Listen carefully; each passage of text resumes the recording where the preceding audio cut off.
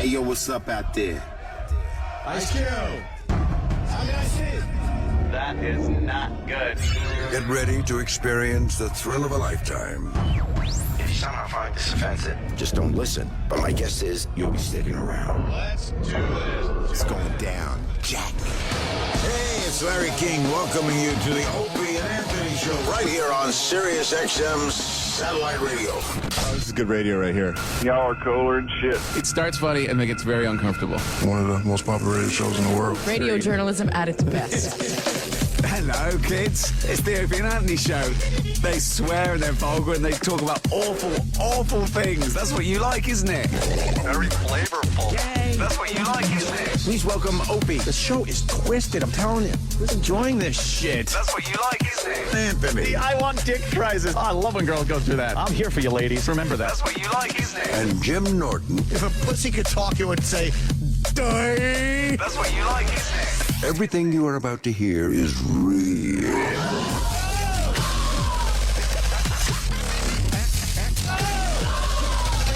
Kind of hard.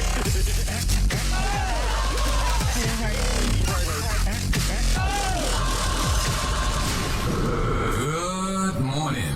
Welcome aboard. But enough of this palaver. Let's get the show on the road.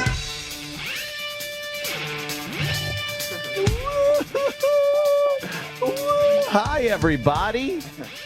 Welcome. Good morning. Welcome to the Opie and Anthony Show. What are we, day 3? Yeah. Opie-less for 3 days. But fear not. You got the lovely, talented Jim Norton.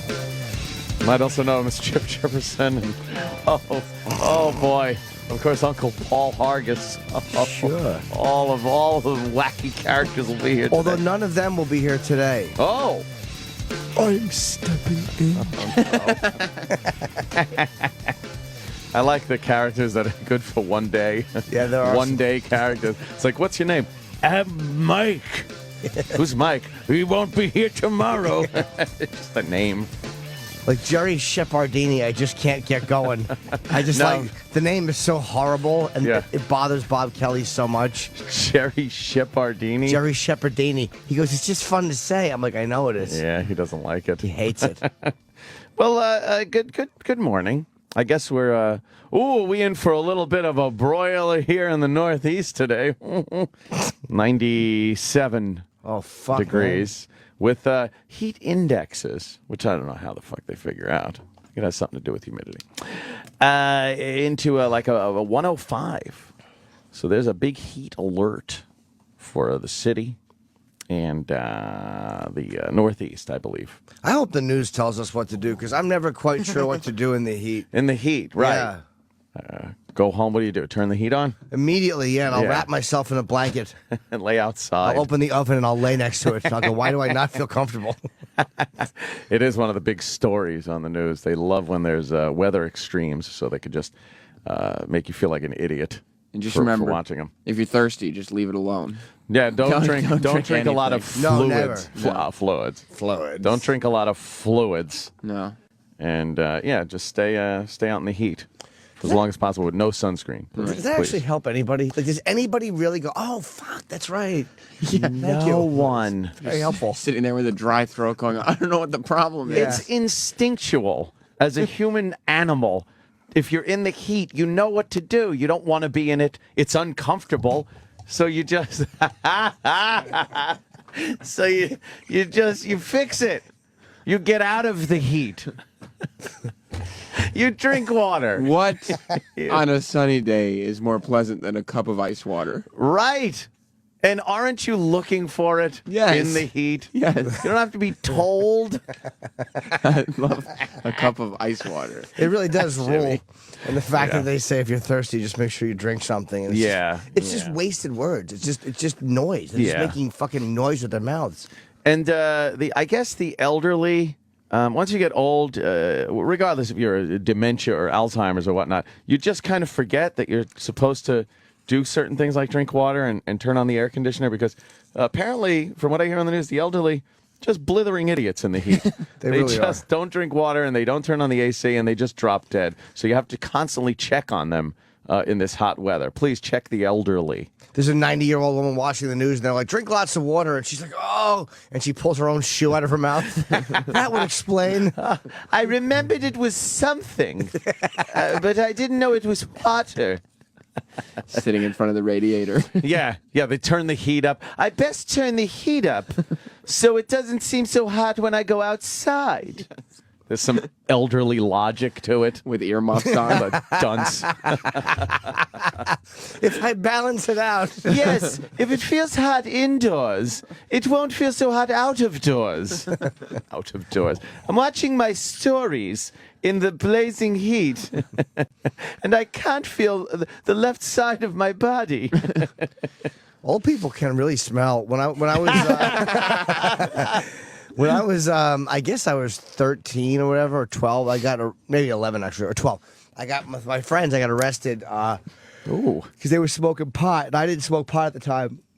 But I was in the car. I got sentenced to community service like 2 weeks. Wow. And I had to do it in an old age home. Ugh. It was on, I think, Remsen Avenue in New Brunswick, like the Jack something houses, but it was old people. Jack Torrance houses? Yeah, I wish. Go out and look at the fucking shrubs, Edna. And just kill her with an axe. And he was just helping out, clean the place and get the floors clean and all that nonsense for a few hours a day for 2 weeks. But man, the old people, wow. There was a couple of them that smelled, and I had never smelled anybody down the hall. Wow. There was such a body odor. It was like a thick body rot. Wow. That you could smell on somebody, like that you could smell, again, down a full hallway. I remember never realizing you could smell somebody from that far away. That's astounding. Like, and what is it? Is it rot? It's like an old dog also. There's nothing you can do. They just fucking smell like old, mangy fucking dog. And old people get the same thing? It's awful, they just stench. I guess it's probably harder to bathe and shit like that. I can't slip in the bathtub. I need one of those bathtubs I see on the television with the little door that I could step in. What are those? These are the best years of my life. Are they? Yeah, perish the thought you're 20s or 30s again. I want one of those life call things. I said, that's for some old person. Then I fell down the stairs and broke my hip. Yeah, because you're an old person, you dummy. I hate that commercial. This old broad. My daughter told me to get one of these life calls. That's for one of those old people. Like you. You fucking pretzel stick boned motherfucker. Yeah, you ever see that? The bathtubs with the door on it? No. I guess it's like a watertight door, like on a ship or something. So you could open a door, and then they step in, close it, and then fill it up with water, like a bathtub. I guess you can't open the door if it's full of water. It's like the water pressure. They're like literally stepping into it. I see. Okay. Yeah. They walk right in. Kind of seems cool if you're lazy, too. Isn't it like a standing shower, or is it different? But they could sit down in it. It's like a tub. Oh. It's a tub, but there's a door on it. It's astounding. Poor they got old people. I know, but they really are catering to the old folk. Well, that's kind of a shower thing. That isn't meant to fill up with water like a bathtub. These are literally bathtubs with doors in the side. And, old people, they're coming up with a lot of gadgetry for them. They're all living so much longer. It's like a new market that's never been tapped. Yeah. Yes. It is a new market. These hover rounds and fucking bathtubs. There it is, with the doors on them, and there's a brightness. Thing on the front one here. Feel like you're in your 120s for really old people in a few years. Yeah, I'm sure you know the best years of your life. You like having to have a door on your bathtub instead of hopping over it like you're getting into a convertible. With a nice broad inside the tub with you. Poor old people. Old people. They need that fucking thing on the side of the stairs where they sit down and it goes up at 0.00001 mile an hour. Yeah. It takes forever to get up the stairs. There's my ex-girlfriend loved old people. Loved old people. Is it a caring thing? Yeah. She had real affection. And then my most recent ex-girlfriend, if she could put them all in a pile and set them on fire, would have gladly done so. Hated their guts. Yeah. But my ex loved fucking old people, man. She had such an affection and found them interesting and funny and charming. She just dug old people. You know what the fucking quandary is with them? they have so much life experience and probably have like interesting experiences that happen to them, but they can't convey them without boring the living fuck out of you. Absolutely. You have to sit through hours with them before you get that little kernel. Yeah. Whoa! You knew who? You worked on the Manhattan Project? Why wouldn't you have told me that in the beginning? Yeah, why did you fucking tell me about your hat? Exactly. And what happened to your derby? Why do we have to talk about peanut brittle for 3 hours? I think my grandfather was well into his 70s before I found out that he burnt down a movie studio in Brooklyn. Fantastic, right? Why wouldn't that be story one? Exactly. Story numero uno. And then an you might accident. sit through the crappy fucking, story about how he couldn't afford shoes. You need to set a precedent that you are interesting before I sit Right. down with you. Yeah. Open big. I'd love to hear about how much this cost when you were a certain age. But how about you get to the racial beatings first, Pop? I'd love to hear about that. Yes. The racial beatings. I want to hear about the first time you sodomized Nana in an Edsel. You're right. They never go with the good stories Good first. story first. So it's some bore fest, and you sit there, you got to look fucking interested, and they just go on and on. With some of this equipment, did you hear what we were talking about, the Postivac, which is that vacuum pump for your non-working noodle dick. You put it on there, you pump it up, and then you put a rubber ring around the base of your dick, and you're able to have sex without taking those pesky blue pills, is how they say it in the commercial. Yeah, that work. Those pesky the ones blue that pills work. that make your cock work with nothing but a swallow of a pill. Who needs to swallow an inconvenient pill when you can hook up a vacuum to your dick and slip an O-ring around it like it's a space shuttle? Why would you want to just take a pill that keeps your cock hard for hours when you can do this? Yeah. Why? Pesky blue pill. Pesky blue pill, really? Gulp. There, done. Turgid. Yeah, that was uncomfortable. Yeah. But no, you'd rather pump it up. Well, apparently a little scandal involving the Postivac insurance fraud. They keep saying how insurance pays for it, Medicare will pay for it, and I guess the government has pumped a shitload of money into the Postivac and paying for it for people. And the Postivac people have been submitting claims with erroneous information, probably not real patients, just to get the government kickback money. Who would think a cock pump company wouldn't be on the up and up when it comes to their finances? So to speak. But that's just another one of these things, like you said, with the old people, and they're living longer, and you got to cater to them. Well, plus they're suckers too, so you could just Yeah. you could get them to buy whatever. Yeah. Like, oh, this will make your life safer. It is amazing. When I found out how much money in fraud they'd made, I was like, well, wow, that's a lot of Postivacs. How much was it? Going out. It's like hundreds of thousands of Postivacs. Wow. Who's buying People them? are up there. People are buying this shit. If you can't get a rod, if you could get a rod, you watch the Postivac commercial and you laugh your ass off. It's stupid. If you're sitting there with fucking, a piece of limp fucking roast beef hanging from your zipper, you're probably thinking, I might get that. Yeah, but it seems so much more pesky than just taking that little pill. It does seem pesky to have to slide that over your dick and start pumping like a little flat tire. Well, it's good for people who have heart problems because they can't take Viagra. There's a lot of people who have health issues that Viagra is bad for, and Cialis. I think they say if you're like taking heart medication, you should. There's something that you shouldn't take with it, so that's probably what it is. Probably. So you got to sit there and pump your dick up. Yeah. Pump your dick up. Oh, that would be a funny song parody. Yeah. Postivac, pump my dick up. Dun, dun, dun. Pump my dick up. By the way, you just right there was enough for us to do a song parody. That's it all right the there. lyrics of the song. Oh, that's all you need. So we're going to just do it now. Auto-tune it. Yeah. It's done. I'm sure Drew Boogie will put that together. Anthony, and pump my dick up. Pump my dick up. Postivac. Why is the Postivac? Dun, dun, dun, dun. Pump my dick up. All right. Postivac. Ugh. I'm always angry in those songs You for really some are. reason. I still don't think know you why. should talk lyrically. That's right. Make it easier. Yeah, just speak lyrically. I'm always angry because I'm always angry. Yeah, it's just painting you accurately. Probably it. I'm being told it sucks the dick up. It doesn't pump the dick up. Look, they don't call it a penis suck. They call it a penis pump. Yeah.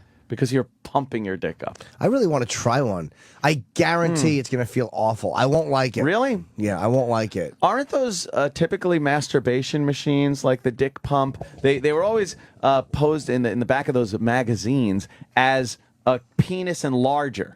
Like you'd sit there and if you pump your dick every day, it would kind of stretch it out and make it bigger. It's for jacking off. Yeah. What? Yeah. What's this for? Jacking off?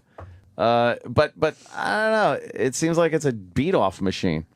I don't know if it's the same thing. I wonder, does the air get sucked out of the thing? Is that how it works? Like it sucks all the air out and then pulls your dick?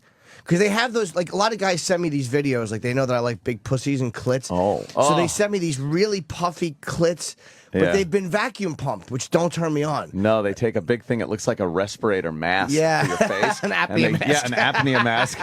And they shove it over the vagina, and then they suck the air out, and it kind of pulls it. It's like you ever take those, those balloons that you make balloon animals with? Sure. And then the little tail at the top? If you put that in your mouth and suck the air out, it's going to get bigger. That's the same See, principle. Oh, yeah, that's, oh, God, that's disgusting. It just doesn't do it for me because it's not naturally fat. I mean... It looks like it was in the fucking ring with Tyson back in the 90s. Yeah, it's all flubby. Yeah, it looks like a big fucking swollen eyeball. That does nothing for me. I don't think it's supposed to be more for you. It's supposed to be for her. Well, guys that send me those For her videos, pleasure. because they know I like big pussies, I'll get those all the time. I'm like, no, that's not what I like. I like a naturally big vagina, not one that's been pumped. God's gift. God's gift, not a pumped up fucking fake puss. I don't like mechanisms and things like that. Like when you see that mask thing on her, pumping it up with a machine, like all that shit, latex stuff. You ever see that kinky shit where the guy's laying in this bed of latex and he puts like a straw in his mouth and they suck every bit of air out and he's trapped in a latex sandwich, unable to move. And the broad like fucking smacks his cock and shit and tweaks him, but he can't move. How the fuck is that not the most horrifying thing? And claustrophobic. Yeah, mummification. Can you breathe in it? Yeah, they have a little You straw. breathe through a straw, but what if they put their thumb over the straw? They do breath control. Oh my God, that's frightening. I don't like that at all. I would love to interview a dominatrix about that because I'm fascinated with it. I can't comprehend how anybody could get off on that. But guys love it. No. They want to be wrapped up in either saran wrap or fucking plastic. There was one story I read a couple years ago. I had claustrophobic even thinking about it. It was like two guys met on the internet, and it was like they were thinking about charging the guy with murder. We might have even talked about it here. And they were into like this mummification stuff, and the one guy was mummified, and he put the other guy in his closet. And the guy suffocated in the middle of the night. Oh, man. Just left him there all night in his closet. Oh, imagine how hard he was trying to breathe. Oh, fuck, dude. Oh, I can't take it. I don't get that. Do you think he was turned on like even as he was dying? No. Oh, yeah, he's just like, this is great. I can't breathe, but fuck. I'm the ultimate. He's just pumping load after load out into his plastic bag clothes. It's terrible. Yeah, there has to be a moment where you're like, this is just not cool. I'm dying. Yeah. Oh, God. I need to be able to breathe. Do you know the woman we interviewed, Jade Vixen, Asian girl who was kidnapped by the fucking her sub? Right. She had, I believe it was another boyfriend after that die, who was practicing mummification on him. Jeez, man, what the fuck? Maybe we can look that up. Jade Vixen, boyfriend, and not the sub that took her hostage and then shot himself, but after that, I think it was a guy she was dating. What a wacky lifestyle. Who fucking suffocated. He was wearing like rubber goods or something. I try not to involve myself in anything sexually that could kill you. Yeah. You know, that autoerotic asphyxiation, shit like that. I really don't get that. I don't even get the choking thing. I know people do. I know chicks dig it and shit like that. Sometimes they lean on their fucking throat with that. But why is that? Is it a rape fantasy thing? Total submit. I've had it in my life lightly. Like, I'm not big on my neck being fucked with. But I've had my neck squeezed, and I can get into it, but it's not a fetish for me. Just in the moment, it can be hot. Yeah. Hold on. Her real name is Edith Ma, M-A-A. Wow, what a weird name. That's not quite as sexy, Edith. Whose lawyer boyfriend was shot and killed 3 years ago by a crazed client. Just found her newest beau dead in the attic. Okay. Man. The Black Widow here. She's a former PhD student turned S&M model, better known as Jade Vixen, right? Made the horrific discovery, I guess it's last year, a couple years ago. He's an engineer who's based on online photos, seemed to share her kinky interests. He was testing new scuba equipment when he died, according to a police report. Scuba equipment? No foul play is suspected.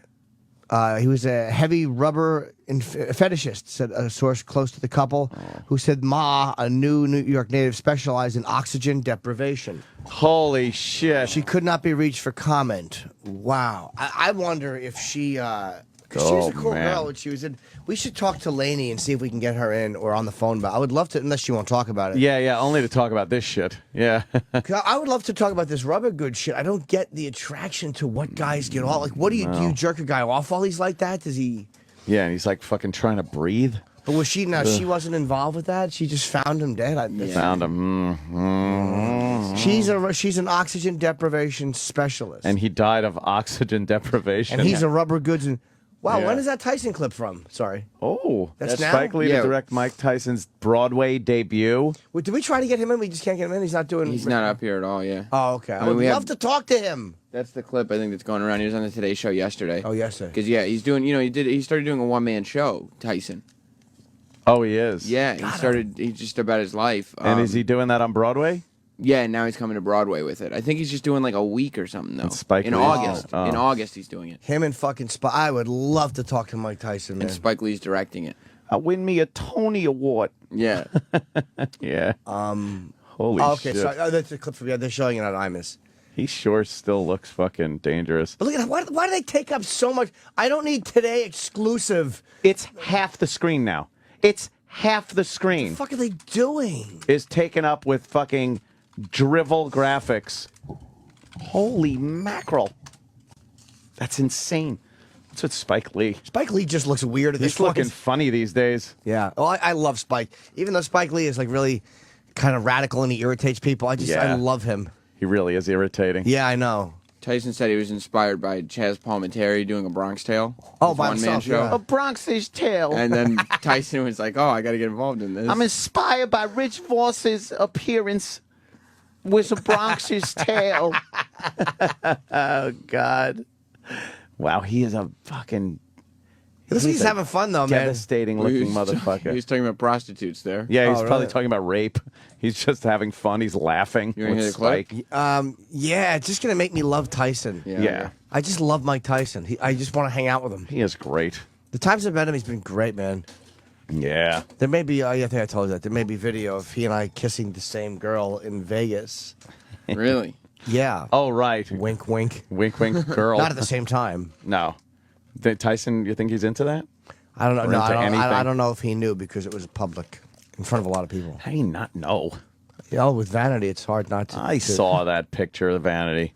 I would know. You might not in that moment, that crazy moment at the porn convention on the expo floor. Yeah? You might not, dude. I don't know. Now you might. I see. But oh, come on. That looks like one of those trannies. Big, right, big exactly. Dick, Wait, big wait a cock minute. pick. Wait a minute. Her eyes? No, but when you see her face, you see her interact. You could, if you're not looking for it, if you're not thinking, if you just like. I'm always looking for it. Let me see. That's a kind. Is that? There's something. Well, I Don't I forget know you also now. know. Now I know. And she's 40, I think. She's not that old, but she's in her late 30s. Whatever. She's not like young anymore. What a thick body. Yeah, That's a manly chest. Look Wow. at the picture down there. Like you might be able to tell with some of these, but she's Yeah, one of the more passable. But anyway, a lot of people didn't know. Yeah, that's a man face right there. You think? Looks like if Kim Kardashian's brother had a brother and fucking dressed up like a woman. I'm going to turn in on the transsexuals. I don't think so. I'm going to. You know what? I don't think Maybe so. not. I'm going to try, or I'll die trying. Look, I can appreciate ones that look the part. It's not all that crazy to say, all right, that looks like a woman. But that really doesn't. And they usually always have some little tinge of manliness in their face.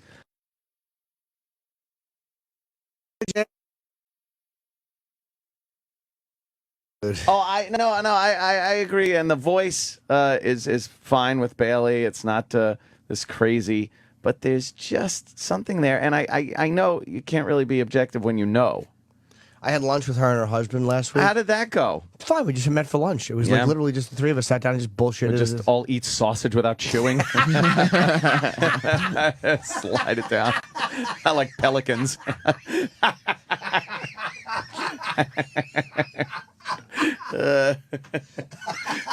And all he is at the table doing that, just getting looks from the other tables.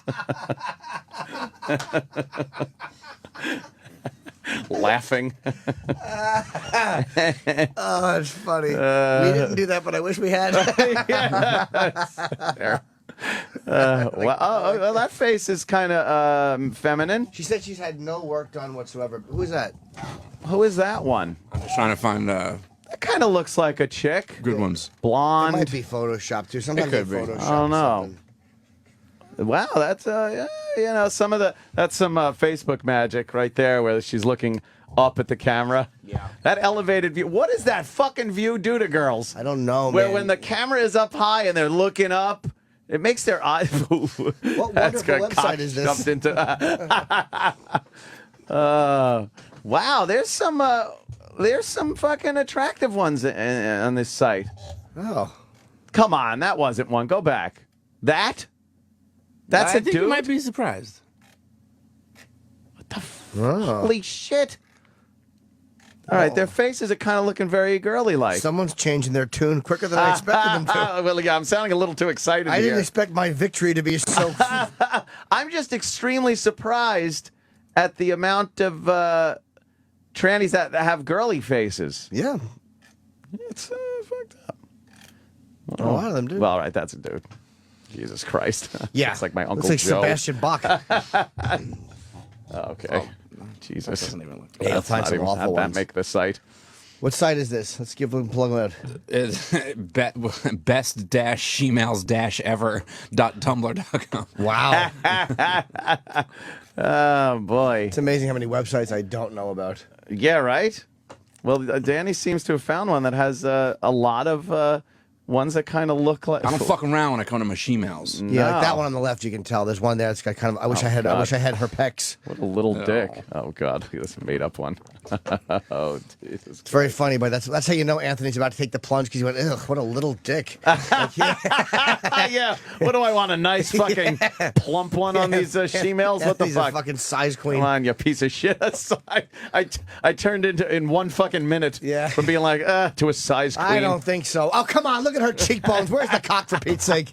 Wow, all right. That was the fastest fucking about face I've ever seen. Yeah, what the fuck? What were we just talking about? Yeah. Wait a minute. What did we start talking about? Tyson? Oh, Tyson, but before Yes. then. Oh, we're talking about Vanity. Okay. And but before then. how about before then? We said good morning. No, I didn't. We, Penis pumps? Penis pumps, yeah, the Old Plastivac. people. Old people. Plastivac, Okay. stupid old people, and yeah, how they smell. Ugh. I found a fucking chick online who I thought of Anthony. She's she had braces in a lot of her porn. She's really Michelle Lynn. Did I ever show you her? I don't think so. You know who she is, Danny? Michelle Lynn. She's kind of hot. Hang on. And she does a lot of videos with braces. I think she took them off though. Like she's probably 25. Yeah, her teeth are probably straight by now. You'd hope not though, because with braces she was really sexy. Was it? Yeah, but I've thought of you so many times when I've seen her. I'm like, you would love this fucking I'm chick. not really big on the braces. Oh, you're not? No, that's kind of crazy. Well, she's yeah. Well, She's let's see. fucking. She looks good with it. I don't like braces either. Yeah, they don't do anything for me. But with her, they're hot on the legs.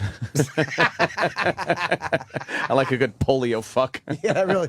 I like to rip them off like Forrest Gump's shoes when he runs quickly. Yeah. That and fucking in an iron lung. Some ancient diseases. What was that movie about the? Okay. Yeah, she's a dirty little girl. Kinda She's filthy. Plays with her pussy, and she jerks her boyfriend off through his pants. But Really? she doesn't do anything hardcore. She makes tease videos. That's adorable. Yeah, she's kind of cool. She's cool. All right. Yeah, might have to search out some videos. Yeah, I think you're going to be back on the site Danny just had. Yeah. What was that? No, I'm just curious again. I'm bi-curious. Well, that's a great site right there. What, this one? Yeah, the tranny site. Awesome. But they I'll say it. They don't look bad. I've seen ones that look a lot fucking worse on Sure. on the intratubes. Sure. It's amazing how much free porn you get. It's kind of hard to pay for it. Who pays for it? I still do. No way. Oh, Jimmy. I don't like to steal. Jim, it's not stealing when it's just on, those tube sites. How do they make money though? Like, I'd love to know in porn. How do they fucking make money anymore? I don't It's even almost fucking know. impossible. I don't know. Most people don't want to put on their credit cards. You married guys got to go out there and just find it for free. And Bob Kelly, when he turned me on to that mega site, it's like you don't need to go anywhere else. Is that it? Yeah, Clitty.com. I mean, there's just Clitty.com. There may be. There's probably been to still Clitty. like a certain sect of people, like guys that have to go to adult bookstores and stuff like that because their wives don't want them watching or they can't have it in their internet history. Yeah. Or whatever it is. I'll bet there is. But why does that make you pay for it instead of? Because you can't look at it on your computer because you don't want to get caught. I mean, but like pay sites. Like, who's going to a pay internet I don't know who would go to a pay site. I could see buying physical DVDs. Physical DVDs? Oh. If you don't want to get caught. I haven't bought a DVD in a long time, man. Like a porn DVD. I threw mine out recently. It was really hard to do. But I threw out probably close to 1,000 DVDs. Wow. You go to pay sites, though? Maybe. Occasionally, I'll buy on clipsforsale.com if there's one I want to see. Like what? I had thrown out. You can't find it? I'm not exaggerating when I say 1,000 DVDs. Like, 'cause Yoshi used to send them to me all the time for Evil Angel. And, again, I would watch a lot of them. And I felt weird. Like, I wanted to hoard them, but it's like, no, you don't need to. Everything here is on. You know what's hard for me to throw out with porn? Some of my old videotapes that I know are kind of hard to get. Like VHS? Yeah, there's a few of them. I just want to transfer them and get rid of them because there's no reason to have them. You want to pawn these or sell them, or what are you looking to do with these pornos? I just want to have viewing parties and charge people, hand out Kleenex. Yeah, I don't. I haven't used a DVD or shit in years, especially with porno. It's like, and with VCR, with a video, there was always a checklist, a post-ejaculation checklist, because you'd get so disinterested with it after you came that sometimes you'd forget to take it out of the fucking VCR. And you're just done. It's like, okay, I'm done. I don't want to think about the filth I just committed upon myself. So you'd forget to take it out of the VCR, and that could be awkward depending on who's coming over. So I think it's a lot easier to go online, even if you don't want your wife to see it, than it is to take the chance of having physical porn in your house. When the wives find that thing, ugh. What is this? You don't find me attractive? What does she have that I don't? You know, I loved reading those fucking letters in the Q&A sections of magazines and whatnot when they're trying to ask somebody, like, what does it mean if my husband gets porn? I found a stockpile of pornography. Does he not want me anymore? Exactly. Yeah. You're like the actual the meat and lubrication. But he's thinking about other things. Yeah, how about you join in and blow him while he's watching it, or take part of it? That's how women mess up. It's like guys are garbage, but we wouldn't mind sharing most of the perversion with you. Like one woman told me her husband was jerking off, and he's a buddy of mine. She's like, he's jerking off, and he won't let me do it with him or play with him while he does it. And like he's watching porn, and she gets so mad at him. But I'm like, that's because he's watching something he doesn't want you to know about. Yeah. So like, and I wasn't ratting on him. I'm like, so just be dirty and tell him it's okay, whatever he's jerking off to. Hopefully it's not something terrible. Yep. And fucking just join in. You ever have a situation where you're just sitting back and you're going, this is fantastic, and this girl is great. One time I had a nice cold drink in my hand, watching the Yankees in the World Series on television, of course. I wasn't at the park, while getting a blowjob. And I'm just watching the game. And from Billy Martin. Just watching the game, getting a blowjob. And sometimes it just makes you go like, now this is like the best thing. Yeah. It's like got all the features. One of my friends, the morning of my wedding, we went out to lunch or something, and he made the announcement that this may be the greatest day of his life because this morning he was watching Harry Potter and he started getting blown at the same time. Whoa, okay, that's a little weird. It's like, Harry Potter? And he's like, yeah. I got blown to Tales from the Crypt once. That's a good one. Tales from the Crypt. Yeah. I got blown from to Wrath of Khan. Which But is I had to kinda cool. I had to like hold back because I wanted to watch the episode. I was so into it. Right. I couldn't release until it was over. You got to be careful you don't completely lose interest. Take that blowjob for granted and start really getting into the story, and she's going to feel it. Maybe It was the Santa Claus story. That one's great. Come on, that's so good. Yeah. I could go on never a get- fire poker to the head. I think Is that the one? It was where the guy from the guy from Night Court played. Oh, that. Yeah. and he was like outside, or the call. It was one of those the calls coming from the inside sort of the situation. crazy Santa Claus came to Yeah. the door, and didn't the kid open up the door? Yeah, like, yeah, "Hey, yeah, let him Santa's in." here. Yeah, yeah, The yeah. problem is No. you remember more details about the episode than you absolutely. do about the blowjob. About the blowjob. Well, yeah, that was a classic episode. I understand. What were you going to remember? Yeah, and then she went down the side of it. Then she was sucking my balls. I got blown once to the woodsman. I don't know what was sexier. The woodsman. I couldn't concentrate, man. I can only do one thing at a time. I can't. Yeah. I can't get my dick sucked and watch TV at the same time. I kind of like Unless it's having Oz. Oh, yeah, of course. awesome Yeah. fucking dicks. I like having the TV on, some type of because it's kind of a weird light. I like having a weird light on in the room like that, and then a little bit of sound so you don't just kind of feel like you're making dumb noises. So I kind of do like that, but you can't really pay attention to the movie. Yeah. Although there have been times I've been known to move my head like I'm trying to make a sexy move, but it's just to catch a cool part in the movie that's on. Yeah, sorry. That happens. But you don't get thrown off by any of the weird voices in the movies that you don't expect? Yeah, it's happened before where I have gotten thrown off. I've paid a little too much attention to the movie, and performance was Well, lackluster. TV is terrible because, if you I always have either like History or Discovery Channel on my house, so it's like you don't really want to get stuff going on, and then Pawn Stars comes on, because then you start hearing what these people are bringing in, and you're like, what? Yeah. An 18th century what? I bet he's going to offer $800. Anthony getting blown, and he just hears Edward Norton yelling at somebody to bite the curb. Oh, yeah. Well, that But he comes immediately yes. with his pants. Much harder. As she's taking it out. He's giving him that fucking the kike speech at fucking Elliot Gould. Not welcome. Yeah, you see what this? You know what this means? Not welcome. Oh, well. Or did he cock block his mother? What did he say? You think I'm gonna let some Jew fuck my mother? Kike. Oh, He said he he's had a using that. Yeah. Shylock nose I'll or something like cut that. off your Shylock nose Yeah. and shove it up your fucking ass. Wow. Yeah, he was great in that. What an uncomfortable dinner that Yeah. was. He's shoving the meat in his vegetarian sister's mouth. Because he Yeah. wouldn't, eat it, fucking eat it. Oh, At dinner? yeah. Yeah, that started like the real going downhill.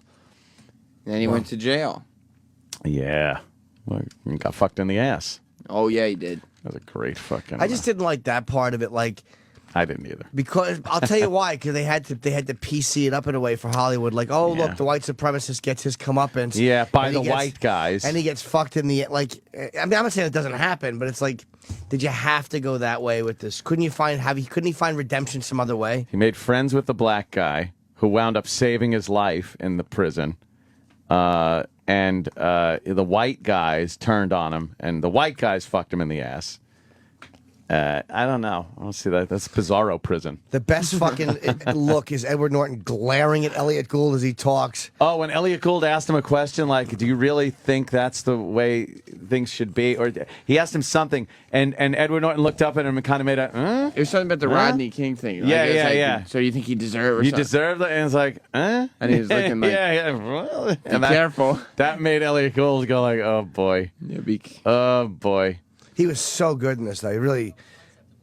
This was one of Edward Norton's best roles as far as his acting goes, I do believe. People too. Oh. Yeah, but they're not offing each other in record numbers all over America. Look at the statistics, for Christ's sakes. It's one. Hold on. Okay. Turn Anthony's mic off. I want to hear the movie. Yeah. Commitment to crime. Not only that, they're proud of it. love her. Feruza. Who is she? Feruza Balk. You like Yeah. Feruza Oh my Balk? God, I love her. Statistics, you might want to take a look at the social inequalities that produce them. Oh, yeah.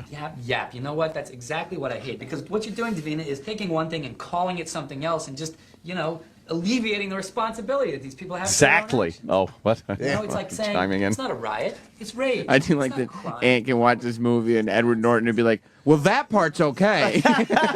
He's right there. I will say one thing they did in this that I liked is they made the dialogue. Like, they gave him good arguments. Like, he wasn't just an irrational Right. asshole. Like, when you watch this, you go, well, that's a great point that he's making. They kind of give him some kind of a fucking... Yes. A humanity that makes sense. He's not just a total... You can understand why an intelligent person would fall into Yeah, absolutely. And he attacks them. He attacked police officers. That's the bottom line. And he walked. Yeah, and there's some yahoo there with a video camera who turned it on halfway through, so that all we see is them hitting him. Exactly. You know, you got Powell and Kuhn winding up and cracking him with billy clubs, and Briseño kicking him in the back of the skull, so it looks severe, you know? And people are going, oh, this poor guy. And they show the little brother being influenced. And those cops taught in end the up home. on the stand defending themselves for using absolutely standard textbook self-defense procedures. There you go. Where have I heard that before?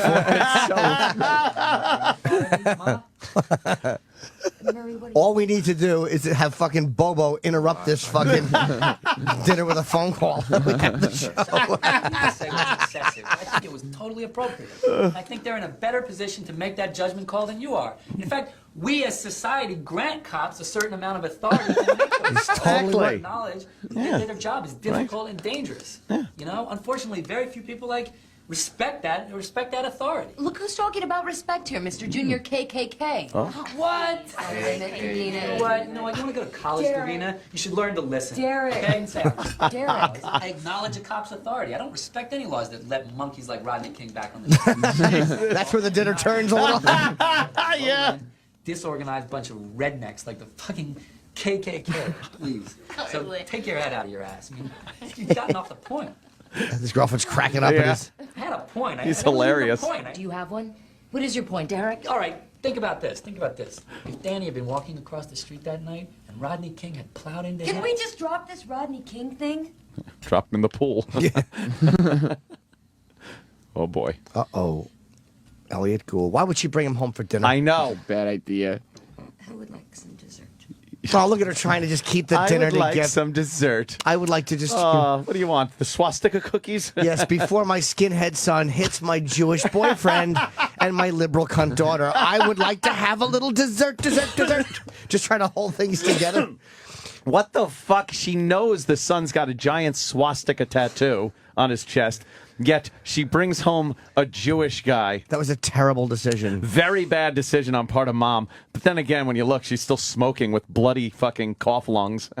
That's Beverly D'Angelo, right? Yeah, what a set of tits on her. She was lovely, right? Yeah, she wasn't afraid to do topless back in the day, too. And she had ample melons. Very, very full breast disease. And Fairuza, yeah. Fairuza's Jesus, look at the fucking fifth picture in. What a giant mouth. She has that big fucking mouth and those wacky teeth. Danny, top one, 5 people in. 2, 3. Look at the fucking choppers Wow, what on the her. hell's holy shit. All right. Is that her? Let me That's see that. giant mouth. That's not her real like the gums. That's got to be Joker. a fucking goof. No, that's really her. What giant fucking gums. She's known for that. She's That's kinda too known big. for that. She's got a pretty lips, but her fucking gums are massive. Well, when she smiles like that, it's terrible. But I think when she just puts on regular mouth, she don't look too bad. I would never, ever tell jokes around her. You know, just horrible, depressing stories. Like every time she's like, guess what happened to me today? I'd be like, hold on, I just read that a baby died. Yeah, you know. I would never want to see her happy. She probably doesn't look very good now, right? How old is she? Oh, man. That's a pretty good shot. Like I know who she is because of that movie, but I don't know her Yeah. name. She's on the convention circuit now. Oh, is that what she's I doing? see. So we could probably meet her at Comical Con. Oh, That's maybe. right. She's very gothy looking in the old days. She's probably married though.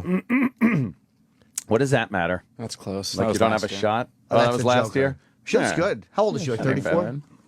bad. Why am I now obsessed with her Very bio? trendy. She Cancer? Capricorn? Born in, let's see, 74. So Wow, 37. she's older than that.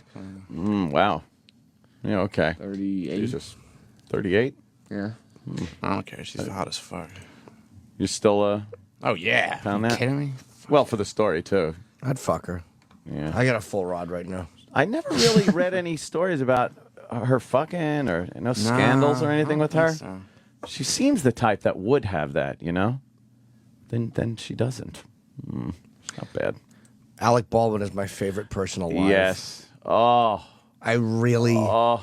I know he's an obnoxious prick, but I fucking love this dude. He's a tough guy. I find him hypocritical too, many times. Oh, okay. But how could you not just enjoy him as a person, as a miserable, yelling man? Just hatred in his heart. He fucking just can't get enough of screaming. And these photographers are fucking cocksuckers. Like, they're the same ones that blocked you that day. Like, that's... Yeah. These paparazzi pieces of shit, and he just hates them, and he can't hide it. What a great shot. It shows Alec Baldwin charging at the photographer with a face like, fuck you, man. Like he's got a tough guy face, and the photographer looks like this. He's bent over backwards, like he's trying to get away from him. His camera's flailing. I believe that he didn't punch. He said that punch was never thrown. He didn't punch. They always say that.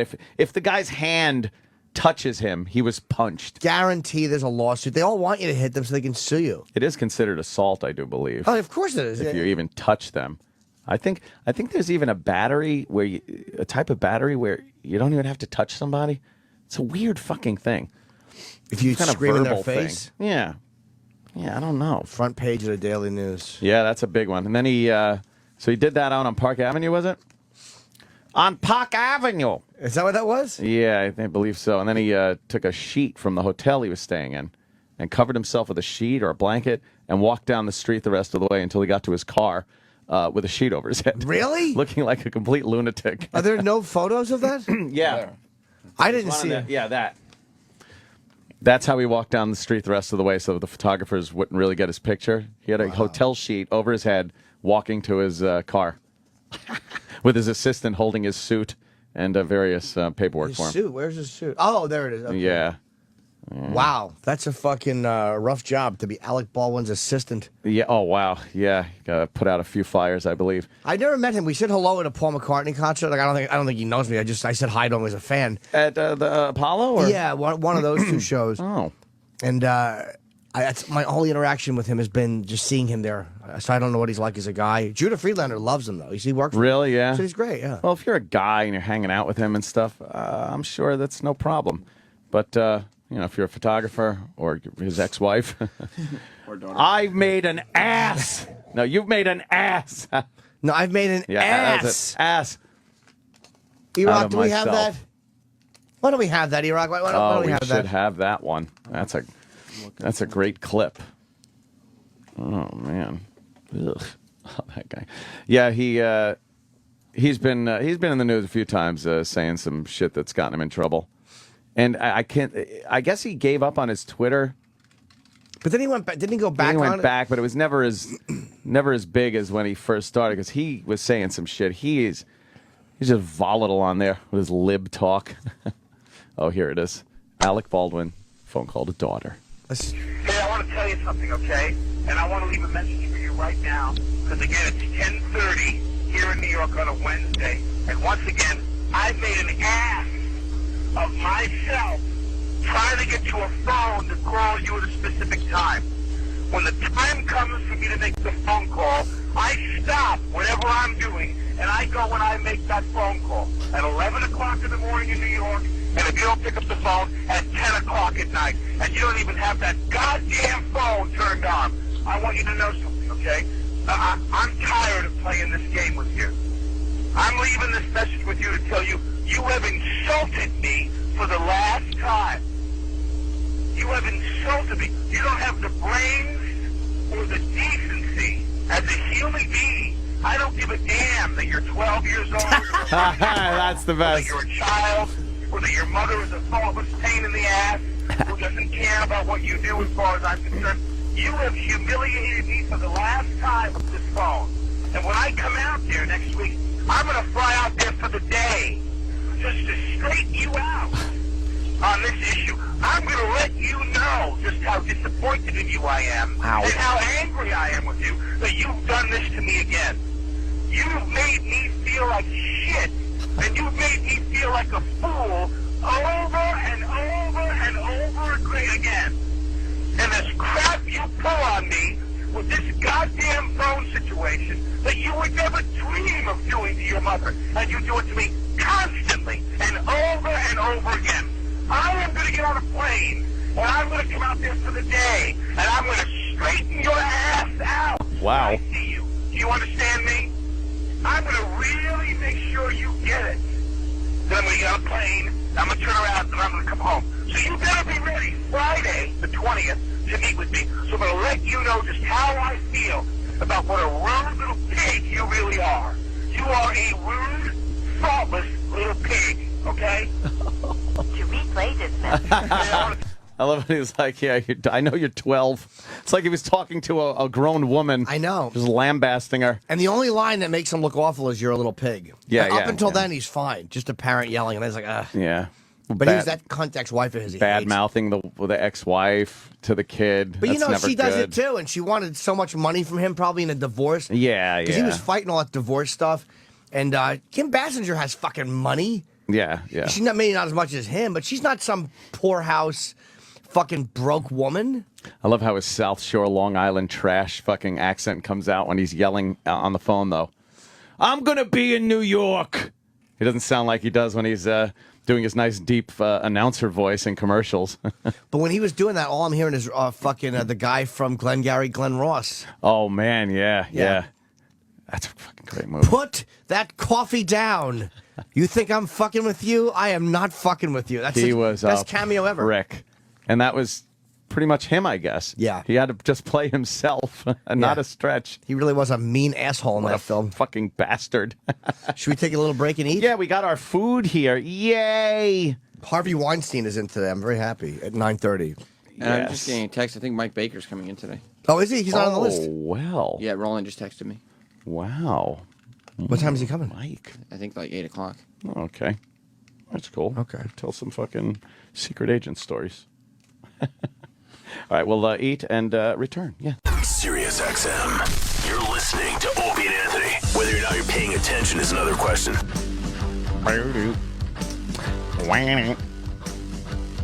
Ah, good morning, sexy. What's this about? It's just a rejoinder. You didn't say good morning. Good morning. Yeah, it's just a rejoiner. Hi, welcome. Welcome back. What the hell did I want to hit on? Hold on. The what the fuck was going out out in the hallway? Because all I saw our the handsome intern with the web toes. With the web toes that ruins his handsomeness. Yeah, definitely. Dancing. I couldn't hear anything. I just was looking through the glass and I saw him dancing. Well, and of course it was right after Sam walked out the door. So I only assume you again treating the interns like your personal little puppets and toys around this place. What were you having him do? I didn't even ask. Well, he said, I asked for Dr. Pepper, and he said it makes the world taste better. And I go, is that even the catchphrase? Is that the slogan? I don't know that that's the slogan. I stopped knowing the slogan when it was "I'm a pepper, be a pepper too." And he goes, yeah, the song, Dr. Pepper. And he started singing this Dr. Pepper song and dancing And he was dancing to snapping it. his fingers. And Eric, is Rob in there? He looked. Yeah, you want him in? He looked a little retarded. Do you want to see the dance in the song? Yeah. Yeah, I want to know what the heck was all about. I like to bull whip his legs while he does it. I like to make him dance like fucking Pesci made Spider dance. Dance, you motherfucker. Hey, how you doing? Good. How are you guys? Pretty good. I noticed he's probably the most cordial intern. I don't know why, but when I'm walking up the hallway to come here to the studio, he's walking the other way, and usually has a fine "how do you do." He doesn't avert his eyes like the other interns. He's always psyched. Yeah, he is always psyched. Yeah. Just a very happy guy. Happy to be here. Yeah, happy to be here. Happy to be anywhere. You Look know? at him. Yeah, And he's pretty been in much. the office telling Eric, fuck you. So that's funny. Has he really? Yeah. You're at the point already? You're fuck youing E-Rock? Well, Like on his way out. He's your boss. On his way out, or just pop his head back in the door and be like, Eric, fuck you, bro. Holy shit. What the fuck? That's Yeah. your boss, man. It happens a couple times, but Yeah. it's not. Blatant insubordination. Blatant, I mean. That everyone laughs at and finds Everyone. hilarious. E-Rock, you tolerate that? No. Oh, what do you But, do? What do you do? Do you I yell at him reprimand and him? everything, but then all of a sudden he'll leave, and then Sam's going, "Go back in there, do it again." No, I don't do that. I don't believe Sam would actually do I don't something do like that. No. You would Yeah, encourage that behavior, would because you? I can No. see his feet sticking out from under the photos on the wall there, where Sam's just laughing in the hallway as he comes in. No, I'll He like. goes, I mean, I think it's funny, but I don't encourage it. Oh, so you can see Sam's dumb long feet? Yeah. Awful Mad Magazine feet that I hate. Or Roland whispering while he's sitting in the office with Eric. Say fuck you. Say fuck you. Go ahead. Go ahead. Just say fuck you. And then Rob's over there going, "No, I can't. No, I don't want. No. All right." And then 2 seconds later, "Hey, Eric, fuck you." Gives him a good fuck you. What other interns are in today? Well, there's Connor. Oh, Yeah. let's get Which let's one's get the little- crazy guy? He's doing a food That's run right Kevin. He's in tomorrow. Oh. The one who's not on his Adderall because Right. Why is that Adderall? because we wanted to see what he was like without his Adderall. He said he felt more comfortable not on his Adderall. So I said, "Well, you shouldn't take your Adderall." then." I'm very surprised that we didn't have the lawyers step in and say, "Hey, you can't tell somebody to stop their medication." I don't think anybody's listening to the after show around here. Oh, Because we you were could probably also get away with everything. we then. were also fairly surprised. Why don't we push all of our bits that we want to do to the after show? Yeah. And then we'll You get guys away with it. Act like you're leaving and just walk right back in. We'll hang out. Yeah. And be able to do all the fun things we've wanted to do. Plus, who would listen medically to you anyway? Well, we Like, told him Yeah. to contact. We specifically said, you'll probably, if you're actually going to do this, want to call your doctor and find out if that is what you should do. And Did he you goes, talk to your doctor? He stopped taking it and got confused because he sounds very confused on the air. To tell you the truth, he was confused beforehand while he was taking it too. He doesn't know what he's doing. He'll start talking and then just drop off and not finish like what he's talking about. No, and any question that you ask him, because he gets confused so easily, he looks at you as if you're absurdly asking this question. Yeah, he gets very agitated. Like it's like, hey, well, how come you didn't listen to the show today? And he's like, well, I was doing stuff.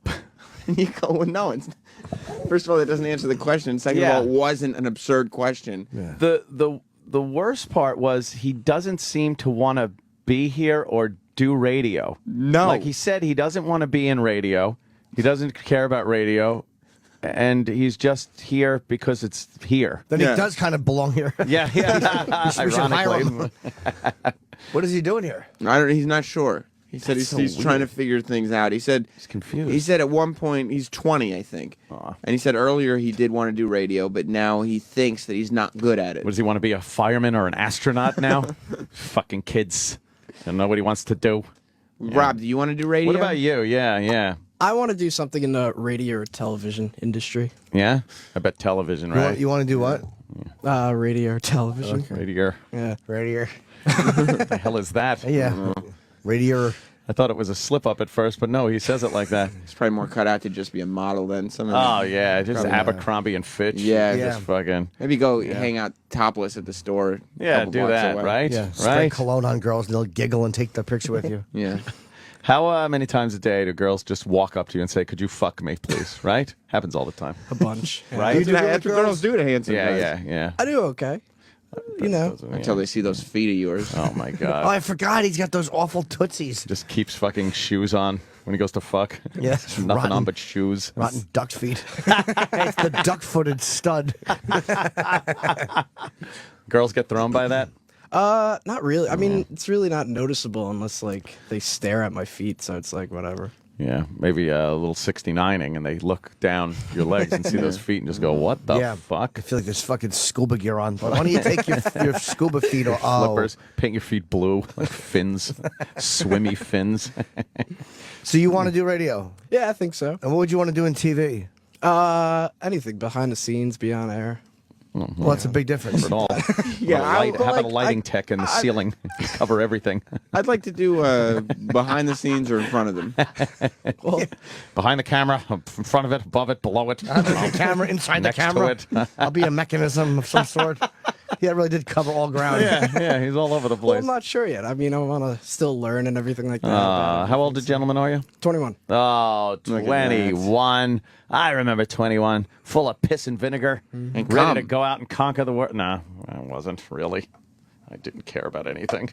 So when you see yourself, what do you see yourself doing? None. Oh, I'm not sure yet. We all have like views of ourselves, right? Like what Yeah. we want to do. Yeah. So I mean, I was 21 when I started interning here. Wow. And now you're fucking like 38, 39 I'm not that now? old. No. Oh. That's E-Rock, you think. Oh, right. He's- right. He just turned Florida's 39. own. Yeah. Florida's own E-Rock. Wow. So you're 21, got the world by the balls. You got a girlfriend? No. Probably better off. Oh, no man. chick. Yeah. Any of the female interns talking to you? A couple. Oh, yeah. There's a couple. Office romance. Whoa, a couple. Got Are a they couple pretty? digits. Yeah. Oh, you got a couple of digits, Got too? a couple digits. Whoa. Fucking people, right? They just Yeah. walk around. Yeah, number, please. yeah. Hey, what up? I'll take those digits if you don't mind. Digits. How'd you ask for the digits? Did you say I want your number, or did she say, hey, here it is? Well, it was more like, hey, like, what's your plans this weekend? And then it was like, I don't know yet. So Wait, here's my they number. said to you? Well, I said it to them. Oh, I was going to So- say. Well, he did jeez. kind of make it seem like they said it to Like him. they no, walked no. up to Yeah. him No, and no, said, I- what's your plans? Well, I mean, conversation throughout the building, and then, hey, what are you doing this weekend? I'm not sure yet. Here's my number. All right. I don't know who's who in this discussion. I know. There's two people that sound exactly like him and you. E-Rock. Hey, Yeah. what are you doing? I don't know. How about you? I'm one person. Yeah. Now, you're the one that went to that all-boys school, right? Oh, And yeah. and you used to, I hear tell through Sam Roberts that you used to do some, you used to play little games, little reindeer games over there at the all-boys school. Yeah, I mean, if you didn't play the games, you were gay. What was the name of the game? Oh, where's your junk? Where's your junk? Where's your junk? Where's your junk? And if you didn't play the game, you were gay. Oh, that's how they got around Yeah. it. Oh. Where's Suck your this dick. junk? I Yeah, don't listen who's to playing the this show. game? You, when we're in the locker room, right, and we would have our hands by our sides, Oh, boy. and we would just go around. It's kind of like Marco Polo. Were the lights on or off? Lights were off. Okay. Lights off. Kind of like that, yeah. Danny just pulled up a great Were you- photo. Were you clothed or nude? Clothed. Clothed. Okay. And we So just, who would turn the lights off? just someone who, And they'd say, let's play Where's Your Coach. Junk? yeah. Where's your junk? So, okay, so how many guys would play Where's Your Junk? Usually around like 6 to, I don't know, 10, 11. Okay, so 6 to 10. That's like So let's- 20 balls. Yeah, let's say 8. You guys would all stand in the locker room with your clothes on, hands by your side. The lights are out, and And you would go around grabbing people's junk. And if you didn't get yours grabbed, then you won. How does anyone know? Well, you'd say, I grabbed your junk. And then, Holy shit. how old were you when you played this? 16. 16? I mean, yeah, we Wow. just go around like, I don't know.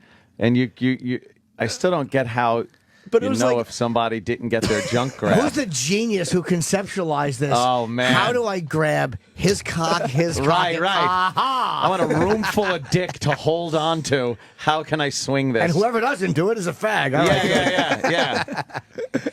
Yeah. How did they say that if you didn't do it, it's gay? Didn't anybody say no? See, Nah, I mean, I don't- if you like, once you did it, you'd just be like, haha, faggot. Like, just make fun of them. To the with the mirror.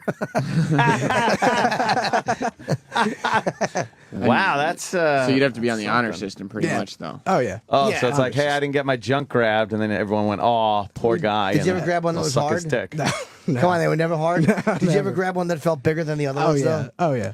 So you really felt through you knew? Well, it was just like quick grab. It was like, And were they wearing sweatpants sometimes, no underwear? no, just khakis. How could you see where they were Khakis. though? That's the whole reason. It's like, Oh, you didn't. Would people So hiding? you would just reach like into the darkness, But you and had to have hope you ended up with a your cock you in had your to have hand. your hands pretty much like Oh, on by your your side. Yeah. So did you grab their ass cheeks Wait, too? so you Sometimes. would have to turn toward people and fucking like bump. Yeah. So your dicks are bumping together too. Yeah, kind of. Oh wow. Oh, jeez. It's bad enough No. to grope around, but you're talking. Yeah, the dicks were like- one rule is to keep you. It was like just you could move your forearms, but Do you you, do you can't. now understand that that was just an excuse Oh yes. to touch each other's penises? Somebody Yeah. so wanted to just touch dick How often did you play it? Oh, every night. no, like I don't know, whenever someone after gym class when we'd have gym. Oh, like, sweaty and That's nice. when you want balls after they've been Yeah. fucking climbing up and down Oh, rope. Sandusky's there. Yeah, so who would suggest it? How would it get suggested? I don't know. It's just like one person would just grab your nuts and then just be like, "Where's your junk? Let's go." He would start by grabbing your nuts while the lights were still on. Oh, that's not fucking nice. Did anybody ever start the game by grabbing you? No. Did you ever start the game? Yeah. Oh yeah. You started the game. It was just fun. Did you have one guy specifically that you like to grab his Yeah, nuts? would you always go for the black guy? Yeah, jump grab. No, we didn't really have any black kids in our school. Who's What got a your school. shaft? Yeah, it was nice. The school there, man. Wow. So you would grab someone and say, "Let's go for a game of junk grab," and everybody was just automatically on board. Yeah. And you went to an all-boys school? Yeah. God. It was the best time of my life. I loved Oh, it. wow. How could that be the best time? when- Because, like, going into school, we would just rip on teachers. It was just like every day. we do was that just a in new- our What would you schools, rip and there on were the girls teachers for? around too to fucking play games with and to grab. They could grab your dick and. What would you rip on teachers for? Like, I bet you he likes grabbing pussies. Well, like my one English teacher, he had a stroke. Not that. Hilarious. Yeah, Jesus. but he. So did all of you during that game. So he like was paralyzed on like half his body, not half his body, but like his face and everything. So he can't hear out of one ear. So we would throw quarters at the window and say a bird ran into the window, and like just everybody in the class would just run over to the window, and he would be like, "Arr!" He'd just get all pissed off and everything like that. And then what, you turn off the lights and start touching each other's dicks? I'd rather and play then- the dick grab and then game. grab half of his dick or his one atrophied ball. And what's the other game you used to play? Oh, credit card swipe. Credit card swipe. Well, this was the game like Oh boy. over the whole day. So it was like Oh, not just gym class. No, not one short, fleeting grab of a cock. yeah. So you would go around and like in the hallway and everything, just like go up the guy's ass crack with like your hand or a book or something like that, and then Yeah. call him a faggot. Were there any games that didn't take place in the portion of the body where the bathing suit covers? It was always right there. All fun, your fun little games. Yeah, there was the nipple suck, where we just go around sucking each other's nipples. That's what happens, by the way, in these stupid all boys schools. Yes. Guys get your sexual curiosity, so they start just taking out their curiosity on each other because there's no girls there to fucking try it out with. Yeah. It's That's definitely all it is. I would have to agree. Because you want to touch and be touched. It's There's no sexually girls. based. Let's be fucking reasonable here. Yeah. Your adolescence, your hormones are going crazy, Raging. and then they're throwing you all together as just boys in a school. It's Jesus Christ. Jesus. It's like Jesus. Son of a bitch. What the hell you doing? What would your dad say if he walked into a locker room and you and your friends were playing All right. Where's Your Junk? Tarryton in mouth. Jesus Christ. Son of a bitch. What the hell are you faggots doing? He would take a drag off the Oh, Tarryton. he'd take a drag. One eye would shut because the smoke like wafted into it. Son of a bitch. Yeah. Oh, you would be such a faggot in his eyes. You'd have to go through man training like I did, which entails just drinking beer, having sex with the fucking town slut. And almost being molested in the bushes. Yes, by by a fucking... Mexican. So, Did your parents know you were playing Where's Your Junk? No. Did they listen? No. Why not? They're not proud of you? No, my mom listened like the first day, and she was like, "I think what they're saying is funny, but they curse a lot." And it's like, Hey, okay. fuck that. Yeah. He's right. We really do. So wait a minute. So now So let me blue. ask you: was there one guy who you noticed would grab your junk a lot? There had to be a pattern. You had to notice a pattern. Yeah, there were a couple. Like, all right, like 2 weeks ago, I saw a kid from high school, and I haven't seen him in a while. And like, he came over, and like, we were at the bar, and he was just like touching me and everything. And it was just like, you want to play the game again? yeah, but How it was he was just touching like, you? Oh. like he would grab my balls. What? At the bar? You're not in And a it's boys' like, school I know, anymore. exactly. You're It's girls. like, At the bar? He grabbed your or balls at like the just bar? like grab my nipples and shit. You'd just be like, what the fuck are you doing? Is he Like, out of the closet? Holy no, shit. but I think he's like, For sure he is. oh yeah. So he grabbed your cock Wow. at the bar? Mm-hmm. And what did he say? Wow. He was like, hey, how's it going? And I was just like, dude, like, Yeah, but you know what? Hey, Bobby we the- touched cocks in Wow, you school, really but objected. not now. Yeah, dude. Dude. Bobby the Champ used to do stuff like that. Bobby the Champ, no homo intern. No homo. Oh God. Come probably on. gay, too. Maybe, yeah. I think Like, once everyone got out of high school, it was just like, all right, whatever. Like, this is done. Yeah, but would you guys go off to college and then meet up for summer, like the American Pie kids, but then turn off the lights and grab each other's junk? Exactly. Oh. Did you ever do it when everyone was in their underwear in the locker room? Yeah.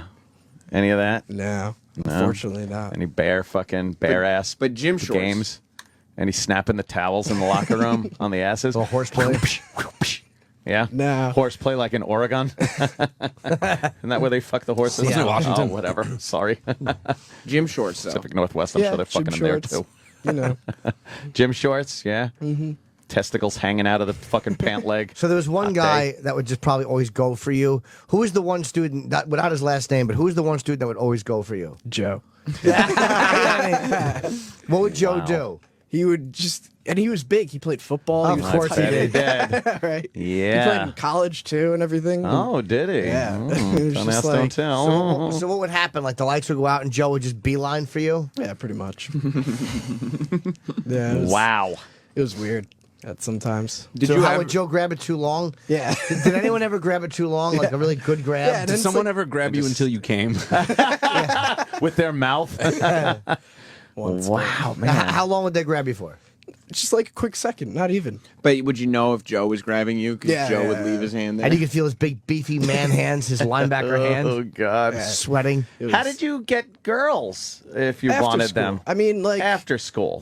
we had like sister schools, I guess, like Yeah? all girls schools. Where they would just fucking... Fucking scissoring, grabbing They're their playing- little titties. They were playing stink finger in the locker room.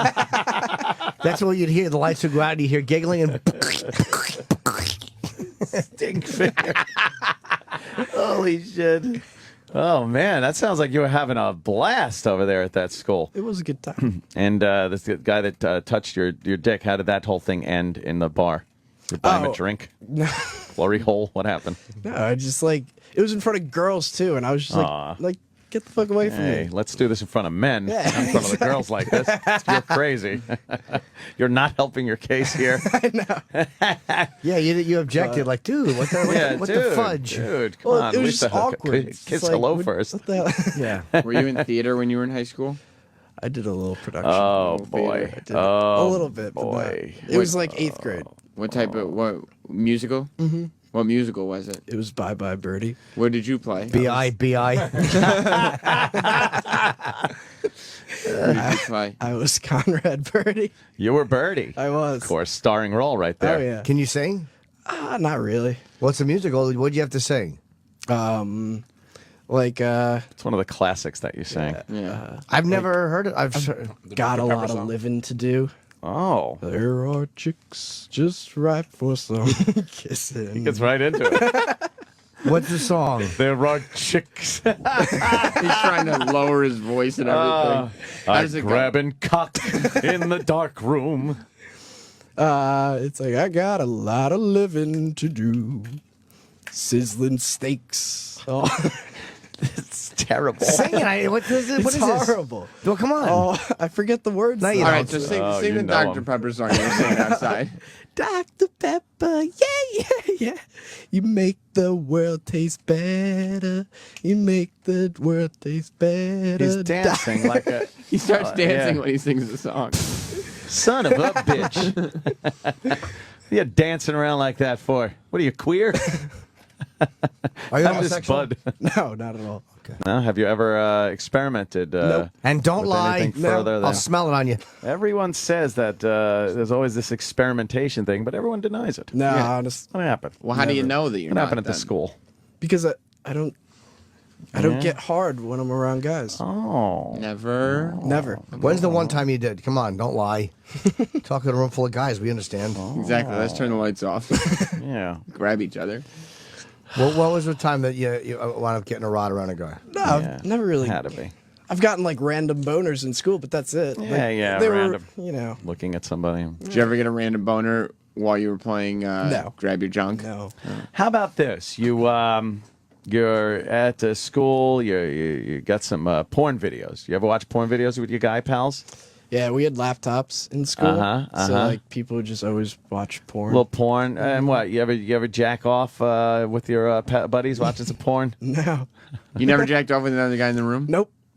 Wow. Did you ever have your dick out with another guy in the room? Oh yeah. All right. Now what is that? Yeah, I mean, just like I don't know. You wanted to see it. Did you ever do tricks with it, like swinging around and stuff to make each other laugh? No, it'd just be like, I don't know. Just Why would you have your dick out in a room with another guy? Well, like it was like a bunch of guys. Oh, like a gangbang. So what would you do? Like, come on. What's the context of I that? don't know. It'd just be like, Hey, let's pull our dicks out. kind of, or like, I would never pull it out. It'd just be like Someone else would? pantsing. Yeah, who would pull it out? Yeah, who would pull it out for you? Joe.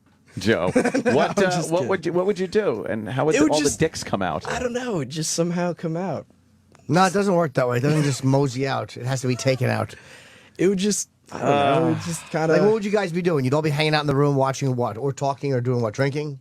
Yeah, a lot of drinking. Okay, so you all had a few beers. You're feeling loose. Yeah, and then never any touching. Never skin to skin touching. Okay, good. Just a lot of masturbating and looking at each other.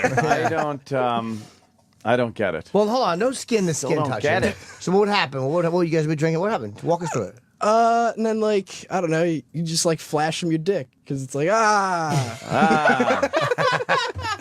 So wait, who's going? The guy who with his mouth open, playing doctor. So you'd flash the dick, and then what would happen? He'd go, like I don't want to see that, Yeah, but he'd like- look anyway. I don't know, and then you call him a faggot. It's like you ever see? Yeah, that's just the excuse. It's like, that is supposed to you ever make see, everything like, better. That movie Waiting? No. Okay, porn. But I have seen Philadelphia. So well, you flash your dick at a guy, and he goes like and Not then- the balls, the dick? The balls too. Well, you could cup everything. the balls and make it like a brain. Like, I know people who Yeah. flash their balls as a goof. Yeah. But not Really? their dicks. Yeah. I have a guy I know who likes to just be like, guys, this is nuts, and point down to it. And he's holding his balls. He's got a punchline for it, though. Yeah. It's not like this guy just hanging out with a bunch of guys with their dicks out. Yeah. I don't Just- understand that. But he's never pulled out his shaft and been like, look at this guy. Look at this. Presenting it. Well, you know. I And mean, then, did everyone in the room have their dicks out? no. Oh, Just that be would like, be crazy. Just you. Yeah. Oh, just someone, like one person, to just be like, And fuck. who judged him? Yeah. Was that Well, it? I Panel? mean, Who like had, American Idol? who had the biggest of you and your friends? Joe. I don't know. No, I don't know. Yes, you do. Yeah, Who you had know. the biggest? You know. We know you know. I don't know. There were. Okay, fine. I Who never, had the nicest then? Well, I would have to say me. Is that Who had the biggest penis of you and your friends? probably girth wise? It was this kid Mike. Oh, Mike had the girthiest. What about the length? This other kid Rob. What about Sack, who had a nice full sack? I never like judged sacks. Just shafts. Just shafts. Loves that. What am I going to do with those balls? You can't put the balls in you. Just lovely sack. Checking out girth and width. That's all he cared about. Wonderful Size queen. So sack. Rob and Mike. Rob had the length, and Mike. So put them together. Perfect, right? Oh yeah. Yeah. Rob actually just had a baby. It's weird. Yeah. Why? Because he's gay. He's got a big dick. It's weird. Yeah. No, it's just like Girthy cock. like we're 21. I've never. I don't know. Never really Seen a pictured- vagina? Wow. That's something. You guys. Yes. I bet there's so much shit going on. What were was everybody that played these games, were they all white, or was there mixed races going on? No, all white. How did I know? This doesn't happen. I don't think this happens. Black people was Well, we didn't really have black people in our school. There were like 3 of them, and they were just the whitest kids ever. Paradise High School. Yeah, it was nice. I had to deal with Give Me 50 Cent. Yeah, yeah, But he yeah, had yeah. to deal with, touching guys' cocks. Let me hold $1. Yeah, and he's like, let me I'd much hold rather let you hold cock. the dollar. Yeah. You'd have all the dollars. Yes. Wow. Yo, let me hold that dick, son. What? No. Yo, for a minute, let me get that dick, bitch. For a minute, I give it back. Okay. Yeah. Yo, I'll give it right back, son. Yo, let me hold that dick. Did you and Joe? Did Joe ever do the flash in the room? Like, hey, look at that, you faggot. No, actually, he's actually the one who's never done it. Yeah, Did Joe have a big penis? Joe. I don't know. How did it feel when you grabbed it? I don't know. I'd never go for Joe's dick. How would you know? The lights Why were would out. you? Why would you choose whose could kinda dick you went tell. I for? mean, it was- Whose dick would you go for? Like, so when before you would turn the lights so out, fucked up. There had to be one guy whose would dick. you like have the lights on and be like, okay, I'm targeting him, and then the lights would go out. No, and you'd I go wouldn't for really him? like target anybody. You just like go around, and but like So I you would knew stay. you knew your You friends knew- based on cock feel. No. Like you could feel like You you just, could like- feel the girthier one. You're like, I know who that kid is.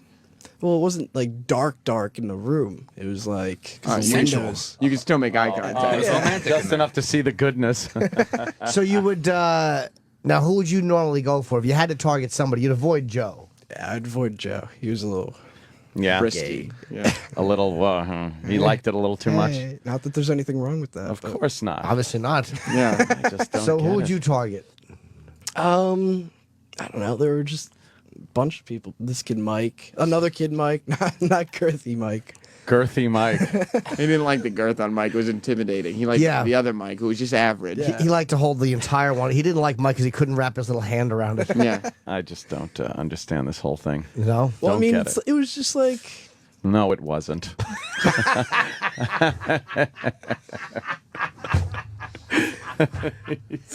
he's trying to. You don't think it was? No, it wasn't just. What do you think it was? I think it's a very homoerotic thing with the guys that, there's no girls around. Guys are going to go fucking crazy. You want to Start touch each grabbing other's dick. dicks. Yeah. Start grabbing dick. When I was a kid, my dad had the biggest porno collection. Like he had magazines and tapes and everything. And so once the word was out that's what was going down at my house, all my friends, they always wanted to come to my house because they wanted to watch the porno. Yeah. So then you get to the age where it makes you feel something, and now all my friends wanted to come over and jerk off. Now, no one jerked each other off. Now, every time this went down, I'd be like, why do they always want to jerk off with each other? Yeah. And like back then, that was weird to me. And if someone tried to grab my dick, that would be a big no. Wait, your friends would jerk off and you'd be in the room watching them. No, jerk no, no, off? no. It would be like, let's all cut school, come to my house, and then jerk off. and then some people would be like, oh, let's Get watch our your dad's jerk porn. on. Hey, let's pop into porn. I'm like, hey, you guys can do whatever you want to do. You know, I'm not gonna hang out with you and beat off with you guys. Would you, if your friends came over your house and were like, No, let's I- all jerk off, you would, if all your friends were jerking off, you wouldn't be like, rad. no way. No. Yes, you totally would. I would not at Yeah. all. You'd succumb to peer pressure. Probably. I do succumb to peer And- pressure easily. And you'd come. Oh, do you? But- Wow. He says he succumbs to And you'd come, too. to peer pressure. Well, Yeah. and cock pressure. The pressure your peers are putting on your dick. Yeah. Yeah. Wow. All right. With their mouths. That's What was the hell of closest an you ever upbringing. came to jacking off with a friend? I've never never. Jacking off with a friend. I've never thought about it. Or, Really? Yeah, I've never had wanted to do it. I've Did never you ever had jerk that. off and then for a second while you're jerking off think of dick grab and be like, oh, no, and go back to what you were thinking about before? No. Never once? No. Did you ever, while you were jerking off, You think catch about... yourself in the mirror and you get harder. Did you ever think about, while you were jerking off for a second, just for a quick second, a glimpse of girthy Mike's cock popped into your brain, and then you go like, no, and you shook it out and went back to what you were doing? I mean, it's happened, but it's happened. Okay, that's what I thought. that's not what I'm maybe. jerking off. It's No, just it just like- pops in there. You can't control It's like, that. come on. What Right. do you thought of girthy Mike's cock or Rob's longer unit? Now I'm thinking of it now. How's it look? It's girthy. Yeah, I thought so. Girthy. You'd probably joke about it with him too. Hey, how's that girthy monster doing? Yeah. Yeah. You had a hell of a little upbringing there. Did you realize that you went to meet one of your high school buddies, and the first thing you wanted to do was touch your dick After all Don't you these think gay that's weird? frolics in school. It was like sophomore year, not like freshman year. Okay. Okay, let's Oh, say, that's different. at its peak, approximately, how many times per week would someone who's not you touch your penis? It's a fair question. A male who's not you. Right. Maybe twice At its peak. at its peak. Yeah. The busiest week. Yeah.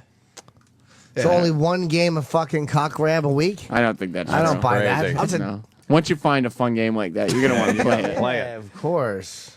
It's like, I'm pretty sure the cock grab happened more gym classes than not. Exactly. You know, like the vast majority of changing for gym involved a game of dick grab, I think. You know what I would try to convince my gym class to do? We all wanted to play crab soccer so we could look up the girls' shorts. That's what my group of friends were trying to get done. Right up that short leg. We didn't have girls, so it was like, all we could do was grab dicks. Boy, that really works out for the guys not having girls in the school.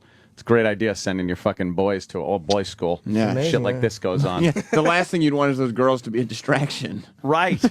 Again, it's like that fucking movie I can never remember the name of, where they all get molested. Oh, Cock Grab.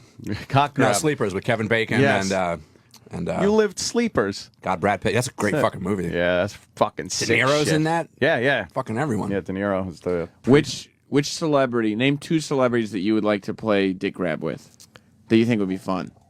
oh, Name 2.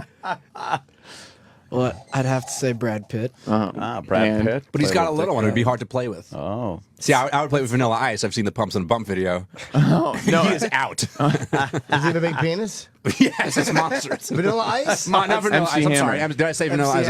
MC Hammer's Pumps and a Bump. Ice. Vanilla. Vanilla. So who are the 2 celebrities you'd like to play dick grab with? Brad Pitt. Yeah. Okay. Maybe Al Pacino in his prime. Oh, wow. Al Pacino in his like prime? Dog Day Afternoon prime, or what's prime? I'd say like Well, he was probably playing cock grab in that movie. Yeah. Do you realize he didn't say only male celebrity? you could have picked any hot fucking female You just said actress, Bailey J. but you decided to choose 2 men. And one of them is the quintessential sexy man, Brad Pitt. Every Right. guy, every girl and gay guy thinks Brad Pitt is an attractive. Yeah. I think he's a good actor. Well, Sure. there you go. You think he's handsome? I think he's handsome. He's a handsome guy, right? Yeah. Well, that's here's the video. Yeah, Just that's Pumps and a Bump. Oh, of course it is. Oh my God, You'll Hammer like this, time. Rob. You'll like not this part, but you'll get to Hammer's it. pool was great. Oh yeah, see, you like this, right? Oh my Yeah. God, what the fuck is Hammer wearing? This is an obscene video. Yeah, he's got. Jesus Christ. I've never seen this. He's erect. Was this on MTV? Yeah, dude. This is my desktop background for quite some time. Doesn't he have a hard on halfway through the video? Dude, I'm pretty sure he was fluff for the whole thing. He's. Yeah, come on, that's bizarrely big. Yeah, he's hard. He's getting pumped up there a little bit. Would you grab that? Would you grab that? No. How is this a video? That's when he was trying to redo his image, like because Wow. the MC Hammer, the "Can't Touch This" thing was like lame. Yeah. In his made-for-TV movie, he regretted doing this video very much. Did he? Yeah, because he's a Christian. Was he a Christian during this? Oh yeah. And he's got his dick, and he's virtually Look at it. pumping girls in the ass with it. He's hard. Yeah. Look how good his dick looks. You like that dick? What year was this? This had to be like 92 or 3, Yeah, right? this was probably like 90. It was right as his fame was fleeting. This was the last hurrah. This fucking and it wasn't a video big is hit. insane. Was this popular? No. What's the song? Pumps and a Bump. Can we hear it? Here, pump it up a little bit. He was trying to get that gangster sound. Yeah, with that horn thing in the background, kind of. What's the pumps and the bump, by the way? The pumps is Yeah. the shoes, and the Okay. bump is the ass. It's the same I shit. thought it was pumps in the bump. Oh, pumps and the bump. I understand his message. Ah, yeah. I do too want the pumps. Was this a, was Pumps this a hit? and the bumps. He answered me. Pelvic thrust. Oh man. He's Pumps in the bump. dancing. He's dancing horribly. And then after this video, Give me the Hammer girls with started the pumps and a bump. Hammer started coming out in like baggy pants and like a gangster like wool hat that was pulled up on top. Was this a popular song? No. No. What came first, this or Too Legit to Quit? Too Legit was before this. Too Legit was at least somewhat popular. That was popular, even though it was terrible.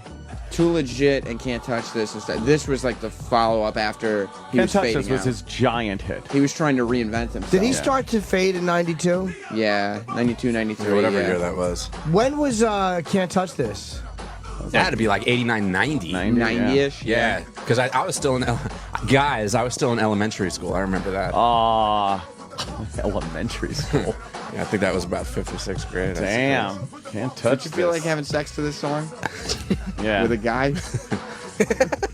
God, Hammer's dick is so nice. Yeah, you like that one, don't you? Looks really good. He's just like Shrug shaking his his shoulders. He shrugged. You give Sandusky answers. You should just say no. It's not a nice cock. Well, listen. There's a lot of dicks I didn't touch. Yeah, there were far more cocks. Yeah, that was a good one. That's a lot of cock on that MC. All right. Yeah. Well, now we know why he's called Hammer. Thanks. Exactly. He had hammer in his pants. You want Absolutely. to hear the Dr. Pepper song real quick before he goes? That's how this whole thing started, Sam. We might as well come full circle. All right. Dr. Pepper, yeah. You make the world taste better. It's terrible. It's horrible. You start in fucking plays and you can't sing in musicals? Yeah, you're horrible. That was Wait, you went 8th to an grade. all-boys school. So Bye-bye, did they have Birdie. like a guy in a This wig? is 8th grade. Oh, I was silly in me. grammar school. So you had girls in the Yeah, school. yeah. Were there productions in your all boys school? No. Well, yeah, that would be really rough. Yeah. Guys and guys. Shakespeare did it. Yeah. He dressed up guys in wigs. Oh man. Pumps in a bump. It's a nice ass on that one. That girl. That's MC Hammer. Alrighty. I am just comfortable with my sexuality. Well, apparently, I'm and other straight. boys' sexuality you're comfortable with. So it's. Yeah. All right. Well, thank you. Thanks, AJ Poopy Shits. Yeah. Great appearance. Thank you. Thanks a lot. Thanks, I love guys. chicks. Yeah. I love fingering their pussies. Do you love chicks with tits? He's What's your favorite part of a chick? Do you like the tits? Probably the labias, like the majora and the minoras. Probably just all of it. Yeah. I don't care. It doesn't tits or ass. Oh yeah. Nice. He doesn't care. Just anything I could rub my dick on. That's a chick's. It's all good, right? You don't care? I mean, like, if I had to choose one, I'd go tits. All right, he's a guy who likes chicks with tits. Yeah, I chicks gotcha. with I've known tits. guys like that. He's just a guy who likes chicks with tits. Yeah. Fuck you. What the fuck, dude? Yeah. He's so lackadaisical about the tits and the ass and stuff, but boy, could he talk about cock. Yeah, here's Holy what it was. Do you prefer tits or ass? I don't care. Which of your friends had the girthiest cock? That was Joe. Oh, yeah. I know all those guys. No, Mike had the girth. Rob had the length. Oh, right. Joe was the football player whose didn't really thick show. linebacker hands would grab this young charge. That's right. Hey, what are you going to do? Well, I can only touch a lot Not of dick. that. Tell. Yeah. Yeah. Pumps Great. in the bumps. All right. Bye, Get your guys. See you, fucking- sweetie. Get your sweet ass out of here. He is a sweet boy. Oh, he he's really so is a sweet. sweetie. Yeah, right. That was uncomfortable. That was a little fun. bit. Yeah. And I guess we'll return. Mike Yeah. Baker's not coming in today. After. No? Nope. Okay. Why? No big. Well, Roland said he corrected himself, and then he texted, Eric confused me. So he's blaming E-Rock. He said a word yesterday during the shit show when I was driving home. We can do after show. Yeah, whatever. And I could not understand what he was saying. You had no idea. No, it was. He said it in a way where it was a slur. The whole thing was just Sherzine. It was like Sherzine. And I tried to figure it out, and I did. And he just doesn't break up words into syllables. Could you not like? Visio. Oh, he said video too. Video was visio. He Yeah. goes, I said the visio. Visio. Oh, maybe he Visio. was trying to tell you about his new television from Vizio. Visio. And he switches all his CHs and SHs. Oh. Like he'll go like sit down in the chair. In a chair. Son In of the a chair. bitch. Son Yeah. of a bitch. Yeah. You son of a bitch. Son of a bitch. He's quite a confused little guy. I want to he'll hear go- the Sandusky when he'll you're back. go, I really want to hear that. Yeah. Let's talk about Sandusky because he's I want to actually hear taking that. the stand today. Today. What time? Today. Does Court TV still exist or is that True TV? It's True TV. Okay. But they're not broadcasting the trial, right? I don't think so. No, this one's just those artist renderings. Okay. It's all state to state, which is I hate that when they don't put it on TV. People love watching sensational trials. Well, that Casey Anthony thing was pretty compelling. I don't even have to talk about OJ. That was great. All right, we'll be back in a matter of moments. The Opie and Anthony Show on Sirius XM. Robert De Niro It's not what you say, it's what he sees. in his directorial debut, We can't accept that. starring Chaz Palminteri I didn't give it to you, I gave it to your son. and Rich Voss. Louie, Beans, I want my money. A Bronx Tale. Beans, you can't dodge me forever. Come on, what are you doing about? What are you yelling about, huh? John, I got a problem with this guy over here. Louie Beans, this guy owes me 20, and it's been 2 weeks now, and every time he sees me, he keeps dodging me, John. Should I crack him one or what? The struggle of an idiotic Jewish comedian stammering his way through a few lines of film dialogue with a genuine Hollywood actor. Listen, see, sometimes violence is not the answer. Is he a good friend of yours or not? Nah, John, I don't even like him. Well, there's your answer right there. Look at it this way. It costs you $20 to get rid of him. He's never going to ask you for money again. He's never going to bother you again. He's out of your life for $20. Come on, you got off cheap. You're right, John. You're always right. A Bronx Tale. How do you know the right answer all the time, Johnny? Well, I try to keep my eyes and ears open all the time, and I read. You read? Yeah, I read. Come on. Come on, let's go to Mario's next door and get something to eat. Sirius XM. Opie and Anthony Show.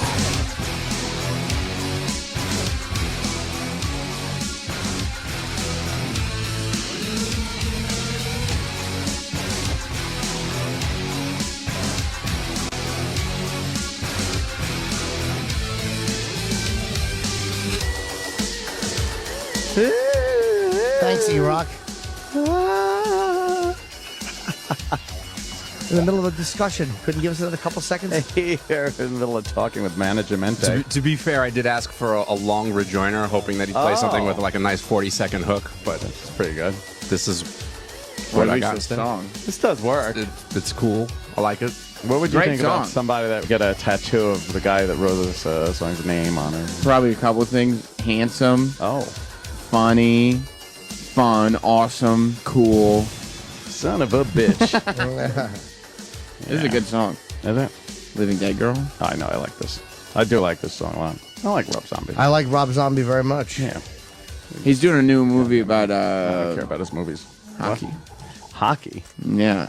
Oh, that's, yeah. What the fuck is that about? It's Because just, isn't Kevin Smith doing that? Yeah, I A don't know. hockey movie? I just started getting tweets Well, about it's it about hockey yesterday. movies. Yeah, Enough about the hockey movie. Something about a hockey movie. It was a hockey movie. I love that one. I did say dress a lot, Oh, didn't I? great. A dress. Something about a dress. You had a dress. Yeah, and it was an ass. Oh, you certainly were. I was, of course, Twitter. Who doesn't just go on Twitter every second of the day and night? It's just something that it's just always there. Has it become a part of your entire life? Yeah. Why? Like, it's weird. Like, there's never a moment where you would wait for anything. No. You would pick up your phone and check Twitter. There's no downtime anymore where you're doing nothing. Because the second you're not doing anything, I grab for my phone and I check Twitter. It's because we have instant access to everything now. Yeah. Like, when's the last time you could basically just be involved in a discussion with everybody? That's where you have to leave Yeah. your phone at home sometimes. Who, you ET or something? Phone. Huh. Double phone. phones. I said, that doesn't even make sense. And I said, Double phone at phones. Double phone. He's running around. He kept running around going, phone at home. No, he didn't. Phone at home. Yes, he did with his fingers glowing. No, he said phone home. No, he didn't. Yes, he did. It's the most quotable movie of all time. E.T., what was the Eddie Trunk or something? That's pretty good. That metal show. Yeah, Stood that's for pretty good. extraterrestrial. Yeah. No, it didn't. It was Eddie Trunk. Eddie Trunk. Yeah, I swear. Wrong on that one, Sam. You get like I said, no downtime. You're constantly looking. At least I am. I don't know, but from the looks of Twitter, there's a lot of fucking people doing that. Yeah. It's completely changed how you spend any time of the day, especially when you're not really doing anything important. Like, I've had to rewind with things I'm watching on TV because I was tweeting something and missed what I was watching. Why don't I just watch the fucking movie? I've had to completely lay off. Like, I was at the point where it was like, well, I'm not going to just sit here at a red light. I gotta check what's going on Twitter or something. Yeah. And that's like not good. I was kind of doing that yesterday, driving home. Really? Yeah, I noticed. I was like, oh, what am I doing? I'm tweeting as I'm driving. Very illegal. But then I kept seeing commercials about guys with brain damage who were texting while driving and got into car accidents. That new campaign that's on TV, they're showing people that are fucked up. Yeah. And it's all from text, and they show the text. Yeah. It's like, here's the text. And did you see what it said? Yeah. Where are? Just Where? the letter. It was like, where? And the letter R. And that's all he got out. And then he's like, and I put my shirt on in the morning, and I got blend into it. And then there's the other one with the chick with no legs. Yeah. I want to see it. She's kind of hot, too. And then I heard this, I was reading this article about this girl who died because she drove into the back of a truck. Oof. And the guy that she was dating at the time, like her long-term boyfriend, was completely distraught because he realized that he was texting her. And, like, the time matches up completely that she was reading his texts. Oh, man. And then drove into the back of an 18-wheeler and killed herself. What an idiot. Yeah, it's one of those things where they kind of have to do something because it really is. It's a new phenomenon in the last few years, and a lot of people are getting killed because of it. Yeah. I've seen so many cars weaving down the road and doing... Making baskets. Not weave. Oh, my God. What the fuck is he talking about? Weaving, back and forth down the road. And you look at them when you pass the car, and they're buried in their phone.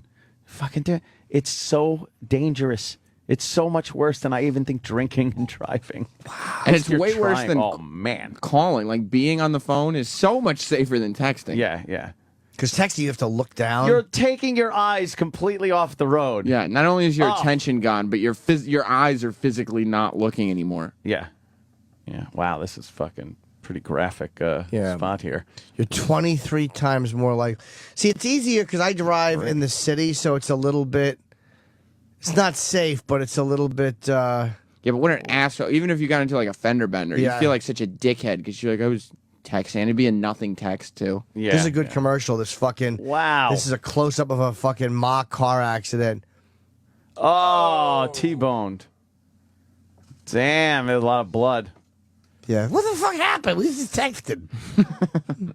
Oh, she's hurting. Oh, great. Our plane's going to crash into the car. Yeah. They crashed and then got hit. But this is a very realistic car video. Like, they really show it. Wow. And the girls are getting texts from people that are, like, mad that they're not responding. Yeah, what are you doing? Where are you? They're fucking bloodied in a car.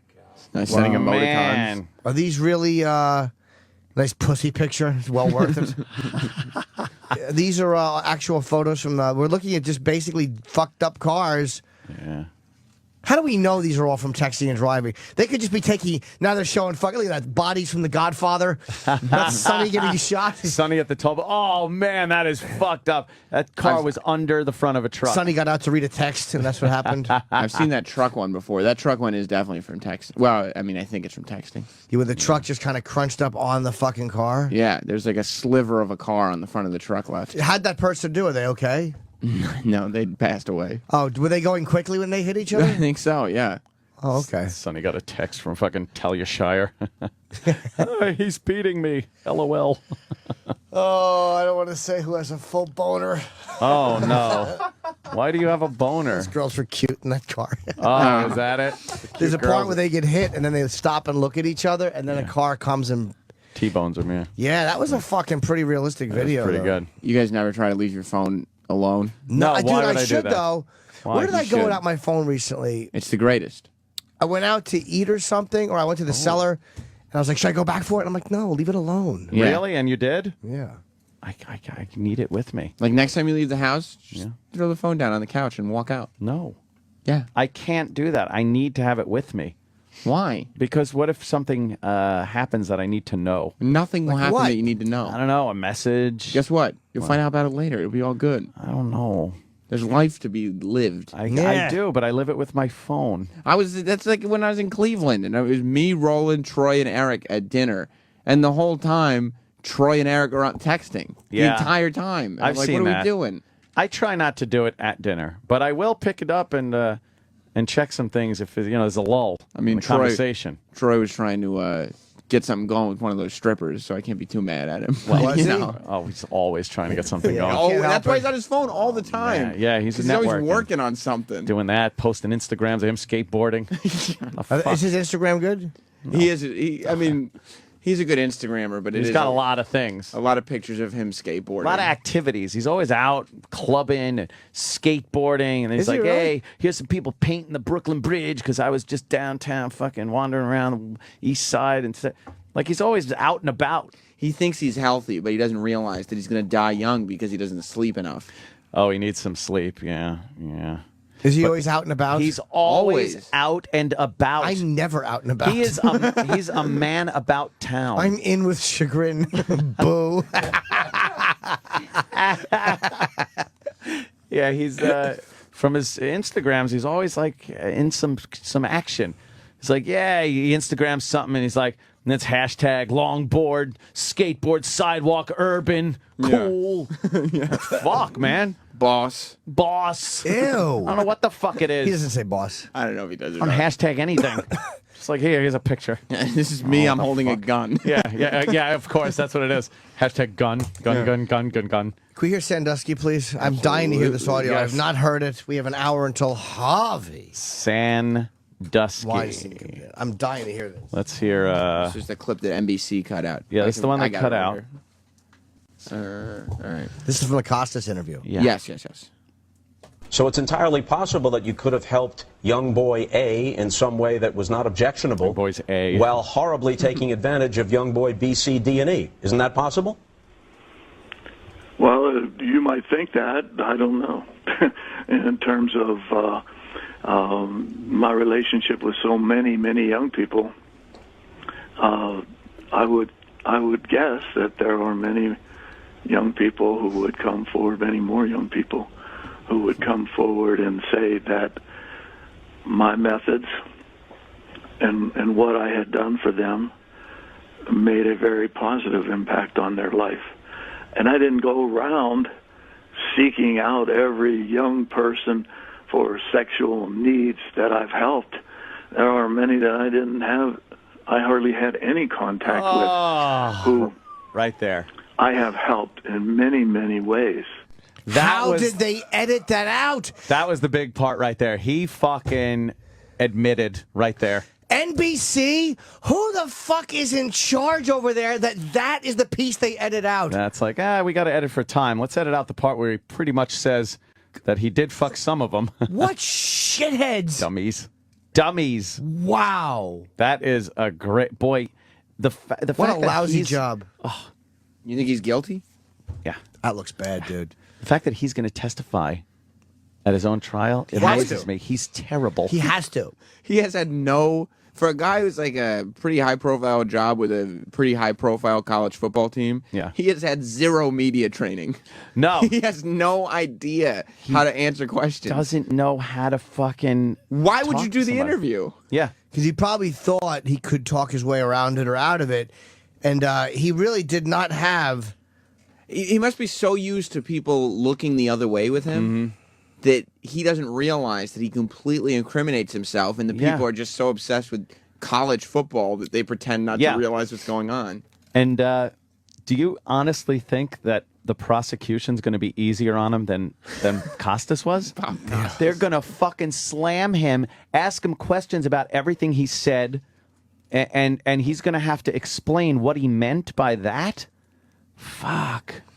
And Amazing. you could tell the way he talks that it only takes like a few questions before he starts doubling up on his words. He just has no clue how to talk and sound innocent of these charges. And I think Costas, though, was amazing in that interview. yeah. He went after him, man. There was nothing soft about that interview. Well, it sure isn't going to be a soft interview when it's the prosecution No. nailing him on the stand like that, because wow. But Costas, you think, being a sports guy or an NBC guy, would give him a few softball questions. Fucking brutal, man. Yeah. I was like, man, Costas really went after him hard. Yeah.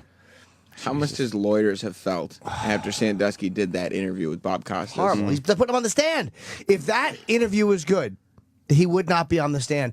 Because I think they wanted that because they want the jury to hear him denying it. Yeah. They want the jury to hear him going, no, I didn't do that, without him testifying.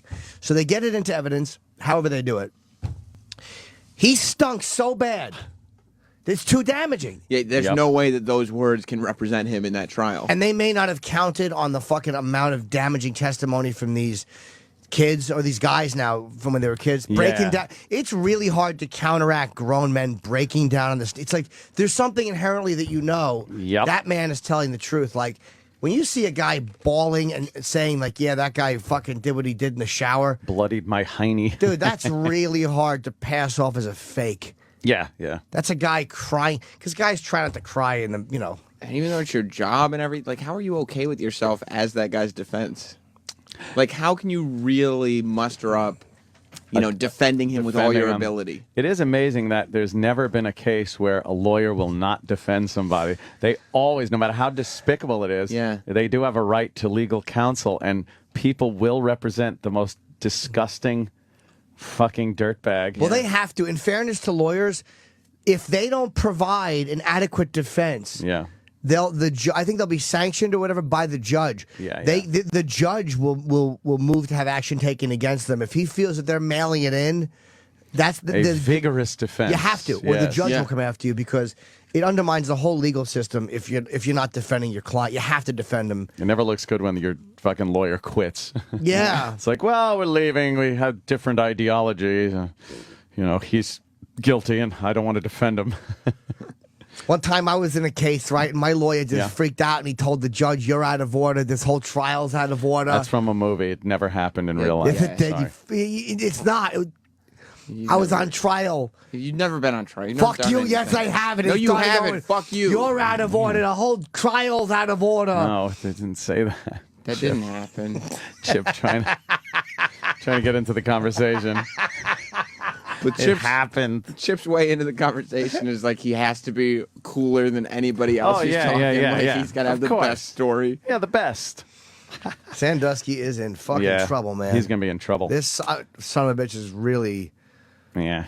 Oh, I hope he testifies for Yeah, well, I can't wait to hear what he says. I'd love to hear the audio of it, but they don't do that where he's being in Pennsylvania, I guess. They do it in Florida. They love to televise trials in Florida, but not in Pennsylvania. Another thing, boy, did you with the Twitter? Did you see Whitney Cummings' fucking Twitter last night? I did not. No. Holy mother of God! Someone hacked it. Oh, and no. Oh boy! Can we see it? It looked as though she really did not like black people. Oh. Did you hack her Twitter? Oh, that's what people were saying.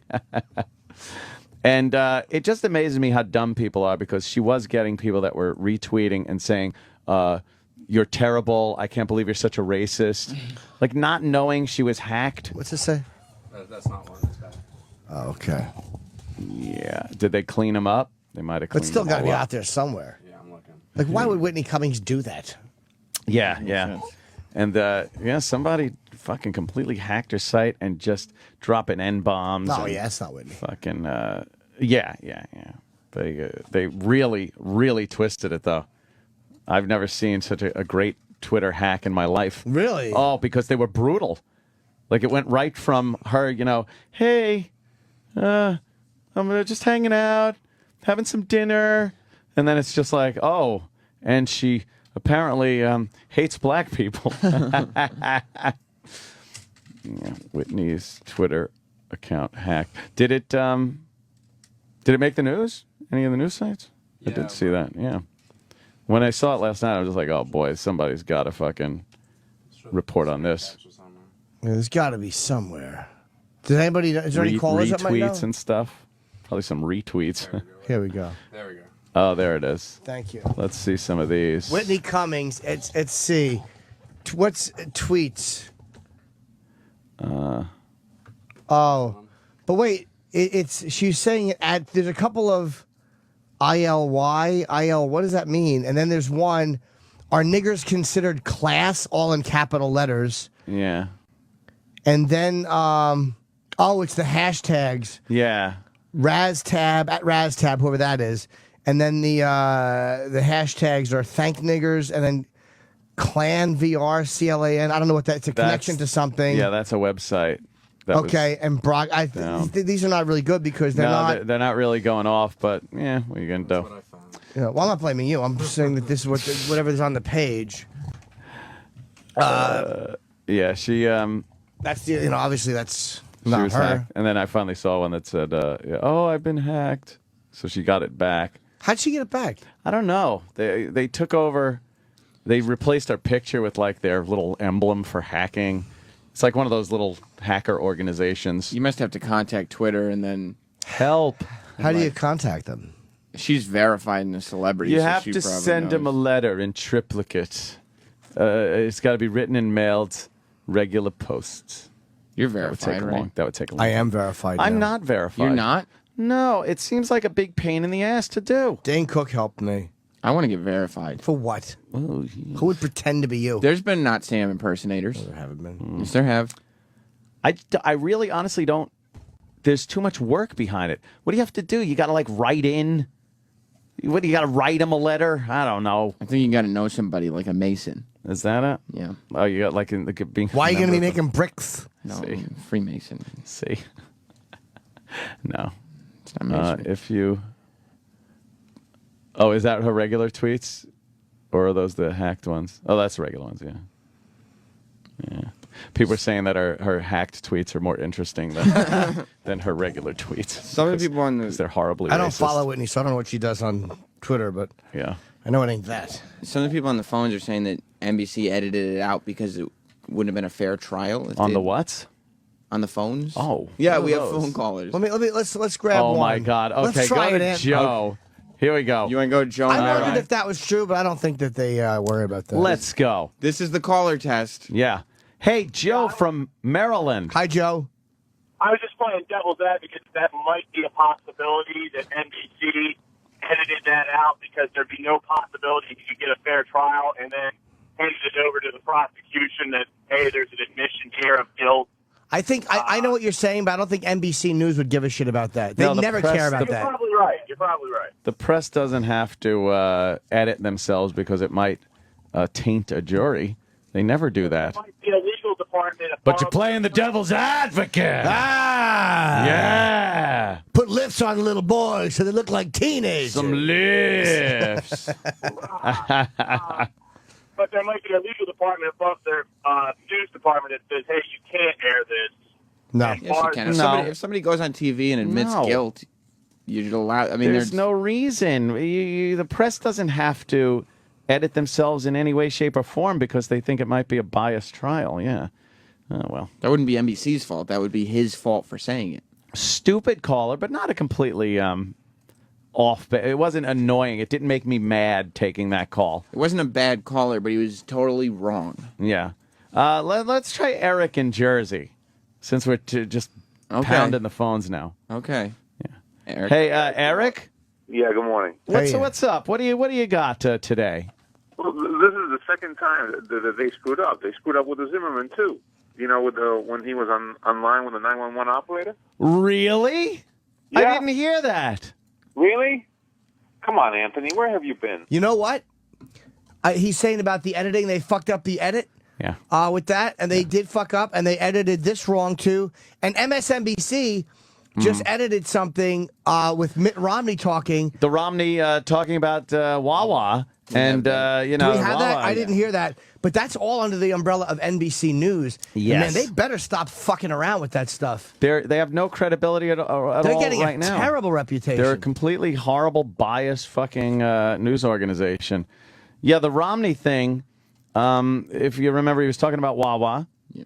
And he's mentioning some things, and it kind of sounds silly, and they wanted him to sound out of touch because he was talking about you pressing buttons, and the sandwich comes out, and it's amazing. And then they stopped it, but he was trying to use it as an example of technology and innovation and the private sector and how they're doing things. And he messed up one part because he did say a touch tone keypad at one point, which does make him sound like an ass. But I get, like, when you just look at that clip out of context and then the whole thing in context, you give him the pass. You go, okay, he was just talking. He had a reason to talk about it because of what he said after it. Yeah. But when you take what he said after it and cut it out, He just sounds like he's babbling on about some wacky new modern buzzers and lights things he saw. Like he's never been to a supermarket before. Right? That's what they're getting at. And that's what they did. What is the? Let's hear the. Do we have both versions? Yes, this Okay. is the MSNBC version. I get the feeling, take a look at this, that Mitt Romney has not been in too many Wawas along the roadside in Pennsylvania. I was at Wawa's. I wanted to order a sandwich. You press a little touch-tone keypad, all right? You just touch that, and you know, the sandwich comes out. You touch this, touch this, touch this. Go pay the cashier. There's your sandwich. It's amazing. It's amazing.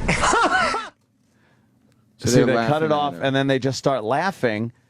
But, you know, when you cut it off like that, you take away what he was trying to get And I across. fell for it. I saw that clip Right. yesterday, and I was like, oh, what an What asshole. an idiot. That's Yeah. not amazing. It was off like a dolt. At least people know Fox is slanted one way. Everybody knows that, but you mention MSNBC and people go, No. "Oh, it's on No. Fox! Here, Fox!"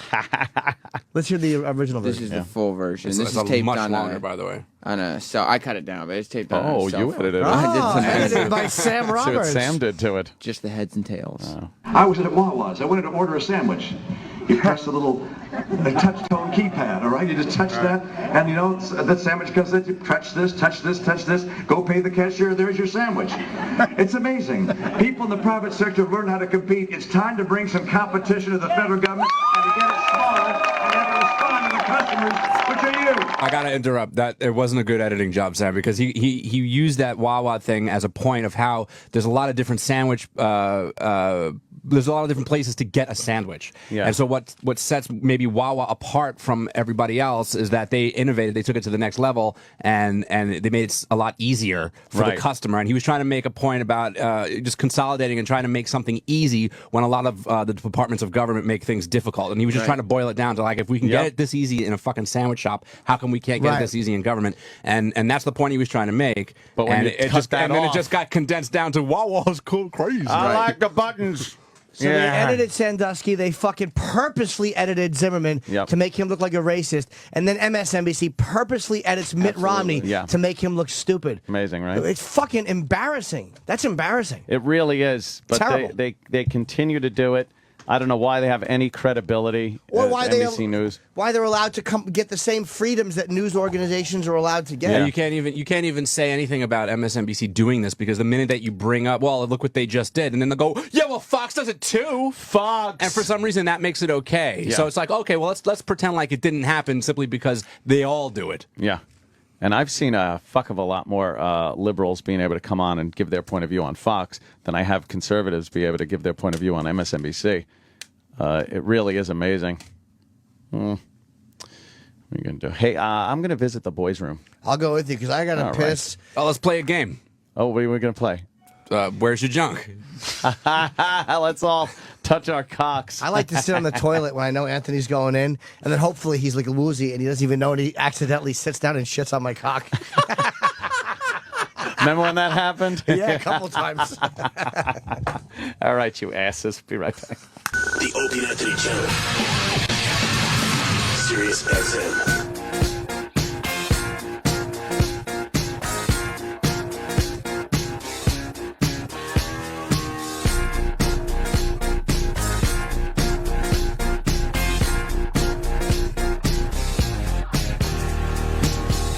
Laugh your tears away. Laugh your tears away. Laugh your tears away. Fucking retard brain. Laugh your tears away. Laugh your tears away. Cause I'm a retard. Shut up, brain damage cunt. You fucking dummy. You're not smart, you're not funny, you're not clever, you're a retard.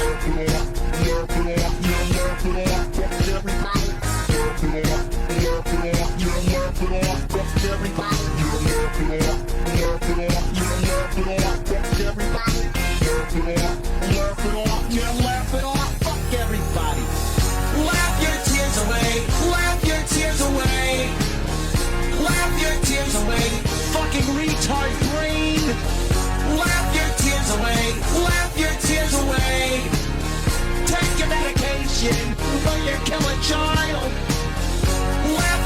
tears away. Laugh your tears away. Get your own fucking life. Fuck you, you nosy body. Get your own fucking life. Fuck you, you nosy body. Fuck you. Bye-bye. Bye-bye. Fuck you. Bye-bye. Bye-bye.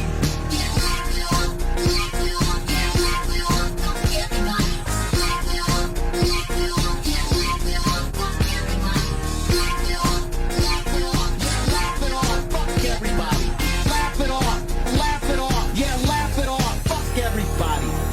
Laugh your tears away. Laugh your tears away. Laugh your tears away.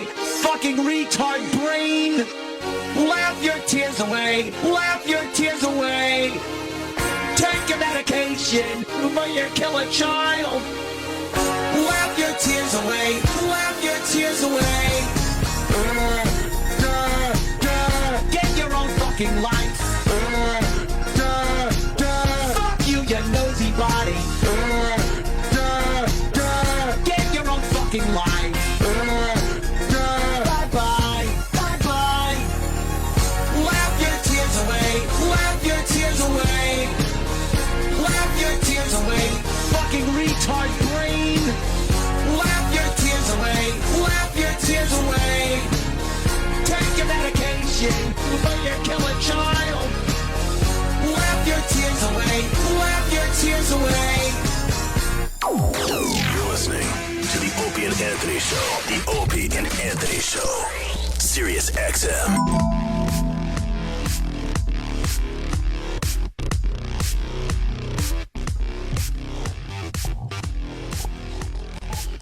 Ooh, what's this? Childish Gambino. Oh. Do you know what we forgot before? I have no fucking Great idea. song. Okay.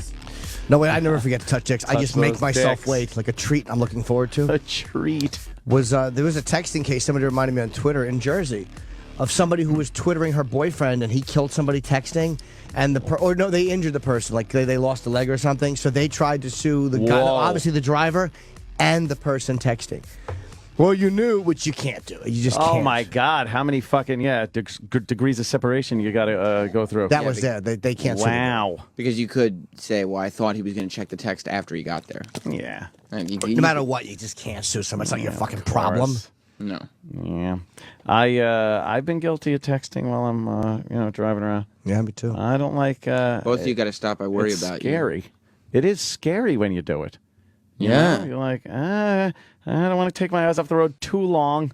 Well, you probably drive at a reasonable speed when you do it, right? Yeah. I it's the right lane. I'm doing 30 miles an hour. Good. Making sure I'm not tailgating. Good. Sure. Please. Yeah, I'd probably prefer if you didn't. If you got off your phone while driving. Yeah. Yeah. I'm not. I really don't do it much. Tweeting. Well, it only takes once, doesn't it? There's no reason to tweet when you're driving. No. Texting, sometimes you have to. No, you don't. I've incorporated a lot of shortcuts now into my iPhone. I figured out the shortcut thing where all you do is type in 1 or 2 letters and a whole fucking statement will come out. Like it'll be like, hey, I'm driving. I'll get in touch with you later. Why don't you and I use could do Siri? that just like DD. I have that set for like DD. It's because drive. So you just go DD, and that whole thing comes up, and then you just hit send. Oh, can you do that? Yes! You can hit shortcuts by 2 letters? Setting up your shortcuts. Yeah, 2 letters, 1 letter, it doesn't matter. Like fuck for some reason. It always tries to correct fuck in my phone. So I made fuck the shortcut for fuck. So that when I put in fuck, it automatically keeps fuck and doesn't change it to something else. Other things like NP for no problem. Oh. I would always put in NP and it would turn to NO. Something people. Oh, Okay. yeah. It would turn to NO. So now I have NP as NP. So when you do it, it just comes up NP. So Why not just have NP as no problem Yeah. so it says it? Well, because NP is kind of the cool way What to kind of say a no douchebag problem. uses an abbreviation for an abbreviation? I do. I never knew how to use shortcuts. That's They're fucking pretty so interesting. handy, especially like I said, when you're driving. If you want to get something really quick, You still, I mean, what are you getting while you're driving that you really need to respond to immediately? sometimes, let's say for some reason, Club Soda Kenny Mm-hmm. is texting me when I'm on my way in with something. and I have to say, okay, got it. I'm driving. See you in a few. He should be calling you if he's concerned with your safety, because then you could just. Did you have something in your car you could hit? Yeah. Like a, No, I have a shortcut though that's has a bunch of things like this. It goes, I'll be there in 5. I'll be there in 10. I'll be there in 15. I have a few of those, and then you just put in B15, and then it'll say I'll be there in 15. So that way, if I'm running a little late, I let Kenny know I'll be there in 5. I'll be there in 10. I'll be there. We in 15. understand why you'd use it. Yeah, see? Just going on and on. Why am I just going on and on and on?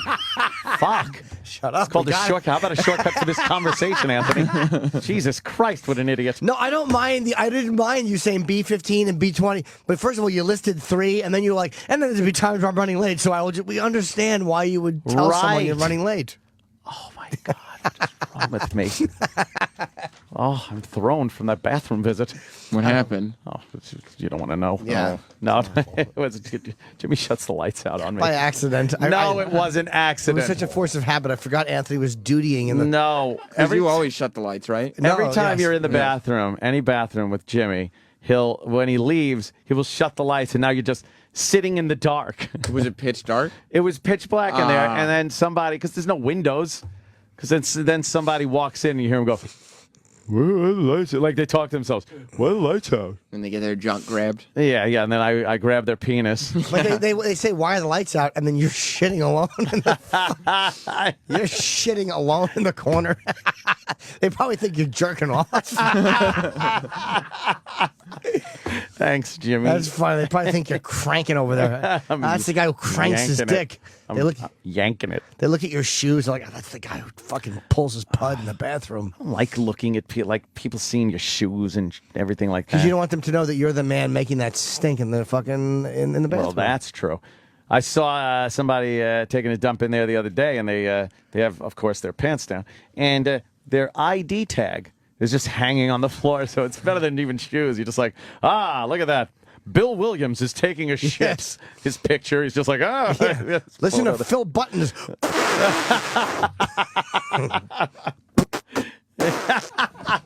Nothing makes that resonance sound than a nice toilet bowl. Yeah. It really does make that echoey. Some people really have no shame here too. Like, no, I don't. It's not like I mean. I guess I'm from the mentality that I guess I should be trying to make as much noise when I'm shitting in there as possible, but I don't for whatever reason. I just try to keep it classy. But other people, they'll just run in there and they will just open their assholes up at fucking full volume, and I just never understood that. Like, I'm in there, or you don't what care. Are you obviously, talking about? You fart in the I office fart, all shitting morning is different. long. Shitting is different. You make noise at your desk all morning. Poo-poo is different. Oh man, Danny farts all morning. Yeah, that's true. So loudly, that's true. Voluminously.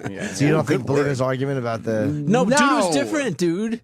What do you mean keep it classy and recognizing other people are there? Listening to someone's fart is funny. No, it's listening not. to someone take a shit That's is why weird. Travis and me both started ignoring him because we were hoping it would just stop. No, and you're amongst friends when you do it in the office, and it's just all strangers in the bathroom. No, he's amongst people who used to be his friends until he insisted on farting all morning long. Yeah, you know what? That might have something to do with it too. Like if I knew you were in the bathroom, I would shit louder. Oh, okay. I don't like the moan either in there. When you hear like, oh, really? Are you getting that much pleasure out of it? I saw a guy run in the other day, and he ran in like no time for fucking malarkey.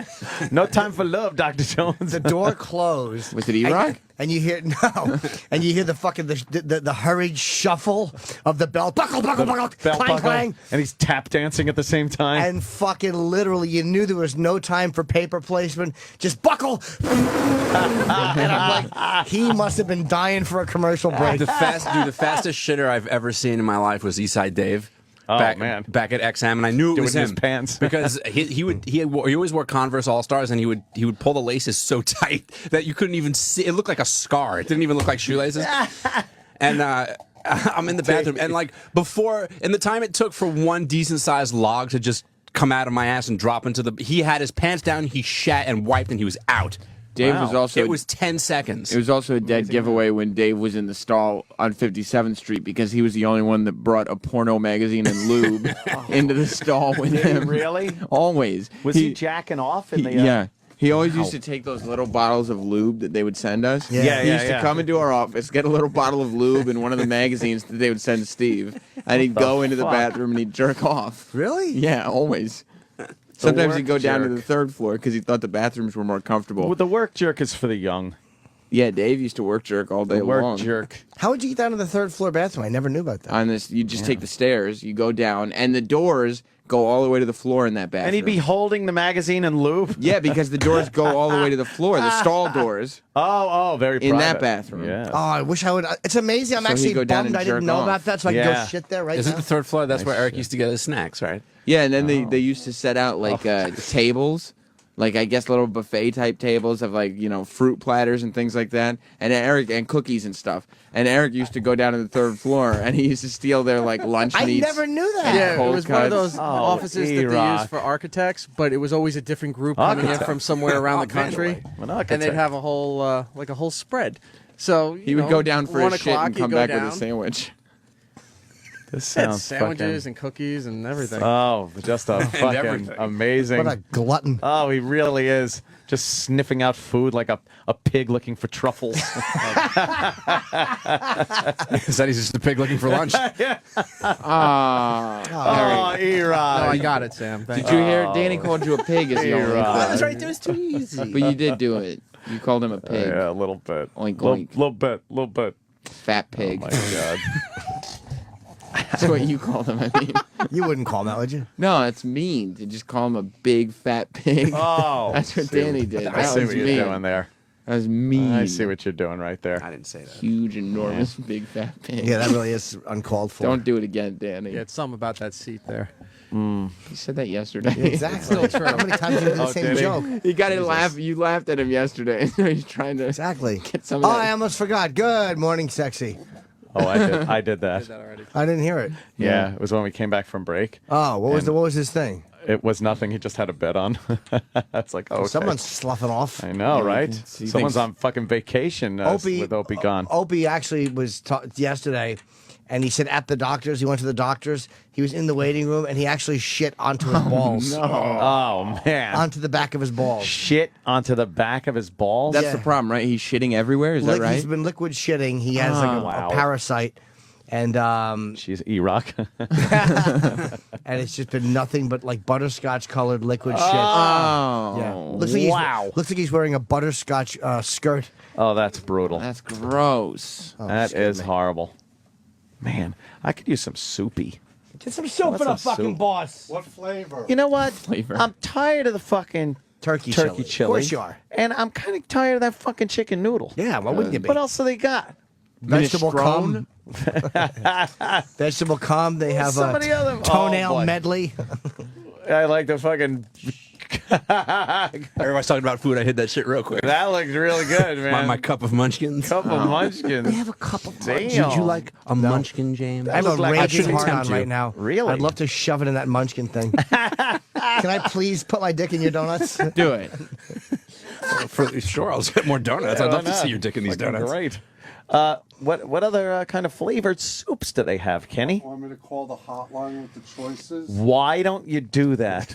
I would love to know. Because I've just, since I've been here, it's been turkey chili and chicken noodle. Yeah, pull your I might pants be up higher. missing some lobster bisque, He's wearing some mulligatawny, some jambalaya. Yeah. Oh, my God. Look at his pants. They're horrible. Except he's kind of staring down Jim like Jesse Ventura did in the doorway there. Yeah, Just like, yeah, my that pants, looks a little huh? dangerous. Your clothes are huge. Yeah. You have big clothes. But you're a big guy. I know that. I'm not. He has to look at himself to confirm that he's huge. It is indeed a big shirt. big. Is this on, Sam? It's on. It's on. I buy question, man. big attire to downplay my muscularity. What does this have to do with your tires? Fucking home Double run. bias ply. What's that? Tire. Oh, that's going.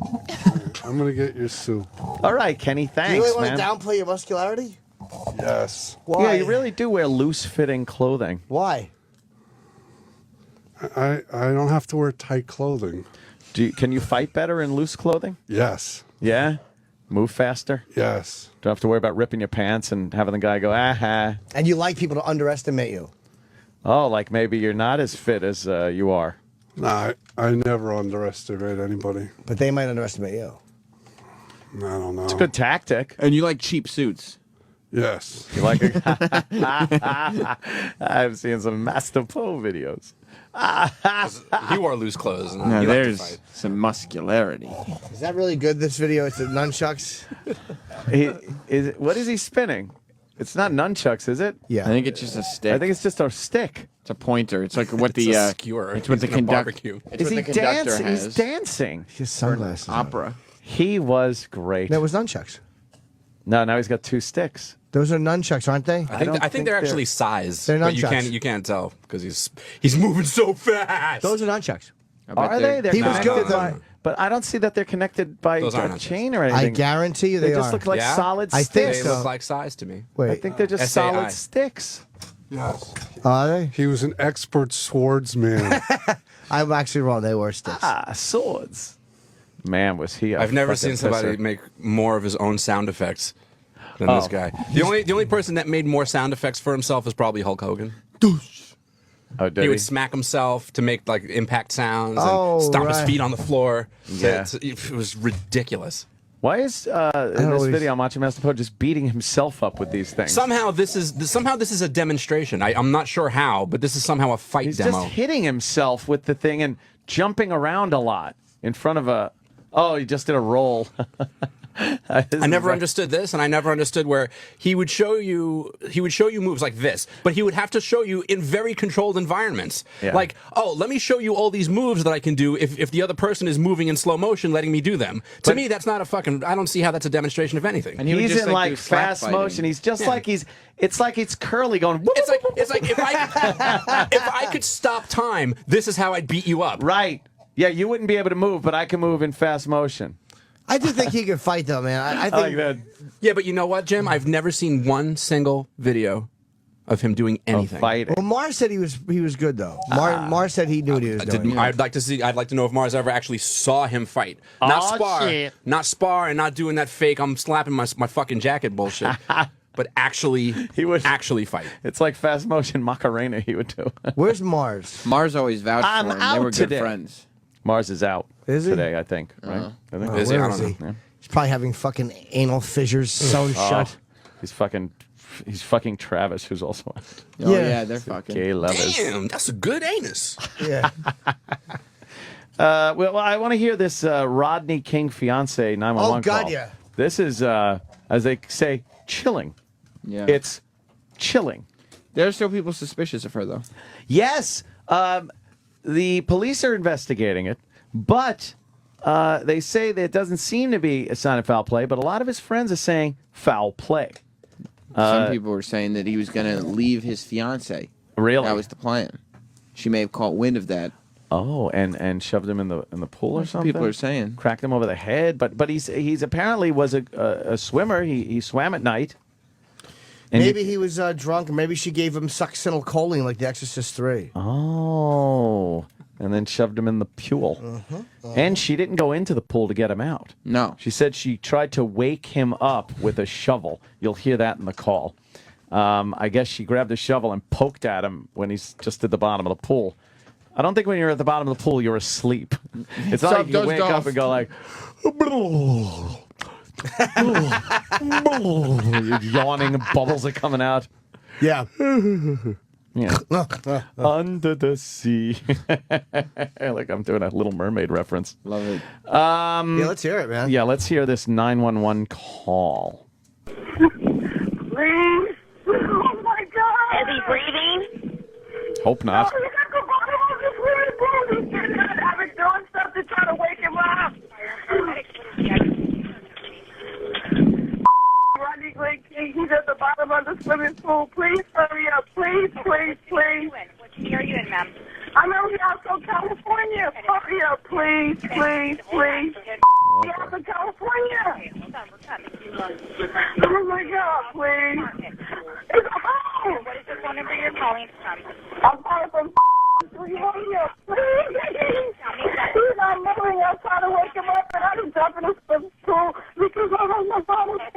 because I don't know how to swim. She just said that. She was like, I haven't jumped in the pool because I don't know how to swim. It's her house and her pool, apparently. And Rodney King was over there.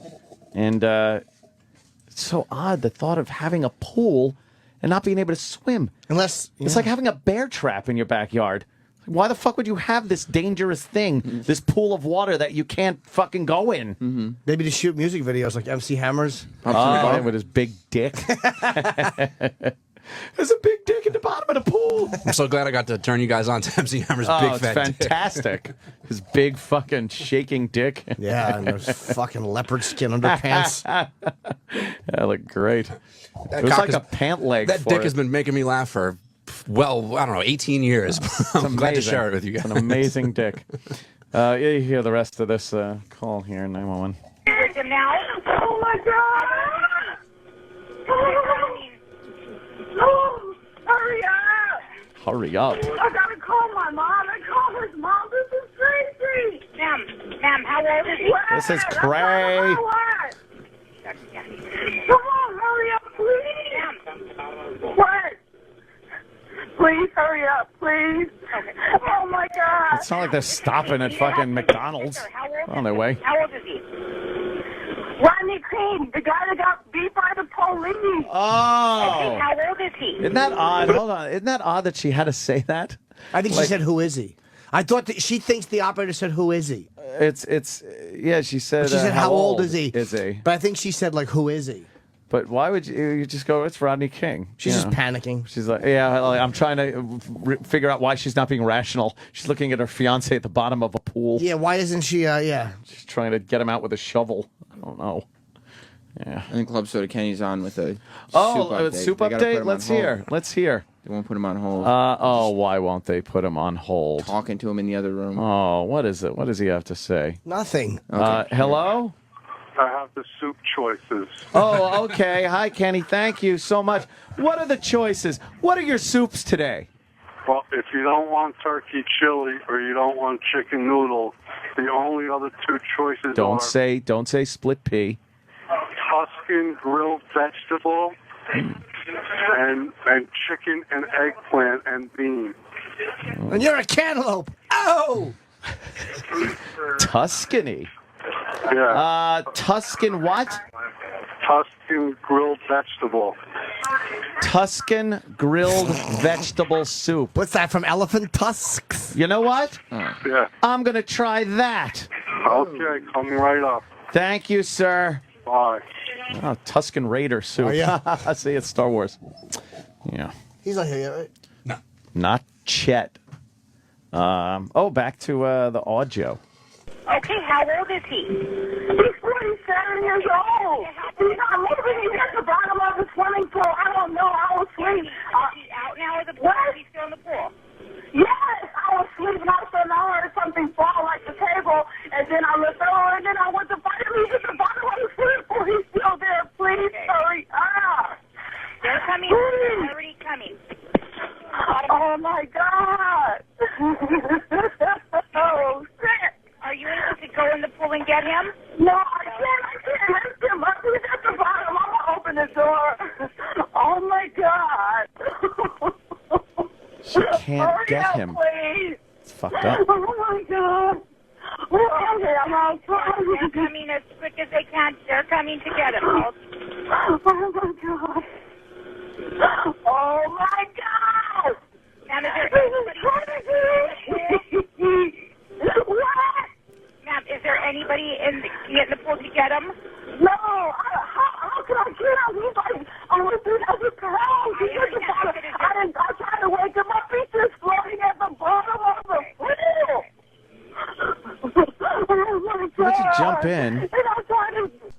How about you jump in? You like lock his arm, and then you kind of just move your arms and legs If you until can't you get to swim, the shallow though, end. that's like jumping into a pit of fire for most people. Jesus. Well, for most people. You know, whoever can't swim. Jesus. Well, if she's telling the truth, like if she really is just panicking, that's horrible. You can feel the mounting panic. Yes. I'll get him out, like because you know every second he's down there, you're thinking like he's dying. He's dead. Was he dead when they pulled him out, or He's dead already. I think so. Bones. They pulled him out. I mean, please. I'm gonna run to pee real quick. At the bottom. I know Harvey Okay. Hitchens. He's been at the bottom of the fucking pool for like 20 minutes. He You'd was think, down though, there. Like your adrenaline would just kick in, and you just jump in and learn how to swim right then. It's not tough. Yeah, like some kind of heroic move.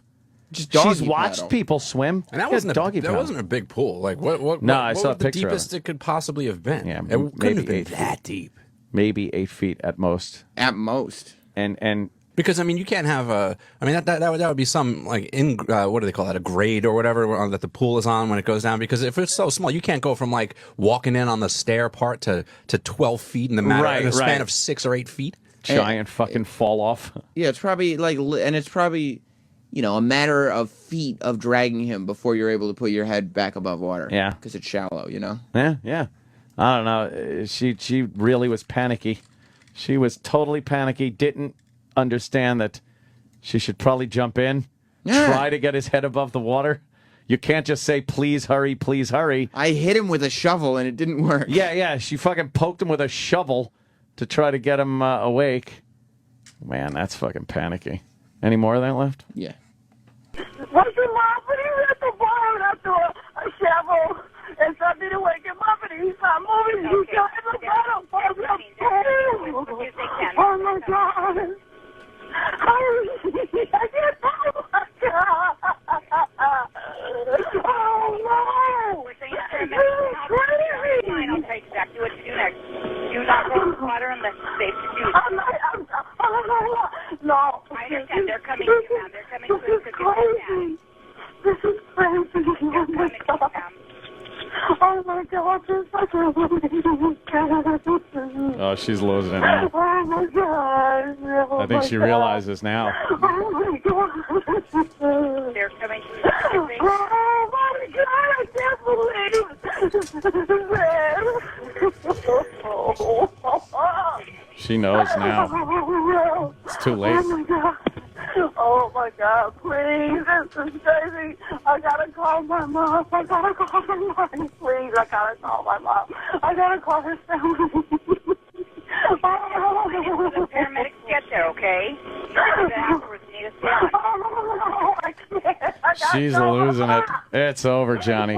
She knows it. He's been down there too long. I gotta call my mom.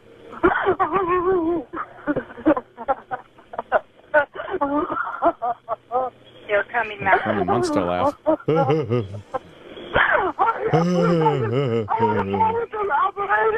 He's at the bottom of the pool. Officer, please. Officer, please. He jumps in, starts hitting him. It's just- yeah, she was happy to see the cops then, huh? They showed up. Officer, please. He's Did they in the just pool. jump in and grab him, right? That's fucking. Yeah, they jumped right in, grabbed him, brought him up. Man, she must feel pretty terrible that she wasn't able to go in there. That's gotta be very frustrating to look and see somebody. You have a pool. You got to be able to swim. Yeah. It literally is like fucking, you have something really dangerous in your yard. Just it's there and it's horribly dangerous. It's like having a bear trap in your yard. I said that. I just wanted to steal it. Yeah, well, that was the call, and of course they couldn't revive him. Wow. He was down there for quite some time. Well, they said he was a swimmer, so it's like I wonder maybe he something else, maybe a heart attack. They'll figure it out, whatever it is. It might have been a heart attack. She said that she heard some kind of banging sound, like on the table, like a banging sound on the table, and then heard a splash, and then she went out. So maybe he had a heart attack and fell in the pool. Well, maybe. Or maybe somebody smashed his head against the fucking table and threw him in the pool. How close was he to the fucking? How close was he to the table that he would hit it and then fall in the pool? 3.5 meters. Oh, that would make perfect sense. I'm glad you had that measurement handy. No idea. Because I didn't know. Oh, no. Yeah, but you can hear her panic, man. That's Oh. fucking frustrating. You can hear. I think at the beginning of the call, I don't think it's sunk in yet. Well, Rodney did. I don't think it's sunk in to her yet that like he's dead, And then as the call went on, your rest in pool tweet was very funny. R.I.P. Rest in pool. That made me laugh very hard, even though it was fucking horrible. And the old, can't we all get along? Snorkel. poor fella. Yeah. But yeah, she I think by the end of the call she realized, hey, a human is down there that long. There ain't no fucking way. He's How long was he there? A few minutes, right? even for the length of the call. I mean, that call was 4.5 minutes. 4.5 minutes underwater. You're done. Well, I don't know. David Blaine did it for like 2 weeks or something. Oh, did he? Oh, yeah. Yeah, well, let me tell you something about David Blaine. I don't mention his name. He's magic. He's not magic. He's not really magic. He just does illusions. Illusions. I was watching that show that Let's Fuck Over the Magicians, it's called, I think. Oh, the Magician's Greatest Secrets finally revealed. Finally revealed. Those are those old, they were like Fox specials years ago, and now they replay them on Channel 9. Stink. Yeah. Are they bad? The Masked Magician, I just remember like reveals all. They'll show you magic tricks that you never knew or gave a shit about, and then they show you how they're done. And it's like, wow, cool. I've been watching, there was a kind of a marathon last night, so I watched maybe 3 episodes, and they're all the same. Like, they're all the same basic trick that they expose. Yeah. It's like, okay, here's one where the woman has to slide into a little space in a box that you don't think is there because it's an illusion. And then there's the big one where they make a giant dump truck disappear right before your eyes. Like but they pull a curtain up around it. They could have just called the show Trapdoors and Mirrors. Right. That's called every... Trapdoors and Mirrors because that's every single trick. How do they do the fucking dump truck disappear? It's amazing. They had a dump truck, and it's surrounded by a fence. Can we see it? Yeah. I would like to see that because I'm a boy who loves magic, and I always wonder how do they do it. And so when I go to a magic show, which I do a lot, do you? I'll as soon as they start the trick, I'll be like, "Tell me how you do it," and I'll clap loudly. Just No, you won't. Annoy them. Gosh, unbelievable. Now they what they do is let's say there's a big dump truck. Sure. And there's a fence around the dump truck. Sure. So literally a There chain normally link is fence around it. good dump truck will have a fence around it. Very high, like a 12-foot high fence and a gate. And they lock the gate. Why is there a gate around? I don't know, it? because the magician was in there, like waving around the truck to show there was no wires or anything. And then they close the gate, lock it with a big lock. Then they get a bunch of people, witnesses, that stand around the gate. And then they drop a white curtain around the whole gate, right? And then the curtain lifts up a little bit, and they show the truck, right? And then it goes back down, and then he does a little more mumbo-jumbo, and then the curtain lifts up a little bit again, and you realize, hey, I don't see any tires or anything there. What the fuck? And then he goes, and the whole thing drops down, the curtain, and everything's gone. Here it is. It's amazing. Oh, my God. There's a masked magician. Yes. That's a big truck. Yes, it's a giant truck. Those girls keep popping up right when he needs them. He has no mask. He's The long hair. narration is horrible, and it's the Watch guy that that was first step masked the man chief before inspector on solid concrete. X-Files. X-Files, yeah. Yeah. Just in case. All right, you're can we wondering, fast forward? I don't need to see this asshole climbing on the truck. We've Yes. established it's a truck. Yeah, he goes into the window to show there's nothing with the steering girls. and things like that. Stinks. All right, time for the magic. This guy's a total douche. So A group of spectators is invited to surround. I like the episode when it was starting to run out of ratings, and they were like, on this episode, the masked magician reveals his identity. And he took off his mask, and it was just some guy you never even Who heard of in your cares? life. Yeah. I remember yeah, who that. gives a fuck who he is? It's like some black dude, right? Yeah, it's Yeah, like yeah. You never heard of him. It's like a black magician? What? Who's this guy? You're like, oh. So They're he all started doing standing this around the just- truck. Yeah. Now, is this really outdoors or just supposed to be? They'll do it outdoors. Looks like a soundstage. Yeah, it's a soundstage. Spectators take one last look. The spectators, by the way, all in on it. All in on it. These tricks are only done on television. They never Right. just do these. Curtain falls. The curtain falls. Now the witnesses all join hands around. Hands and form a human chain. Because you wouldn't hear the truck if it drove away? Right. Why are they holding hands? Making it tough for the magician to work his magic. Maybe tough for the magician to work his magic. Make this a little louder. They're all holding hands around a white curtain. This is Yeah. awful. A little more conjuring on the part of the magician. Oh, he's conjuring. He's conjuring things up. The curtain's raising. I guess Yeah. the only way out is up. Oh, this Wow, I have to magician admit it. stinks. It's impressive so far. What's impressive? nothing. They're holding hands around a curtain. Nothing's impressive so far. What's going on behind that sheet? Trickery. If you want the answers, just imagine how they feel. Uh-huh. So close. All right. And yet so far. No wonder this show just sucked. Some more magic, and the cage rises right off the ground. Oh, shit. The truck weighs The cage itself? 65,000 pounds. 65,000 pounds. I don't see it. I don't either. I don't see the Besides, nobody said anything about a floating truck. Right. That's true. Just what's happening here. There's no sign of the vehicle underneath. No. But where is it? I don't know. I can see Again, legs. The floor is solid concrete, so don't look for any trap doors or No, hidden I elevators. thought a trap door swallowed up a giant truck. I was looking for a hinge. The suspense is killing me. Me too. All those lights aren't distracting either. No. Yet another magical wave, And? Oh, The curtain dropped. just fell. Oh my God! It's everything's Truck is gone. Goodbye. How'd the curtain fall perfectly into a rectangle? It's amazing. And they're running across this. I Wait, can't say that I missed It's the gone. truck, but it's gone without a trace. those dumb girls. It's so simple. Yeah. That's good, right? Magical. No, it's not magic. Shut up! It is It's a so. dumb, Magic easy Man. gag Now trick show us that where it has really to be done on TV. Where's the? Where's the? Is it camera tricks? Nope. Oh, they're How showing did the you. magician make this 65,000-pound truck? So they're showing you with the levitate curtain high in around the Yes. air, Then vanish in the blink of an eye. Okay, they're just Amazing. re-showing the He trick. didn't. He Here's didn't. what really happened. Oh no. When the trick begins, the magician gives us a tour of the massive truck. Right. Yes. Yes, the truck is real, and it is very heavy. We Well, know. thanks. But the two lovely assistants aren't the only magical They have helpers dicks. hiding in the shadows. Cleverly concealed in the truck's payload are stagehands. Ah. They're not taking a rest. They They're waiting to go to disassemble work. the truck and eat Hey it. guys, No? the magician climbs up onto the truck's cab and Uh-huh. waves his hand inside. Whenever a magician goes out of his way to show you that there's nothing unusual going on, there always is. Ah. You see, the truck's driver is hiding inside. Oh, there's a driver. That's one way to avoid a speeding ticket. The magician exits the steel cage, the doors are closed, and the chain is padlocked. Right. It's legit. Why? Yeah. That door will not be opened again. Why are there At least stagehands? until the stagehands want to come out and go home. Well, they have work to do. Then the magician takes Once us the on a curtain walk comes around down. the cage. Aren't they gonna showing us that disappear? it completely encloses the truck. No. He calls in the They witnesses. pick it up and they surround the and truck to slowly form a human tiptoe away barricade. with it. With a magical wave of his hands, the giant Like the silk curtain is Flintstones. dropped, covering the cage. Yeah?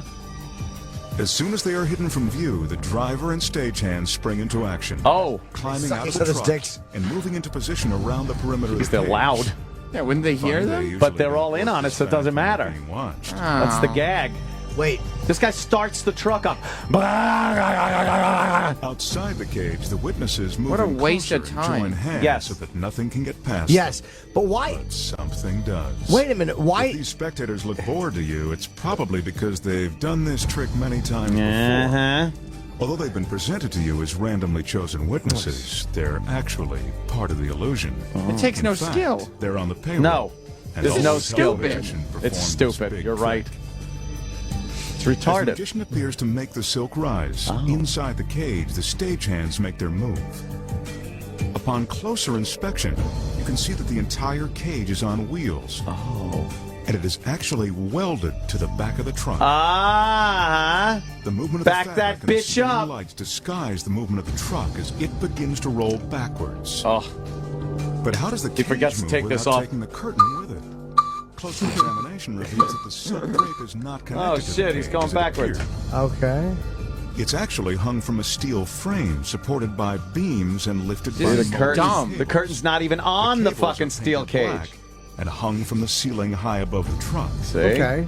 When the curtain rises, it is actually lifting off and away from the cage, Ah. allowing the cage and truck to slip out the back. And This the is cage actually Behind the different than truck, I would the have thought black they did it. background Really? Slides open. What did you think? Our phony witnesses Magic? move out of the way. Yeah. And the cage and truck. If you're gonna, this is so stupid. If everybody's gonna be in on it, and you're witnesses and everything, why wouldn't you just cut the camera? I know. And just Right. drive the truck away? If it's just for television, cut the camera, drive the truck away, go back to the shot, and go. Why? Hey, Because look, they it disappeared. needed. I'm telling you, because they needed to make it more interesting. This is why big tricks like this are only seen on TV and never in front of a real live audience. Yeah. So once the truck is cleared what's of the stage, point? What's the witnesses point? move back into place. You want to The fool black us on backdrop is television? Do it closed. with special effects. Magician is ready for Yeah. a dramatic Just finale. animate it. Just do a cartoon. Right, Magician CGI. levitates the Yeah. silk one last time, This is bullshit. This is supposedly showing magic. us that the truck No, is it's not, suspended. Chippa. Yes, it is. It's not magic, now, Chippa. Because then it disappears from behind a thing. I've seen this Mystical one. wave, the silk is released from the steel. Oh, we don't frame need to and see it floats again. to the Yeah, ground. yeah. Oh, that's what they do. They just, it's ponderous, this show. I watched Nobody would do about that. 3 hours of that last night. Nobody would do that trick on TV. I would. No. It's He a just waste did. of time. He did it. It's a. They, That's like but they've shown the disappearing car, truck, horse, elephant trick, and it's always that. They always have where they just pull the curtain up, back it out. It's never done in front of a live audience. it's just stupid. And then there's the body double ones they use. It uses a bloody double. They had a set of hot blonde twins. Yeah. And this girl's in one cage. And this is like supposed to be this transporting thing. So there's a girl in one cage and the magician's in the other. And they tie the girl up with a red fucking bandana, tie her arms up, and then they lift up these curtains around the magician and the woman. And the second it goes up, boom, the curtains come back down. She's gone, and she's now next to the magician, fucking like 20 feet away. Yeah, but the only problem is she has to kill her clone every night Ah. and doesn't know whether. Yes. Spoilers. The great Danton. Oh, no. my God. Can The you great believe it? Danton. I'll be gotta- across the street at the Pantages. A room full of dead Wolverines. Yes, what dead Wolverines in fucking fish tanks. What a terrible show. Yeah, that's yeah, like- horrible.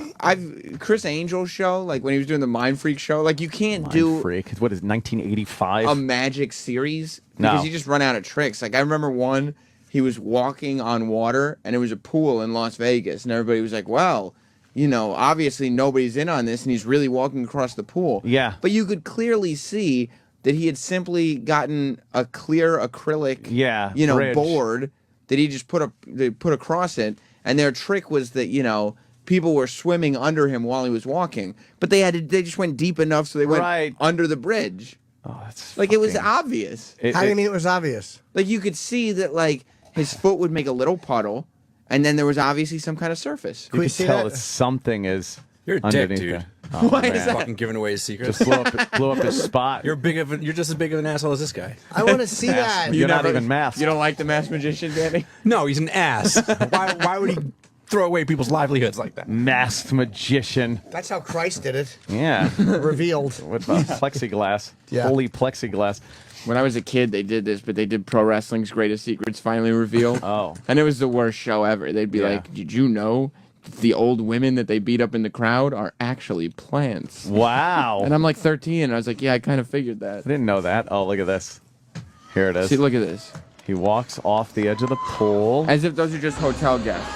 Whoa. Look. Wow. Like there's obviously a surface there Yeah, right there's- beneath there's the a water. surface. See, and she's Wow. deep enough. But wait, the bubbles didn't come up all the way. Well, that's because there's a clear acrylic board. Oh, is there? Yeah.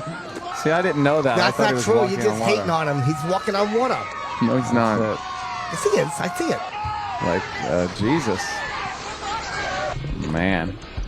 It's so obviously. Yeah, they're on, and you can see where his feet are stomping on the board. Yeah. And he's got to do it And slow so it doesn't splash. You can see that nobody's directly in front of him. No, why They're aren't they all- right in front of him? That's true. Because I'd grab his leg and shake it. Would you? Oh, and he did it to the side. yeah, he's trying to make it like his shoe fell off right under his foot, but he put his foot off to the side. Oh, now there's a break in it right there. Go back a little. There's a break in the bridge. Wait. There's a small break in the bridge, and that girl swam right through And he it. stepped over it. Stepped over the break. See, the thing is, wouldn't you be embarrassed with all these people seeing how you did your trick? They're all in on it, yeah. All of them, yeah.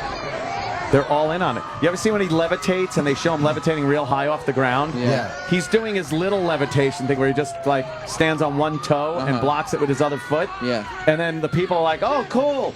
But then what they show is later done in production where he's up with a cable. and he's levitated So why like real bother? high. Yeah, Like, it's just stunts. It works. it's fake. It's special effects. First step, I didn't think it was gonna happen. Like I just expected him to fall right in. Did Really? you? Why? You saw the acrylic. Like, it's just like filming a movie, except pretending it's real life. Yeah. Like, they do this stuff in movies and just say, yeah, of course it's fake. You know, We're the doing a card movie. tricks are very amazing. I'll give him that. I like the sleight of hand stuff. Yeah, that and the- shit. But this is nothing. I got 44 million views, man. It's so stupid. I like Chris, though. I mean, it's He's a good guy, Yeah. but that trick is dumb. Did you see when he levitated off of the top of the hotel, the Pyramid Hotel there, Yes. the Luxor? That's magic. No, it was cables and a helicopter. Yeah. And then they show it on television like it's really happening. Look who's back. The master. Oh, the masked magician. Oh no! It's Oh, is he doing the walk across water? Let's hear. Oh no, people Let's are gonna hear.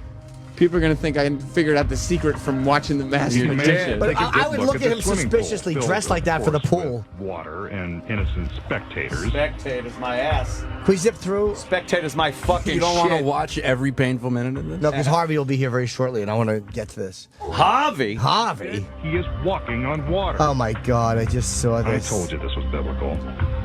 It looks exactly like the Chris Angel one. Yeah. While surrounded by spectators, the magician is walking across. Yeah, we know. Yeah. Then what happens?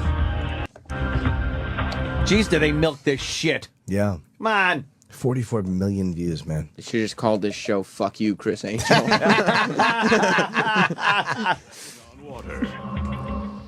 There's the ball going through it.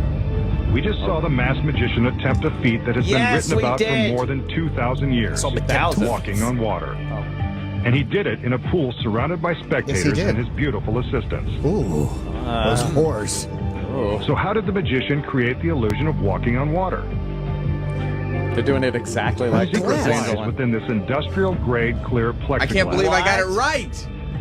But Yeah, but The you didn't say it plexi was is industrial mounted grade. on clear plexiglass legs. You thought it was very thin. clear plexiglass When it is legs. submerged in the water disappears? and photographed from the correct angles, the plexiglass is invisible and impossible to detect. But as the camera angle changes, the plexiglass becomes visible. Oh. The next secret is Oh, that he's the here? assistants and innocent spectators in the pool Is he? have been paid to act like they can't see the plexiglass platforms. Yeah. All right. We gotta turn Well, I this- guess we got to turn this off. All The right. platforms in this illusion have been constructed Look, in we don't know various how it's done. sized planks and are supported All by right. the clear legs that reach the bottom of the pool. All right, turn it off. Jesus. You were terrified? There he is. Hi, Harvey. How you doing, guys. Harvey? How are you? Pleasure. Pull up a mic. We're on. Yeah. We just do it like this. People walk in.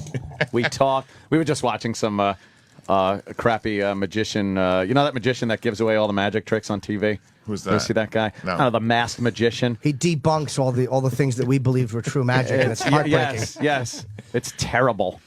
Yeah, well. So you're here and you have a movie out. The Intouchables. Yeah. Which I saw last night. Yeah. Which I didn't know was a foreign film until there was something about the opening scene. They're driving very quickly, and I'm like, it just doesn't look like America. And then they started talking in French, and I'm like, good call. Wow, you are sharp. Yeah, I really am. 5 minutes into the subtitles, I'm like, wait, this is probably not going to change. But how would you describe the movie? I liked it a lot because I had no idea what it was about. I had no synopsis of it, no idea what to expect, and I thought it was great. It's a true story, and it's the world's biggest comedy. People all over the world are seeing this in record numbers. You know, people. It is in French with subtitles. We're thinking about doing a remake, but it's a true story of this race car driver, this billionaire, you know, who loses his wife. He crashes his car at 180 miles an hour, and he becomes, he has no feeling from the waist down. He doesn't want to hire anybody, you know, to take care of him who pities him. So he finds this street kid, you know, and together their the relationship is anything but caretaker and patient. They go out, find girls, they jump out of airplanes, they drive race cars, they get in trouble with the police. It's just a wonderful, fabulous, true story, and you watch this movie and you feel great. I wouldn't promote this movie unless I 100% really felt the audience would just love the film and feel great seeing it. Yeah, it's the second biggest movie in French history. Like it's Wow. made. It's probably going to do $500 million by the time it's finished. It's Yeah. done like 340 million worldwide. Wow. And like this guy, he plays a quadriplegic. And there's a scene where the guy comes in and he's looking just to get on, I guess to get what the equivalent of unemployment is in France. And the guy's just kind of being a dick. He's just going, could you sign this? I just want my benefits. And for some reason, the fact that he's kind of talking abusively or like an asshole to the guy in the chair, he likes that. Oh, really? He's like, he's the only one who's not showing me compassion or pity. He's the only one who's talking to me like a real person. And they had this really weird bond, and he hired him.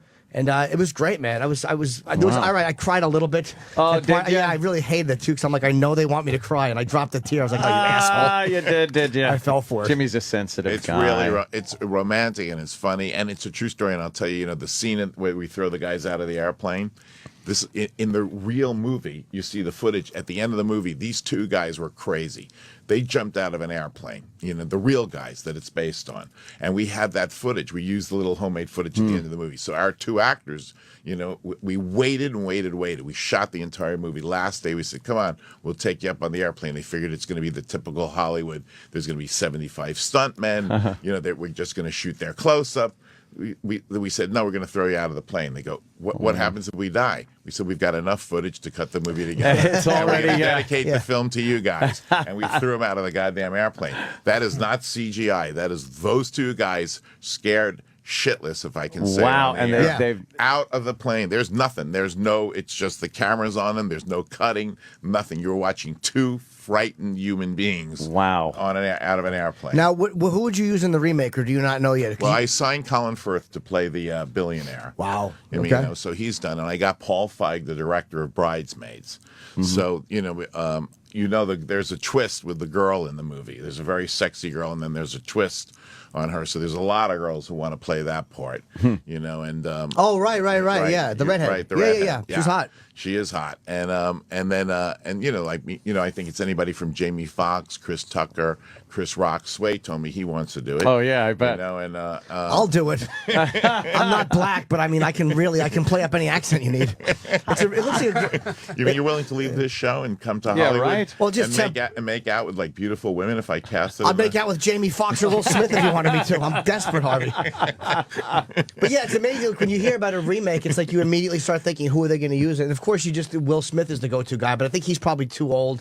And, maybe not too old, but, this seemed like a younger dude, like a 25-year-old guy. Cock blocking in front of Yeah, you're right. 'cause I'm really- Harvey. Jesus. I'm He's not like, I was thinking of, but, Jimmy said he is, and I think he might be right. I'm only saying this seemed like a young, streetwise guy who's It like is. 25 years You old. do need a young guy. Oh, man. But Chris Tucker, Chris Rock could do it too. Chris Tucker's doing stand-up again. I've been seeing him at the Comedy Cellar. It's like you hadn't seen him for a while, and he's like starting to get back into stand-up too. So yeah, I just did a movie with Chris Tucker, and he is fabulous. It's funny, and also, it's a movie with Bradley Cooper, Jennifer Lawrence, and Bob De Niro. It's called Silver Linings Handbook. He is great in the movie, and I had a really, really good time working with Chris. And he is doing stand-up. Is he? Yeah. Quentin Tarantino and I were gonna once wanted to film him. Whatever. I told Chris this story, and I'll tell you guys. It's the first time I ever said it publicly. So Quentin and I say, okay, Chris, I'll produce it. Quentin will direct it. And Chris said, great. I said, we'll just do 50-50. Quentin and I will split 50. You take 50. It's your stand-up. He comes back to it, goes 90-10. Him. Whoa. I said, I haven't worked for 5 since I was in junior high school. And Quentin Tarantino, you're giving 5.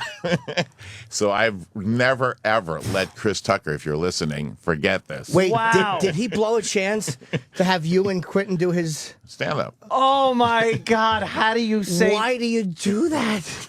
Why do you do it? You're sure he meant 90 I'm so his sure. way? I'm sure it's going to go 90-10 my way now. Yes.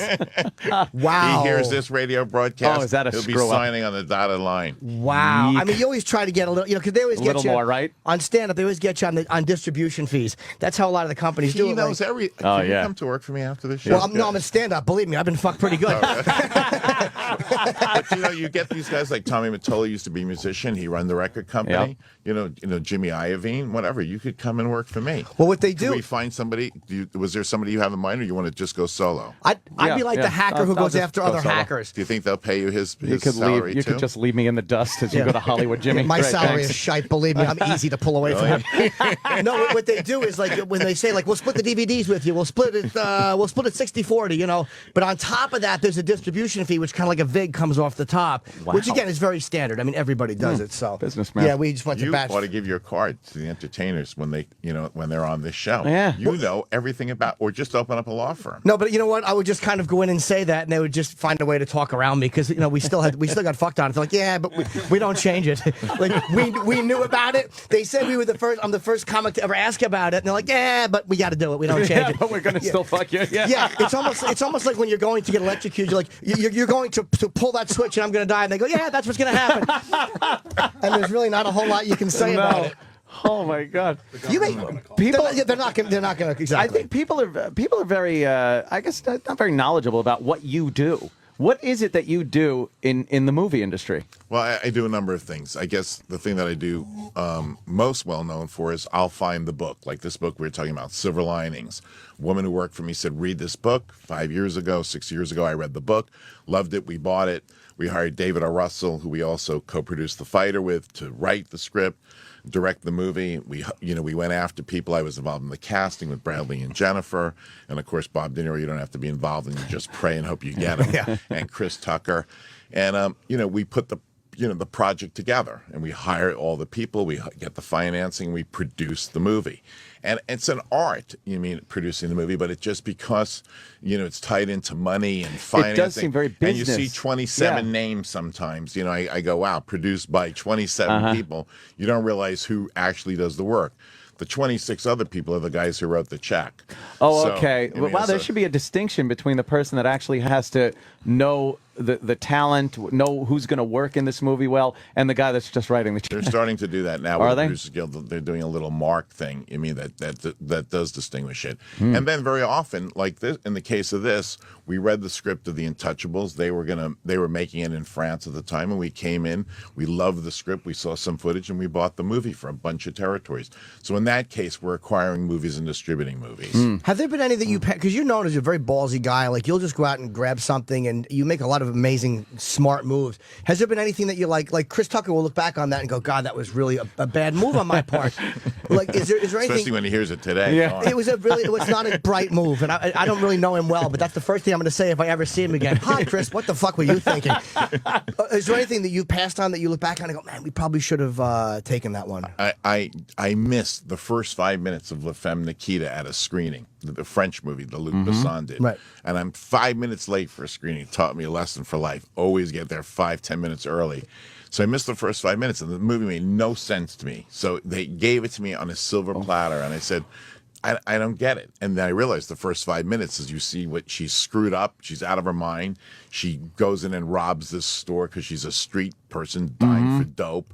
And then they train her to become an assassin. So I missed the setup. And then it made no sense. I'm just watching this girl and she's training and I'm going, what's the big deal with this? Right. It's like missing the first 5 or 10 minutes of a Columbo episode. Exactly. That's when the crime is done. And if you miss that, you might as well not watch it because then he's trying to solve stuff and you're like, I don't even know what happened. Although the giveaway is whoever Columbo talks to in every other scene.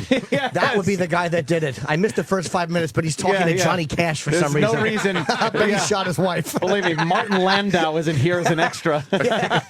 So it's the biggest star is the murderer. That he's talking to. Jesus, I never figured that out. God, I got it. I should have called you on that one. Yeah, I'm a Columbo expert. It's kind of my thing. Just comedy's not really panning out, so I do Columbo panels and people ask questions. Columbo panels. What was you were with Miramax and you left and started the Weinstein Company with your brother. What was it that finally made you go like, I want to go out and do something on my own? Was there something that was happening that you just weren't happy with? Well, Miramax Bob and I started Miramax. Miramax is named after my mom, Miriam, who's 86 years old. And if she's listening, if she's listening to this show, I'm going to have a long talk. Yeah, we'd be very shocked. Yeah, I mean, me too.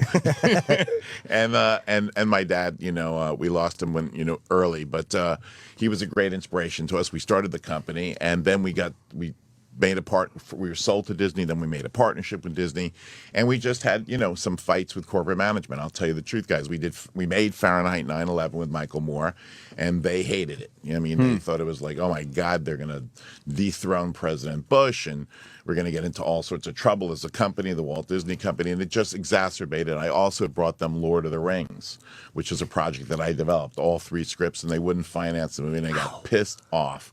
It only cost them and me $2.3 billion. That's it. Today, I could have owned Sirius. Instead, I'm a guest Believe on me, the we show. wish you did. Oh, we wish. No, Mel, they're kidding. John Malone, they're kidding. No. Greg Maffei, they're really kidding. Wow, he knows all of them. Oh, yeah. They're men know I've all never of met them. before. Scott Scott. Greenstein, they're kidding. Scott, I know well. They are kidding. So wait, you brought Lord of the... Now, you don't have Lord of the Rings. Who actually did Lord of the Rings? Lord of the Rings ended up being produced by New Line. They had the guts, the balls, as you can say on this show, Right. to take that project. We have a percentage of the gross, so we did extremely well. Wow. You know what I mean? But it was personal. Actually, Disney was so unhappy with the idea of it that they gave Bob and I a personal share. And how do you pass on Lord of the Rings? And not only that, we showed him 10 minutes of the technology. The guy who was running it at the time was a guy named Michael Eisner. We showed him 10 minutes of what it looked like with 10,000 extras, in all those scenes. Peter Jackson developed all that. We financed. We put $10 million into financing it. So between Fahrenheit 9/11 and Lord of the Rings, and then we were going to try to do this channel, like a Miramax channel. Scott Greenstein knows a lot about this because he used to work with us. And so I think these 3 things exacerbated, and we just said it's time to go. And I think they thought it was time for us to go too.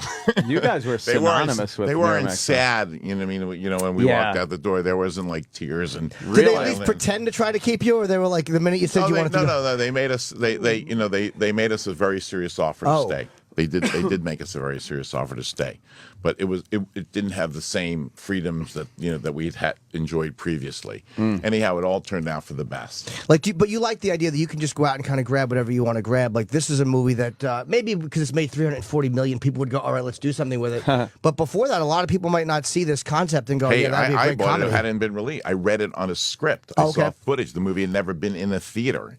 So it's the same thing like with The Artist last year. I sat I sat and watched a black and white movie. People in my own company thought I was a lunatic. To do that, they said, "Oh, we produced The King's Speech, so it won the Oscar the year before," and they thought with The Artist it was like hubris. Oh my God! Now they think they just did a movie with stuttering that grossed $400 million. Now they're going to do a black and white silent movie. You know what I mean? And stuttering is was the action scene compared to having nothing in The Artist, and people told us we're crazy. So right now the movie's up to $160 million worldwide for a black and white artist, and won the Oscar and 4 other Oscars. One of my favorite things about The Artist was the fact that Malcolm McDowell did a cameo. They got Malcolm McDowell just to do a weird little cameo, sitting there, kind of like he was waiting to do something, and he talked to, I forget what her name.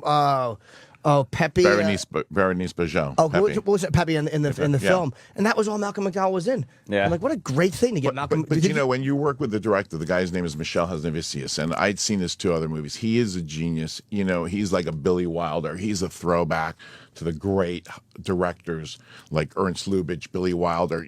Once upon a time, you used to watch these comedies, and they made sense from beginning, middle, and end, and they were smart and emotional. That's what The Untouchables is a throwback to. It's really smart storytelling, and that's why it's grossed so much money. Even you see these big special effects movies. 5 minutes in, you're going, Jesus Christ, I've seen that before. Right. Yeah. 10 minutes in, you're saying, I'm so bored.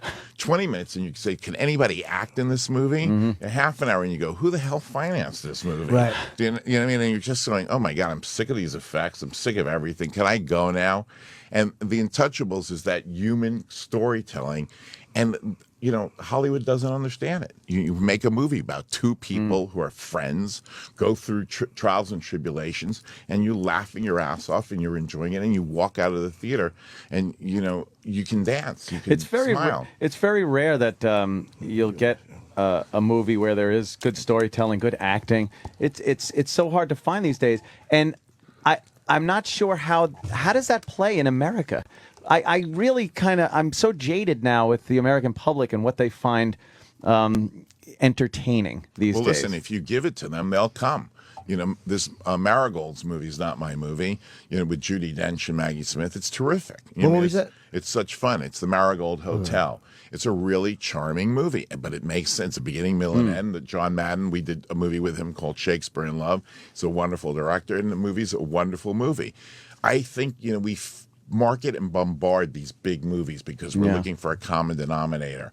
And I think when these small movies can work, and these small movies can become big movies. Look at The King's Speech, $400 million. It cost $15 million to make the movie. Worldwide gross. Look at this. The Untouchables. $15 million movie, $350 million so far. It's what he said. Going to gross $500 million this movie, and it's doing great in America. Yeah. What I liked about it too is it wasn't schmaltzy interaction. Like that's what was surprising to me was like usually he really was fucking with the guy who was quadriplegic, and it was an interaction like that's how somebody who really likes you treats you, and it was an oddly non-schmaltzy interaction, which I liked. The second I saw what it was, I'm like, okay, I kind of know where this is going to go, but I didn't. It was much harsher dialogue and much harsher interaction. That I was like, fuck, I'm so happy he said that. There was really some great moments in it. And the guy's feeding the guy, and the girl walks in the room, and she's got a great butt, whatever. He pushes the guy aside, gets food all over the guy, doesn't give a shit, whatever. He just loves that butt and loves that girl. And that's what happened. These two guys are like that. I met the one, and they are like that. They are 100%. That was their relationship. Yeah, and they show them at the end in photos and in video, which is kind of cool. I always like that when it's based on a true story, to see the real people at the end. There's just something about that. Like, okay, they really are. Yeah. It seems like it would be such a difficult thing to read through something like you did a script or a book or something, and not just go like, or read everything and go, oh God, that could be a movie. That could be a movie.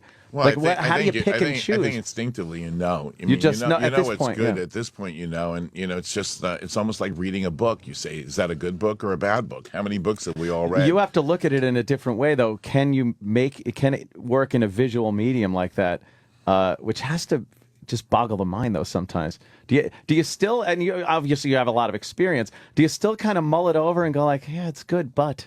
Listen, half the time if I went through my movie list, you talk about I did a movie, My Left Foot. Does that make any sense? I mean, it's a guy who only has a left foot. Then you add Daniel Day-Lewis to the equation, and you've got something magical. Look, I don't believe in boundaries or barriers, so I just let imagine it. And for me, it's just.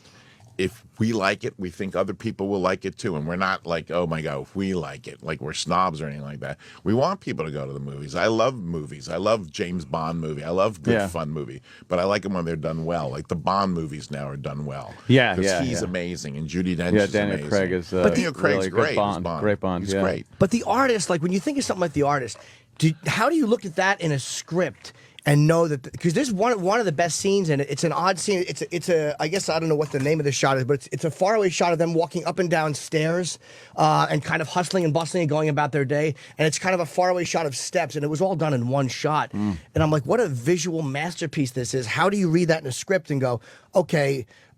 Here, people walk up and down the steps 30 seconds. How does that read in a script? When you read Michelle's script of The Artist, it's so beautifully described. And, Michelle gave me a movie. It's called City Girl. It's by this guy, Murnau, the director. And that scene was a tribute, to the silent movies. You watch some of these silent movies because they couldn't talk. The visuals are so strong.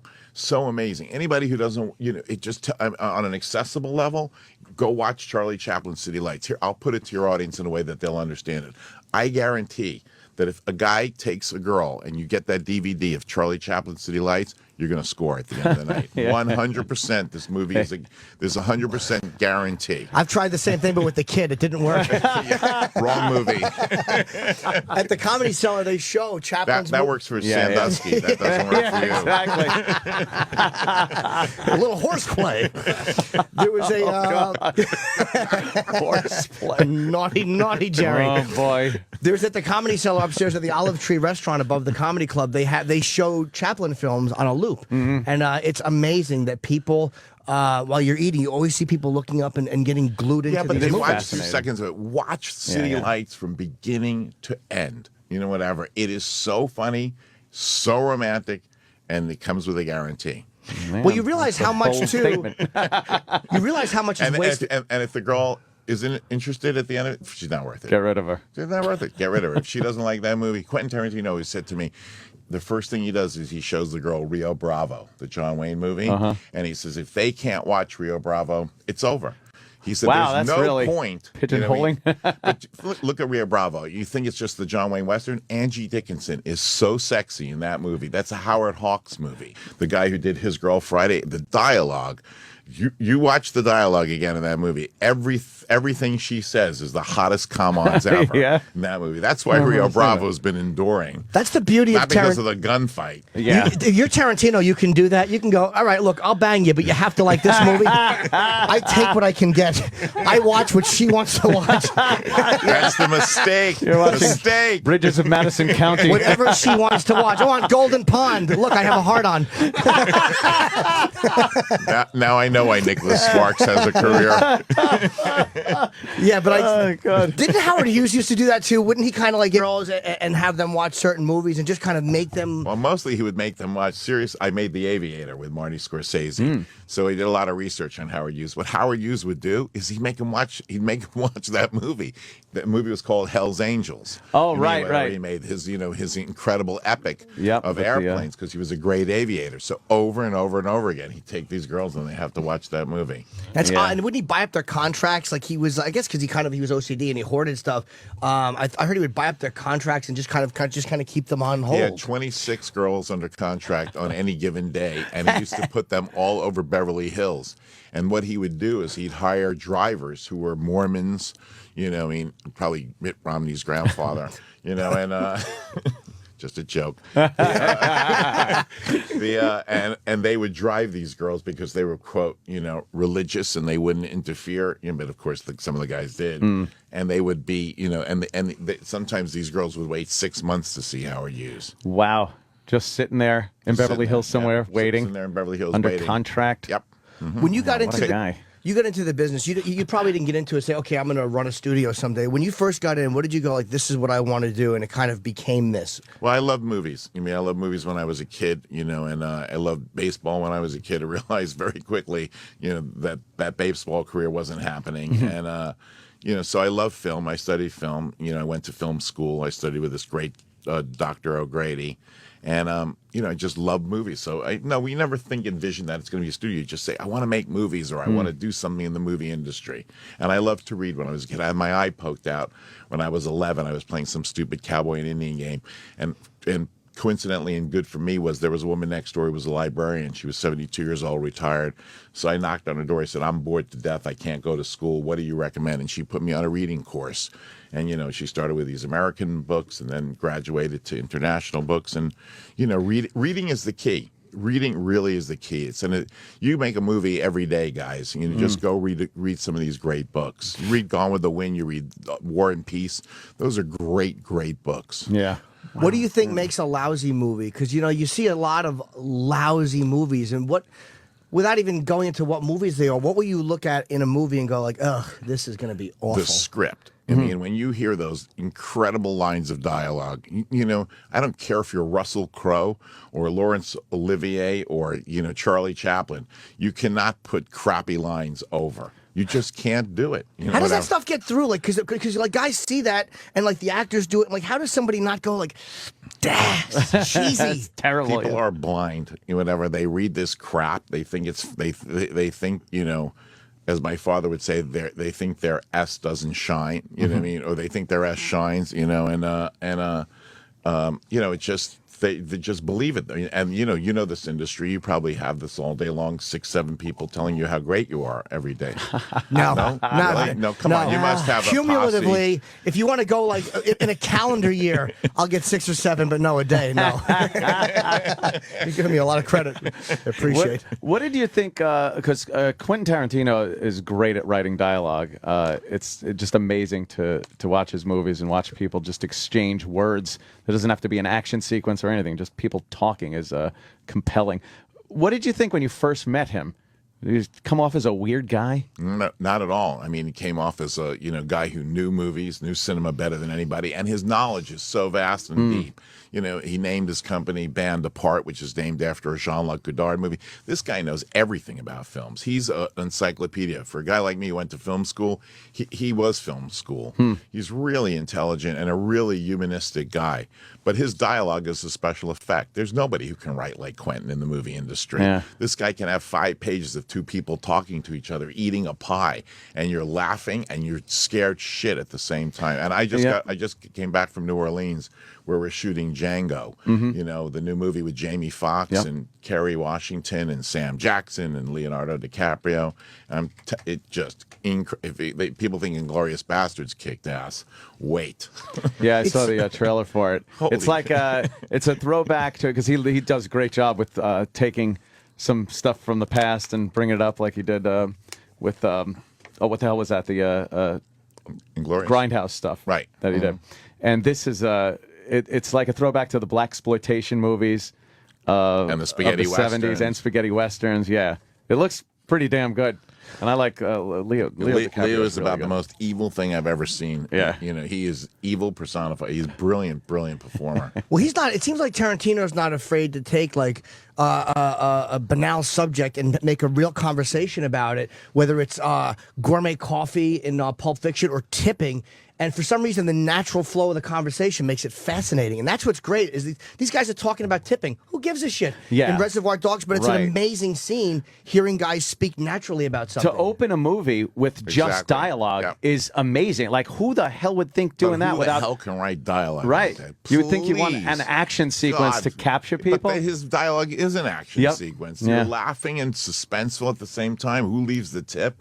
I mean, Yeah, who writes like that? You're throwing a buck. Throwing a buck. You know, Quentin's an actor too.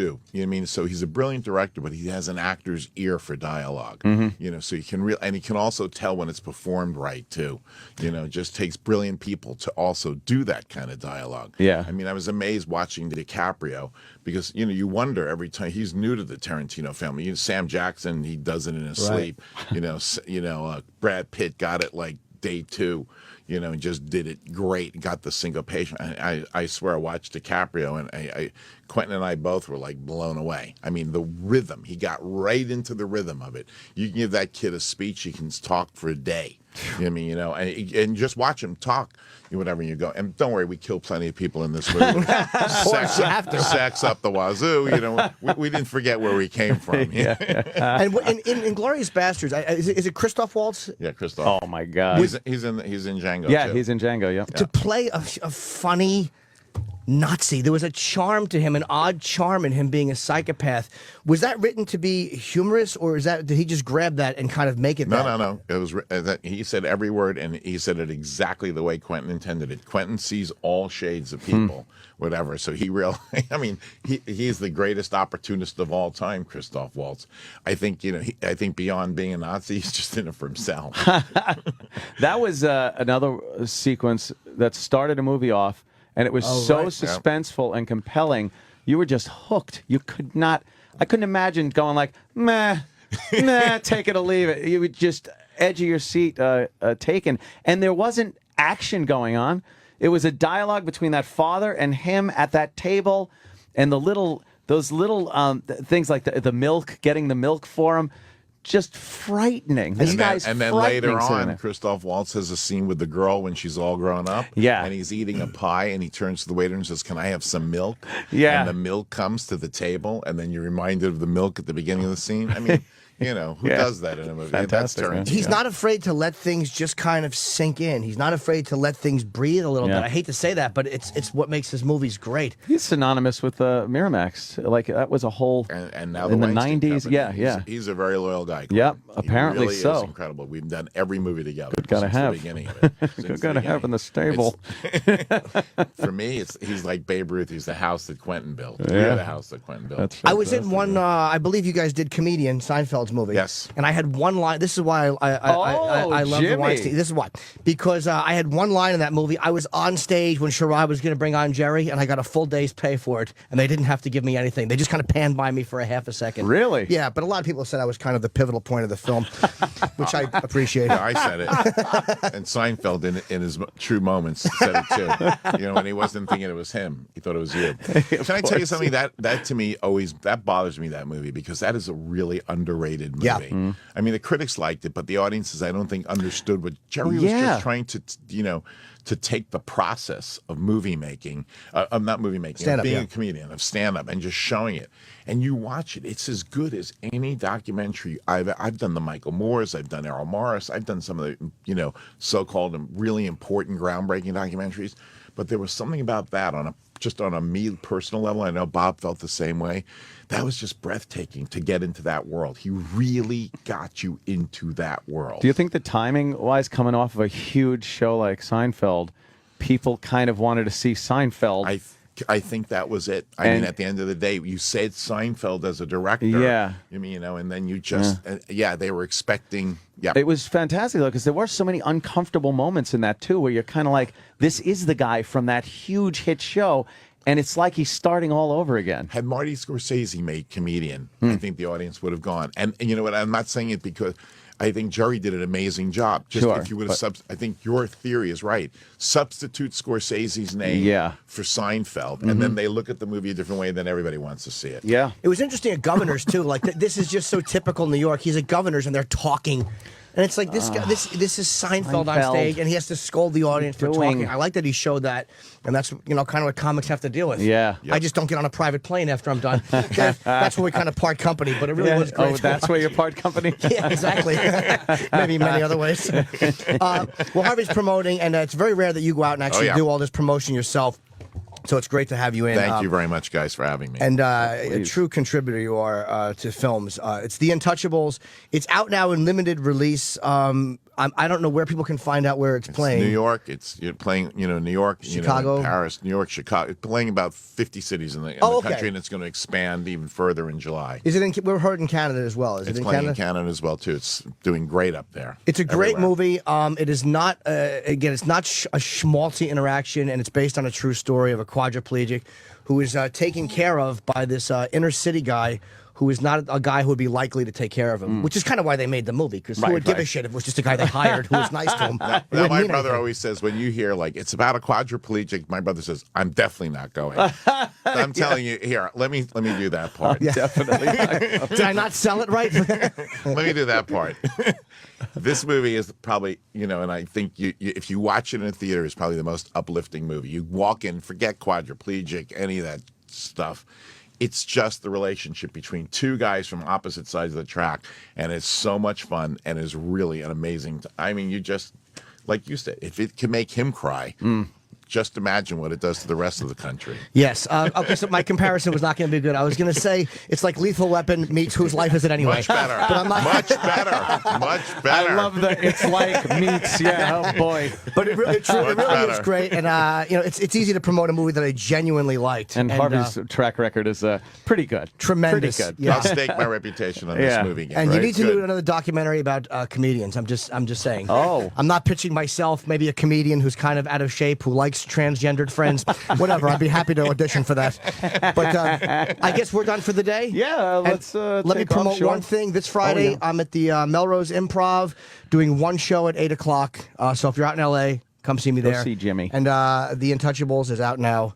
Limited release. Harvey Great, Weinstein, thank you Thank so you guys. much, man. What a Great to pleasure. meet you. Thank you, guys. Thanks. We're done. The Opie and Anthony Show is pretty much over. But if you feel like sticking around, after O&A Live is next.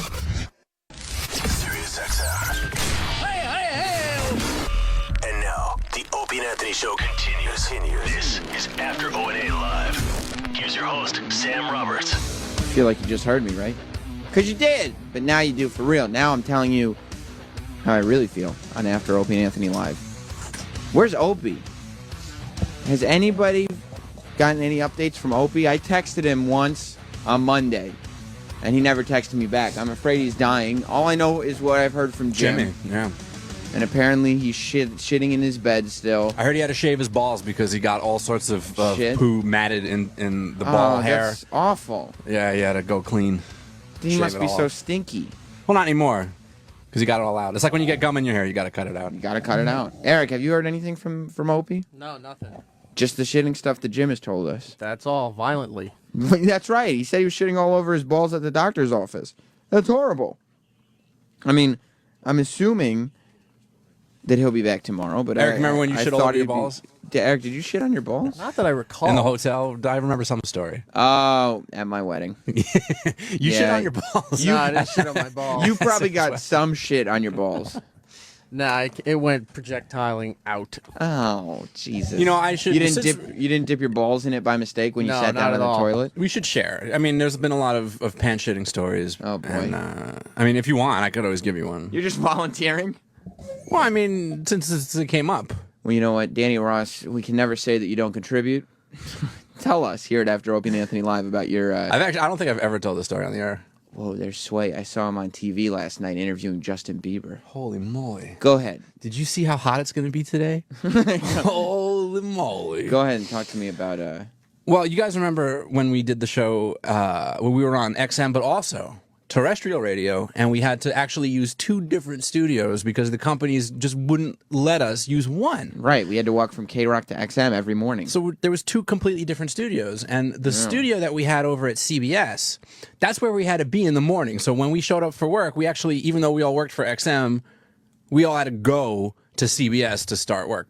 Right. And we were in Stern's old studio, and for those of you unfamiliar with it, there is a separate bathroom built in to the main studio. Now, this was the studio where I would assume Howard got to use exclusively, and I think if you watch the E! Show, he also would send girls in to do random things. It was that bathroom. That very same. It didn't look like that anymore. No. They completely stripped it Yeah, down. dude, but- that studio outside of TV, man, it looks so different. Like now that you know where the angles were, you could see what it was. But boy, I would have never have guessed that was the same studio. It's amazing how they did that.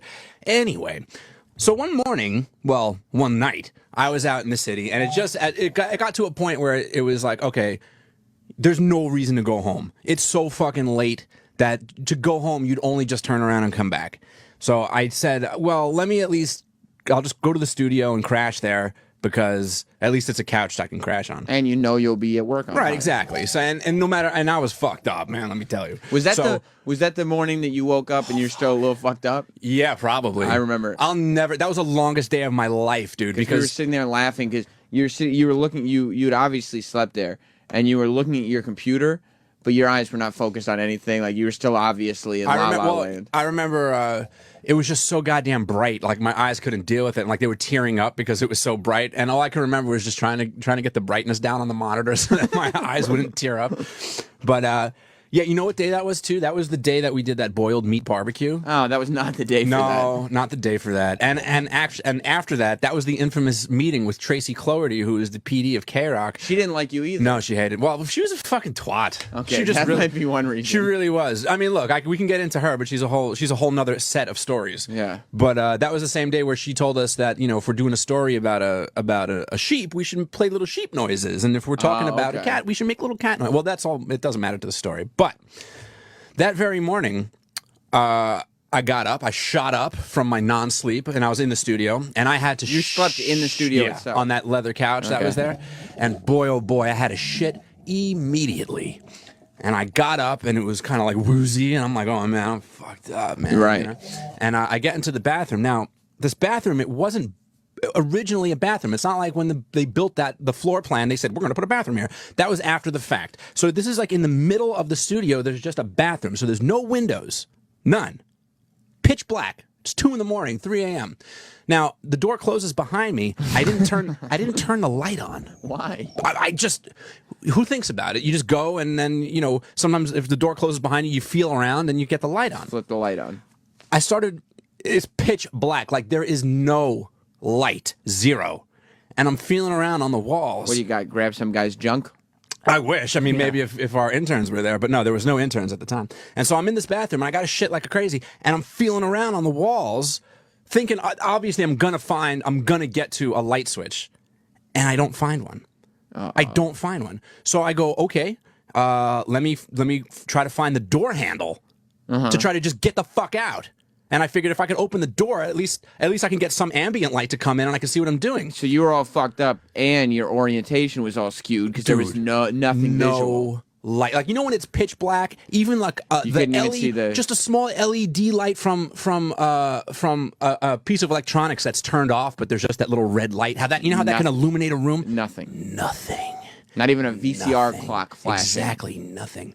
And time is a ticking by. And it's not like this all happened in the span of like 10 seconds. Like, we're drawn out now into probably 6 minutes where I'm in a panic. Like, I'm almost having a panic attack now. You were in it wasn't a big bathroom. Dude, no, it wasn't a big bathroom. 6 minutes? Yes, absolutely. And I'll tell you why. Because the light, everything in there was lower for some reason. Like, the light switch was like maybe a good 18 inches lower than you'd expect it to be. The door handle was about a good 18 inches lower than you'd expect it to be. I would think if you were in your normal state, though, within 6 minutes, you could probably touch every square foot of that room. Dude, it didn't matter. The entire time, I was just holding in liquidy shit. It was just liquidy shit. And I had to go, and it got to the point where like I had my pants kind of down because like you're in the bathroom. So you're just searching for a light switch with your pants down? Kind of, yeah, because I just want to get my ass over a fucking receptacle so I could just unload it. And it got to the point I couldn't hold it anymore. And I was like, I'm ready to go. And then when I turned the light. I finally found the light. As you were shitting? I finally found the light, and I turned it on. Guys, let me tell you. Where did the shit go? On the floor. Oh. You guys remember? Do you guys remember using that bathroom over at K-Rock? Yeah. I shit on the floor. Well, what'd you clean it up with? Well, I got the light on. I had to use I used the toilet paper that was in there, and my socks were a casualty that day. What'd you do with the socks? Well, I think I ended up stepping in some of it as I was maneuvering around. What's wrong with you? And then I had a shit. What'd you do with the socks after that? I think I put them in. I think I found a bag. I tied them up in a bag and just threw them in my bag so no one would find my shitty socks. That's horrible. Why would you not have told us right away? Because that was an embarrassing one. That one was really bad. I had to wait a few years to come out with that. Plus, you're still a little fucked up at the time, so people would have been like, "What are you doing, Danny?" Yeah, why would you? That wouldn't have been a fun story. Like that would have just been silence and like, hey, maybe it's time that you stop drinking. Yeah, we would have talked to your family. like when you show up fucked up to work and you shat on the floor. Like maybe it's time to stop. I got a funny story. Did you air that room out? I shit on. No, there's no windows in there. No, but you air didn't the prop room the out. door open a little bit? Well, no. After the fact, I guess so. I mean, I'm trying to remember as best I can, but I would imagine that I left the door open, cleaned up as best as I could, and then went back out on the couch to try to fucking sleep with the rest of it off. Yeah, it wouldn't have done much though, because the room was in it. Did anybody come in and smell shit that day? The reason why I ask is because when Ope first gets in, he grabs a paper and goes to that bathroom. So he would have been the first person in there right after you. I mean, it wasn't like I squoze like a whole bottle of Hershey syrup all over the place. You but shit all on the floor. But there was definitely shit on the floor. There was shit, liquidy, chunky shoots. Because I went to the Dwayne Reed and because I knew I was going to be hungry and I was trying to prevent a hangover, so I got like those microwavable chunky soups. Did it work? Well, it just kind of came out, I guess. Did it prevent the hangover? No. So you shit on the floor. I shit on the floor. And you had a hangover. I had bad chunky soup. I shat on the floor, and then I had to eat boiled tripe. Oh, Danny. You deserve that bad day, though. You did that to yourself. Yeah, I did. But I figured since we were talking about shitting... Well, I'm definitely glad you shared. I killed a few minutes. It did more than... You killed it for a few minutes. That's what Killed I the phones. Well, they don't start wants to calling talk. until I tell them to. Oh. Then they start. If you have ever shat on the floor... I don't want to hear it. Now's your chance to win a box set of the best Harvey Weinstein movie. No, I'm only kidding. We don't have that. I wish we did. Plus, if we did, we would have kept it for ourselves. Yeah, you've done a lot of great know. movies. Let's play as if that wasn't enough to learn today. Larry in Michigan, what did you learn? Well, I learned that the continuing saga of the Nopi and Jim show is continuing, and there's seemingly no end in sight to the Nopi and Anthony show. Yeah. But more importantly, what I know, and I know it to the bottom of my heart, is that Hollywood primetime, Sammy Sweetheart Roberts, was so hosed over the Busted Open show that they just don't realize the talent that they have on the bench. Why would you hang up on I'm tired of this guy every day. Danny, that's why you're not allowed in here. I love having the phone. That's why you're not Bye. allowed. Joker in Louisiana, what did you learn on the Opie and Anthony show? Sam, I learned that today was probably the most ballsy show you guys have ever put on. First, you have an intern that loved to play ball grab. Second, you have Opie who shat over his balls. Yeah. And third, you have the most ballsy individual in film in today with Mr. Weinstein. I tell you, thank you, Joker. Harvey Weinstein's just an awesome guest to have. He I mean, is.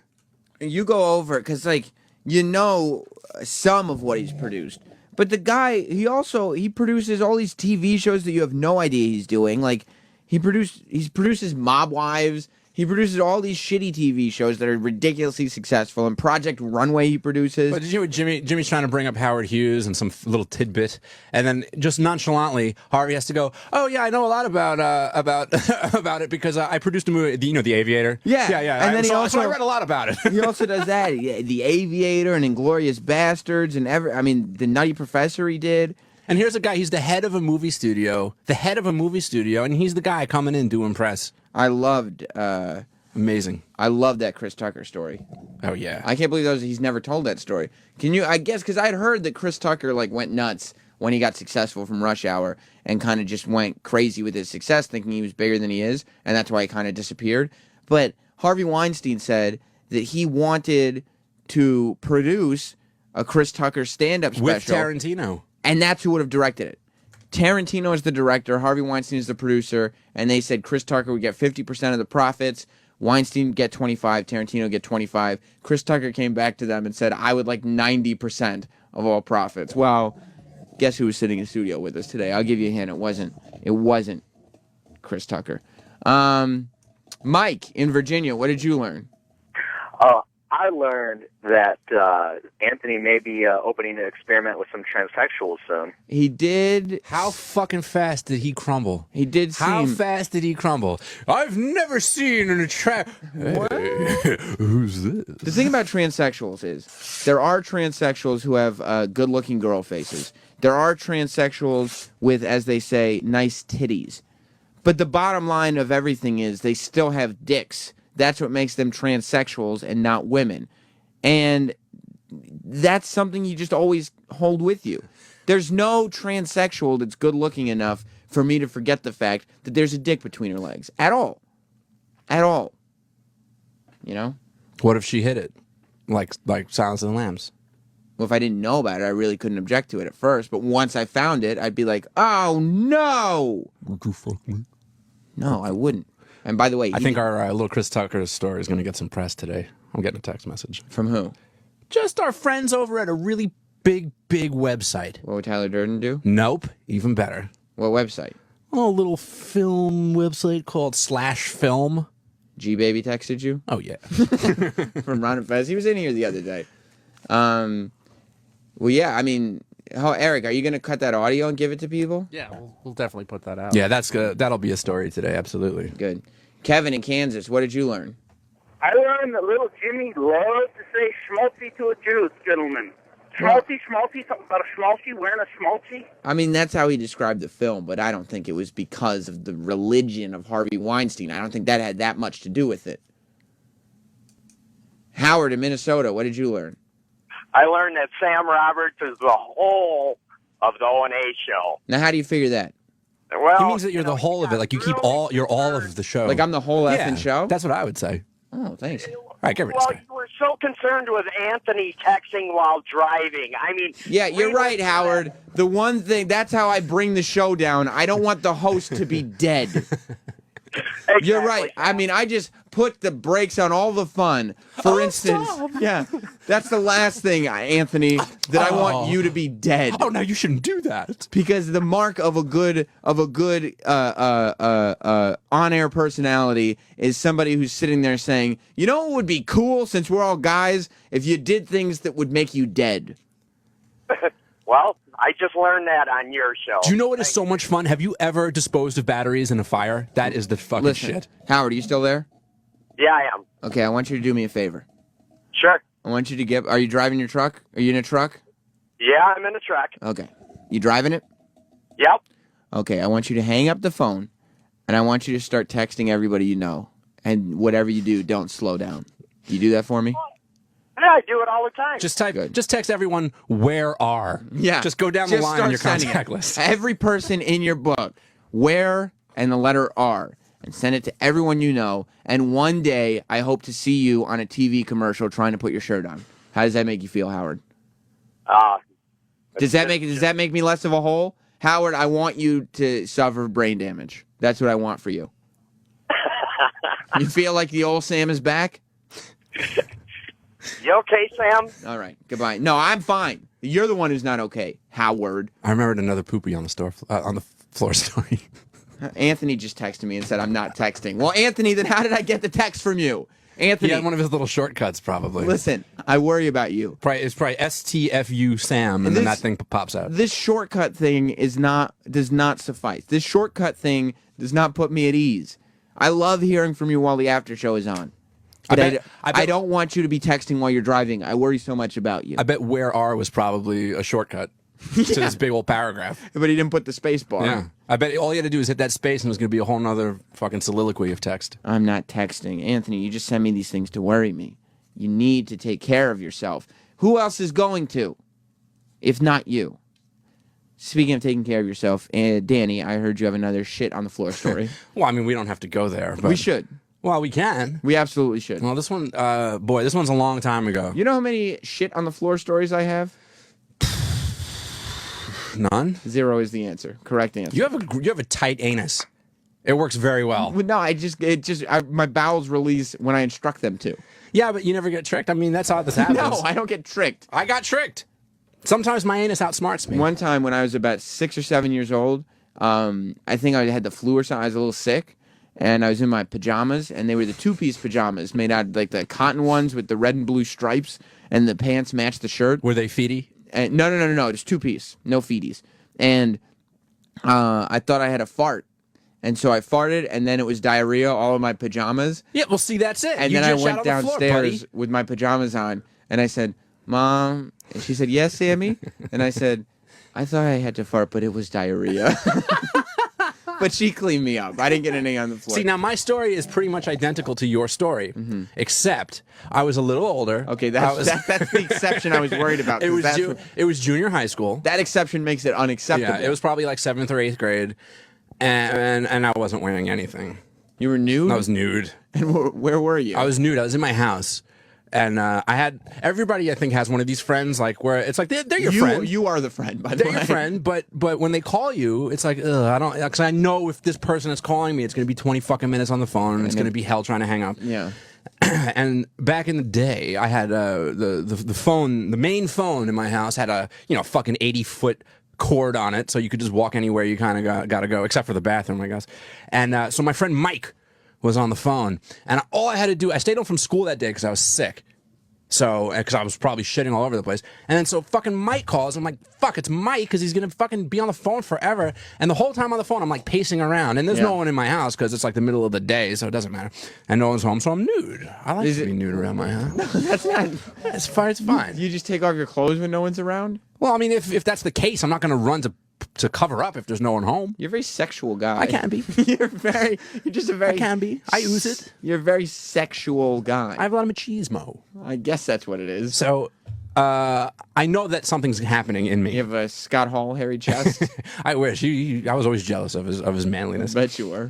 Like greasy hair. Anyway, so I'm pacing around over my mother's Oriental rug that's in the living room. Oh no! And I feel things happening, and I'm like, Mike, I gotta go, Mike. And he's like, wait, and I'm like, oh, what was he come talking on. about? Just nonsense, probably comic books or some shit or a video game. And so I'm on the phone, and this is like 3 and 4 times. I'm like, Mike, I gotta go. Mike, come on, I gotta go, Mike, I gotta run. So finally, I'm like, oh, you know what? I don't think that this bubble I'm feeling is a problem. I'm pretty sure that it's safe now to let this go. I'd like to take an educated guess. Yeah, and because Mike was just annoying me, I was like, fuck it, let me take the risk. And so I went for what I thought was just going to be a fun little poot. A little toot? And what was it? Well, it was probably a streaming arc of liquidy shit onto an Eastery pastel-colored Oriental rug. You're disgusting. And then it was really time for me to go with Mike. I said, Look, Mike, I gotta go. I just shit on the rug. Shit on the rug, Mike. Gotta go. What did your mom say when she got home? Dude, she never found out. How? I think my brother was like just born.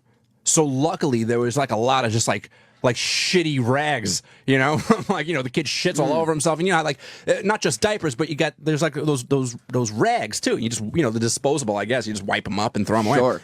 Dude, I just took a rag and just somehow the shit didn't seep and soak into the rug, and I got it all up. You are I disgusting. got it all up. Probably still stunk in there. Doesn't matter. Do Yeah. you understand? Smelly, Do you understand? house. I was like James Bond of shitting on the floor. No one knew. I was like a fucking shitting ninja. But you didn't have I to got bring it in. up. I took a shit. I got out. No one knew. You shit on the rug. You know. All That's over that enough. rug. That's horrible Oh, enough. I would watch company come over and stand right where I took a shit. Roland, you're a big shitting guy. Yes. You shit yourself all the time, huh? Yeah. More often than you'd like. I have Sam, many shitty I stories. didn't mean for the show to go here today. That's what happens more often than not on the I'm after very show. sorry. And this is a part where I get tweets from people. Oh boy, it really was the shit show Oh today. my God, that's right. I've heard it before. Sammy, I'm so sorry. I've heard it before. Hang on, Roland. Let's break up these stories. I've with had some the what Ron did and you Fez learn? intern just had to listen to me tell a story about me shitting on the run. John in New Mexico. Hey What there, did- Sam. What'd you learn? I am learning, not learned, I am learning that every day that Opie is out sick is a good day for the Miami Heat. You're right, That way John. you can't jinx them. Opie's not here to jinx him. The Wait, sports Opie- curse is ineffective if Opie Opie's not just, here. If Opie's not here to Opie announce. just texted me, Miami's going to win. No, he didn't. I know. If Opie's not here to announce what team he's rooting for, the sports curse is out of effect. Don't interrupt. I think that Roland was about to tell us a nice story. Adam in Indiana, what did you learn? Shit stories. What's up, Adam? Hey, something I learned on the show today was the fact that when the police arrived at Rodney King's house, they actually jumped into the pool and beat him up. That was a very funny visual that Anthony painted for us. Oh, all right. Thank you, Adam. Roland, as you were. I have many shit stories, but I shit that seeped through a cab before. Whoa, hang on. You shit in a cab? Well, I went, my buddy and Kevin and I were drunk walking through the park, Central Park, and I had to shit. And I said, I got to shit right now. He goes, just go in the park. So I thought I walked in pretty far, but I didn't. So I was shitting on the grass, and we saw the Central Park cops light up for like a few feet away from us, just screaming, stop there. So he goes, run, run. So I pulled up my pants, holding them, running. He goes, I got a cab, jump in. I jumped in and slid in. And I realized my pants were down and shit went all over the seat. Oh, that's disgusting. And the cab driver goes, what smells? And my buddy goes, oh, they're pouring manure out there. Just go, go, go. And then he looked down. He goes, oh, my God. And we were in a red light, and he goes, run. He got out of the cab, took off. And the cab driver turned back and went, oh, my God, oh, my God, oh, my God. And it was all over his seat. It was all everywhere, and I just ran. Why don't you guys control your bowels? It just happened. See, this is why you got to start drinking, Sam. And then you have all these fun shitting in your pants stories. You know, as many stories as I've heard, none of them have made me think I really got to drink more. It's fun, though. Yeah, see? You don't have these memories to share. Eric, last time you drank, you shat all over a hotel room. See? Yeah, that was my most recent, but there was one about a month or so That's great. before that, too. And you know a month before that? About maybe a month and a half before that. What did you do? I was coming back from Long Island, and it's like 1, 2 in the morning. I'm on the Long Island Expressway right near where the Van Wyck meets. Yeah. And I couldn't get to a bathroom in time. It was going to come. So right where the ramps were coming down onto the Long Island Expressway, I pulled my car off to the side and then parked it diagonally. So the oncoming traffic couldn't see it, and the ramp was high enough that the cars coming down couldn't see me. Oh. And I opened both passenger doors, and in between the passenger doors, I just kind of crouched down. Oh, Eric. You fucking took a shit on the Long Island Expressway. It's fantastic. Yeah. So, and I didn't know where I was. Was anyone with you? No, I was coming home, and I didn't know where I was at that point.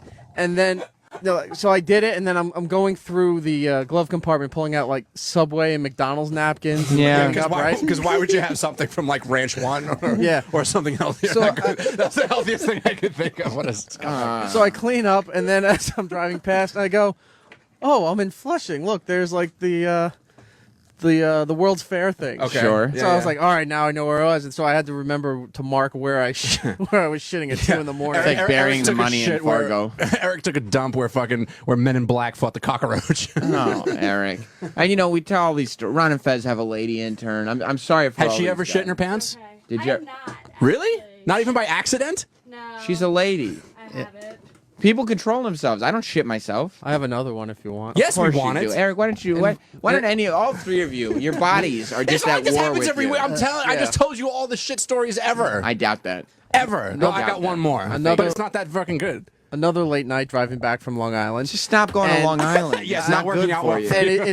it starts going. I'm like, oh, so I pull off. I'm hoping like there's like a McDonald's or something there. There's nothing around, but there's a. Yeah, but what about to shit? What? You were hoping there was a McDonald's, No, yeah. implying that you just wanted to I get needed some a bathroom. So there's a bank, right? So I'm like, oh, there's a bank, but all the lights are off and everything. So I'm like, oh, I think there's woods behind that bank. So I pull around and there's no woods. It's fenced in, but they have this big dumpster. So I just kind of pulled my car and then went No. behind the dumpster right onto the parking lot. Eric shits like a homeless person. At least, at least I'm shitting at work What do you and at my wipe? house. What do you wipe with when you do it on the side of the road and behind banks? It's usually napkins I have in the car. Does your wife know you do this? I've told her many times. Why? Why would I not tell her? That's why the romance. What does she is think gone. about this? She laughs, but she thinks it's disgusting. That's why the romance is gone. Yeah. We were talking about this with Bob Kelly If yesterday. she's listening, text Sam and she'll tell you The about romance. some of this stuff. That's why the romance is gone. Does your wife ever pull over on the side of the road to take shits? No, not. If she did, she never told me. Has she ever shit herself? I'm sure she has, but she. Why? What makes you so sure? I'm quite sure that my wife has not shit herself. But Eric, But why would it happens to everybody. But why would she No. tell you? Really? happens to the best of us. Ron and Fez's intern Sam, not this Sam. Well, she's a lady. She's Female not gonna. Sam. She's not gonna openly admit. Just told us she did not shit yeah, herself. but she also knows that she's broadcasting to people. You would admit it, right? I would admit it. I haven't done But you know, Eric's wife did. But Eric is. But I Eric don't is, know for sure. You just, no, He you said just said yes, sure. yes. No, I'm I sure. said I'm sure she has. That's Then you yes. know for sure. No, I don't. I don't have a story, but But that's. But it. you, what word did you use? I'm what she has. I'm sure she has. Okay, then that's for sure. That's why they say for sure. Like if you ask me, did you shit your pants? I'm sure you have. Right. Like that's like definitely. Like I don't know a story, but I'm sure I will get one. It's like Chinese food equals bad shits. So why do you eat Chinese food? I don't know. I did that before, like 2 years ago. Went on blind date, ate Chinese food. She goes, "Let's go back to my place." I just shit like a racehorse. Went back to her bathroom and I did that shit flush. And then every time I shit flush, I couldn't stop shitting for like a half hour. I got out of there, and then she goes, "I'll be back." And when she flushed the toilet, I could hear the flushing from her living room, so she knew exactly how many times I flushed. Do you ever? And that night ended. She goes, "Okay, you can go now." I'm like, "All right." Do you ever question like what am I doing? Like you and I, not Danny, not so much because he's not shitting himself every other month. But do you and Eric ever question like what am I doing to my body that this is happening? I do. When I go, "Why did I eat that?" Exactly, yeah. Whoa. It's not just one meal. It happens too often for that. It's the way you live your life. You live your life like somebody who shits themselves too much. Yeah, it's like a pagan temple, my stomach. It's not. It's not I like any remembered kind of another temple. story. Of course you did. When was this? The month before the last one? 1999. Ah, ringing in the millennium. So Eric's gonna shit like it's tonight. 1999. We're gonna well, it's shit. funny you say that. I was working for this radio station on Long Island. WPLJ. No, that's You in the shit city. on Scott and Todd. WLIR. Well, No. it looks like it's. Well, yeah, I was working there, but it was called Party 105. Nice. It's an East Long Island Shit dance party. club station.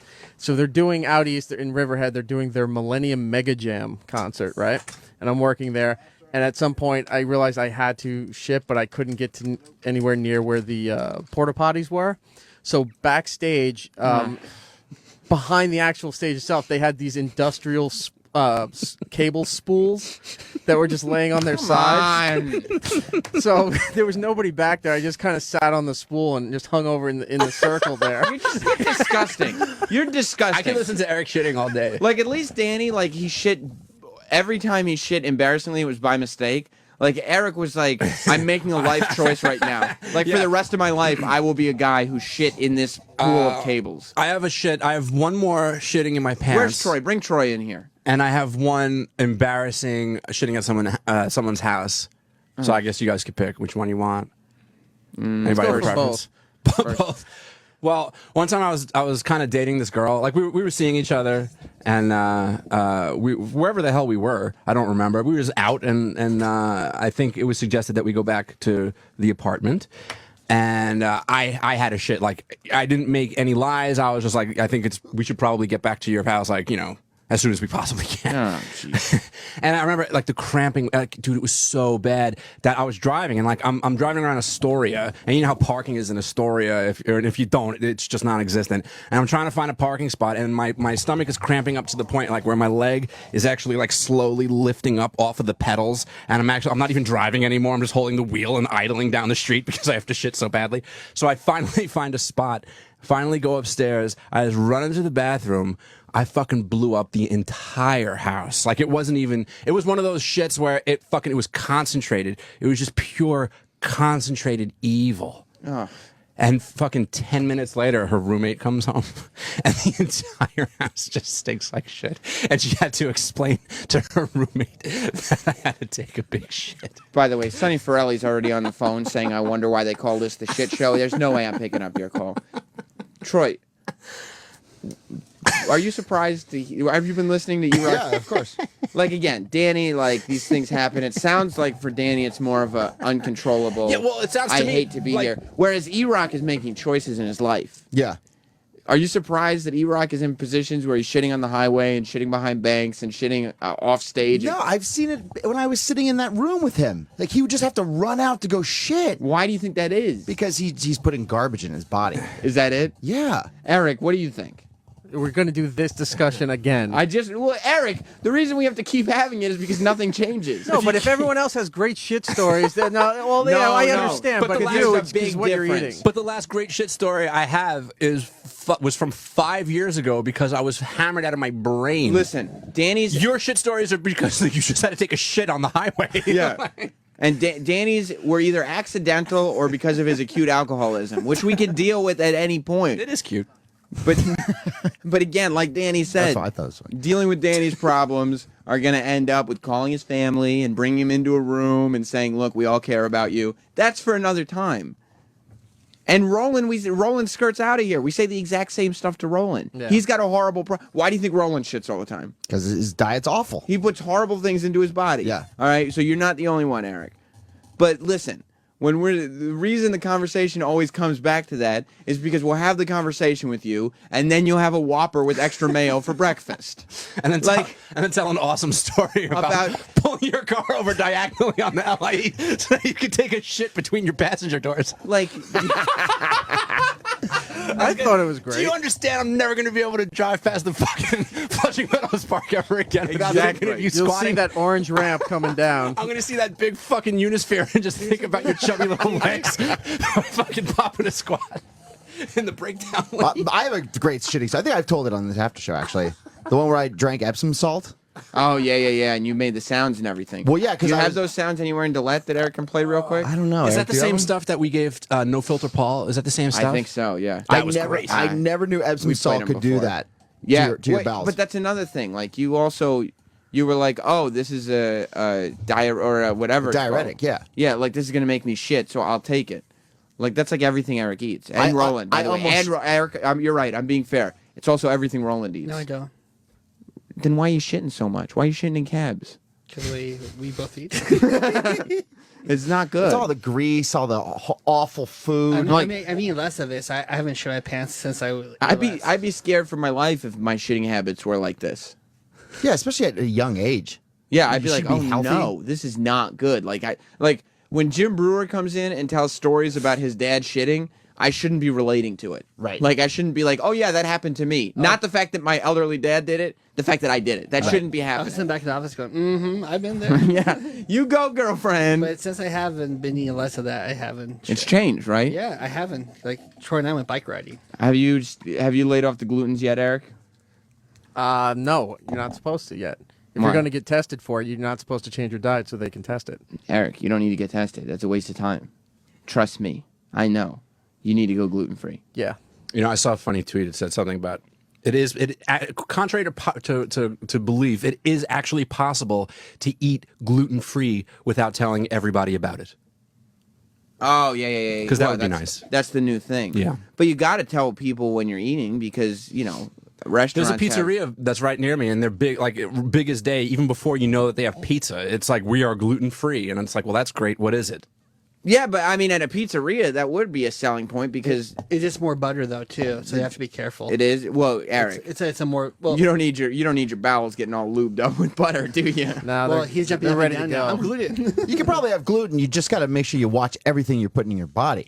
No. And exercising. But he gets his tummy upsets. Yeah, but that's like people that say like they're what's it called when you get sick from dairy? Lactose intolerant. Yeah, I mean it's just like one of those things too. Like if you're watching, you're just balancing your entire diet out. Everything will be fine if you're exercising regularly. But if you're not exercising and you're not sleeping right and you're fucking putting garbage You're not in your sleeping body- right. Don't talk about sleeping right. Yeah, but I also try to make up for it on the other end, where I make sure I juice every day. I make sure You I can't make up for not Yes, you sleeping can. right. No, you can't. As long as you're gonna putting die. good nutrients. It's not. It's not good for you. You're gonna die. How many young. hours of sleep do you get on average? Sometimes none. See what? And he'll do no sleep nights like multiple times a week. That's not healthy. No, you can't do that. Yeah, I start hallucinating. Right, exactly. I feel like I'm tripping. It's bad for your brain. You could drink. Maybe I'm gonna start staying up on that. But like people that go into the fucking I Afghanistan and shit do that.